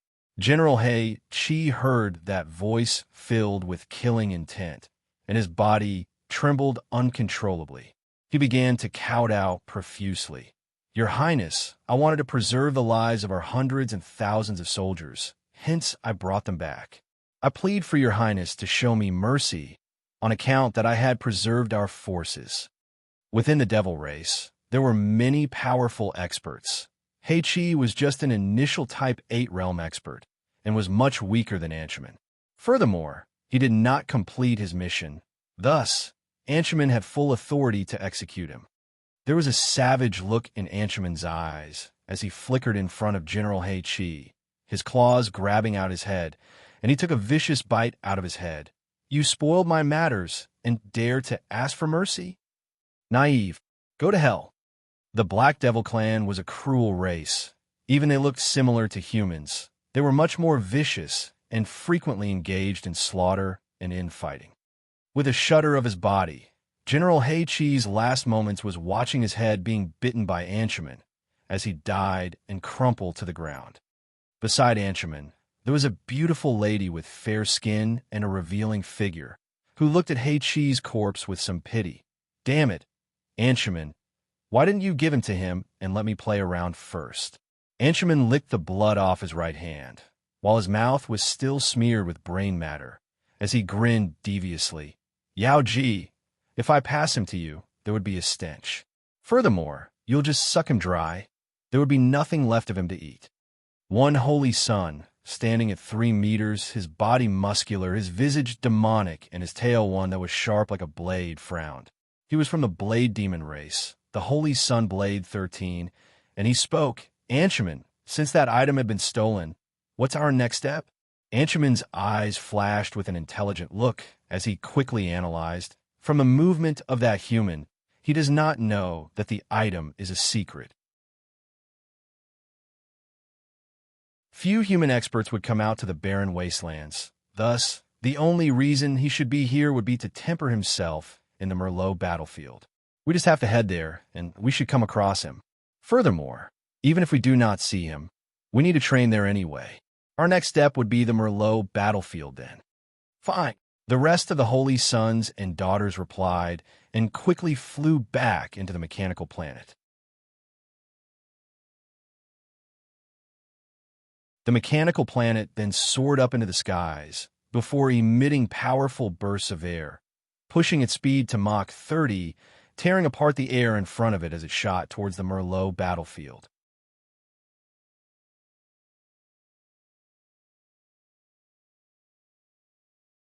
Chapter 1147, Green-Faced Ghost. The Merlot battleground had been around thousands of years ago when true God Realm powerhouses ruled the great God world. It was an ancient battlefield that had formed naturally within the Merlot mountain range.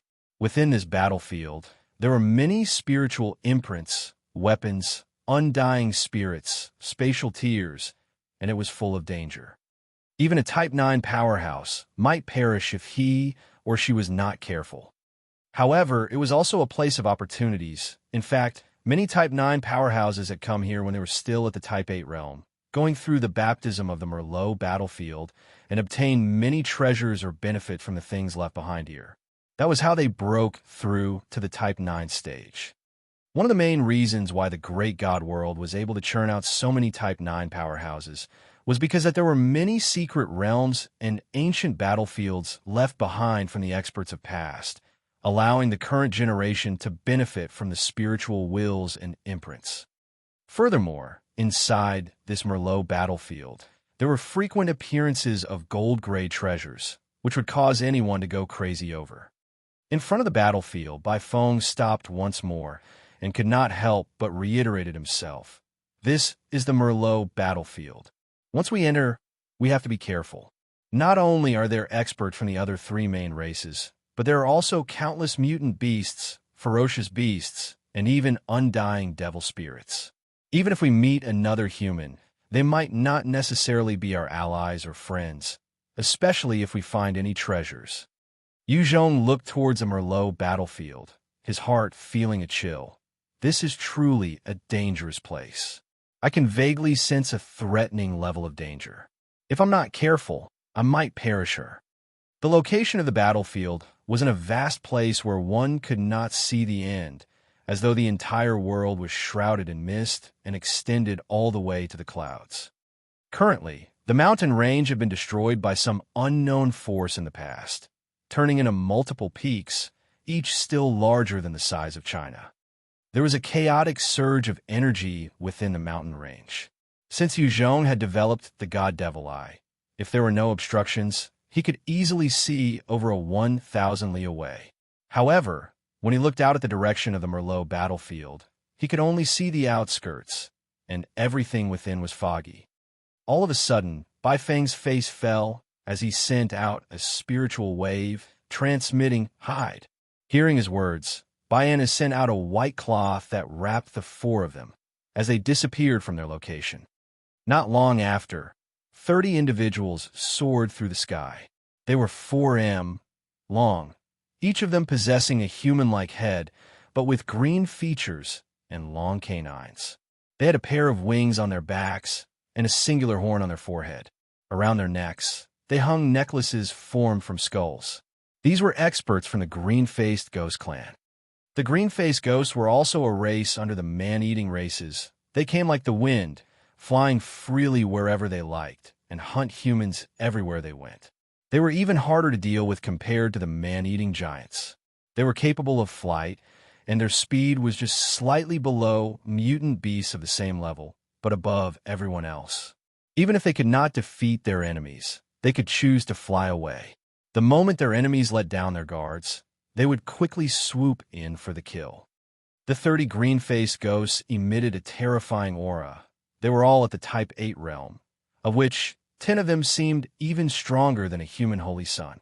As Yuzhong stared at them, his eyes brightened up. If he could take down all of them, he could gain a huge increase in his strength. Type 8 powerhouses were not easy to come across. Within the Holy Sirius Empire, there was only one like George. Furthermore, Yuzhong was not willing to slaughter other human powerhouses for no reason. Otherwise, he would also be ostracized by the holy heavens and would have nowhere to go within the great god world. Whereas in the various secret realms, there were many Type 8 mutant beasts. However, behind these beasts were powerful Type 9 existences guarding them. If he killed one or two, it would not be an issue, but if he were to go on a massacre, then the Type 9 powerhouses would not let him off. However, there was no hidden danger in dealing with these green-faced ghosts. Among the tasks that Yuzhong had accepted, there was the requirement of hunting enemy forces, man-eating races, as well as devils. Looking at the ghosts, Yuzhong opened up his ring noiselessly, causing many dust-sized nanobots to fly out and follow the green-faced ghosts. Among the four races, the mutant beasts occupied the most territories and were the most numerous. However, it was obvious that these were scattered. They also seldom engaged in a mindless slaughter of the humans they come across. One of the green-faced ghosts faced their most burly member, opening his mouth to ask, "Yicha Ghost, is your intelligence accurate?" Yicha Ghost revealed a savage grin. Of course, not too long ago, there were easily 30 and more human holy sons that entered the Merlot battlefield. Furthermore, there were others that joined in. Right now, the total number of human cultivators within is over 60, and they are there for us to hunt. One other green-faced ghost stuck out his tongue to lick it while smiling viciously. "That's great. 60 holy sons. I can already smell their flesh." The previous time, when I had crushed the bone of the human holy daughter, her despair and expression of pain were so enticing. Another green-faced ghost frowned. However, 60 of them is not weak. If they join forces, we might not be a match for them. One laughed lightly. "Don't worry. Humans usually go in groups of 4. Furthermore, within the Merlot battlefield, it's not easy for them to sense one another. By the time they react, we would have gained the advantage. At that time, we're free to kill or leave. Why should we be afraid?" Yicha Ghost laughed, flapping his wings, and charged into the battlefield. "Ha ha, let's go." The rest also quickly flapped the wings and entered. When all the green-faced ghosts disappeared into the Merlot battlefield, the white sash came down, revealing Yu Zhong and the rest. Other than Yu Zhong, the rest had ugly expressions. Diana frowned. What do we do? The network does not reach inside. We have no way of informing those fellows within. The Holy Heavens network was extensive and could reach many places. However, due to the residual power of the true gods of the past and spiritual imprints, the network could not penetrate the Merlot battlefield. Fang declared, "It is not something that we can handle. We have to go back and report this. Let the higher-ups deal with this." 30 green-faced ghosts, with 10 among them possessing holy sun-level strength. With such a group, even Fang would not be able to handle at his peak Type 8 strength. The rest also nodded quietly. They might be proud of their strength, but they were clear that sometimes retreat is the right strategy. "Why don't we do it like this? You guys retreat, I'll go in and check it out." Yu Zhong laughed lightly and suggested, "I have a method that can hide my aura and presence. As long as I employ that technique, it would be hard for them to discover me." Fang frowned. The green-faced ghosts have an ability through their horns that can allow them to break past many illusions and stealth techniques. Knowing this, do you still want to go? Yu Zhong was resolute. Yes. They were an important source of evolution for Yu Zhong. He naturally wanted to hunt them down. Right at this time, Annie also spoke up coldly. "I'll follow you then." The rest shot her a bewildered glance. They were clear that among them, her strength was not at the peak. If she got herself entangled with the green-faced ghosts, she would likely be in danger. Under their shocked gazes, Annie spoke coldly. "Within the Holy Heavens, I might not be the strongest, but my abilities in life preservation and support can be considered in the top 10. I can cover you." "Fine. In that case, come with me." Yu Zhong laughed, and in a flash, he had charged through into the Merlot battlefield. Annie's figure also turned hazy and disappeared mysteriously, entering the battlefield. Fang stared at them, his fists clenched tight, and there was a strange glint in his eyes. He wanted to enter as well and fight it out with the green-faced ghosts.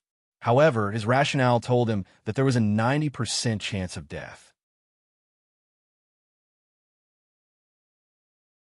Azaman looked at the Merlot battlefield with a complicated gaze. "Let's go." Fang fell silent before turning around and soared away. Not long after they left, a huge meteor descended from the skies, landing right outside the Merlot battlefield, revealing a huge mechanical planet. A number of peak experts from the Black Devil clan flew out and shot into the battlefield as well. When they had all entered, the planet soared up and disappeared, coming and going like the wind. It was too dangerous inside the Merlot battlefield for the mechanical planet to enter. It would likely be torn apart by the countless undying spirits within. You're tuning in to the Warrior Lore YouTube channel. Don't forget to subscribe and join us on this journey to catch the most captivating stories.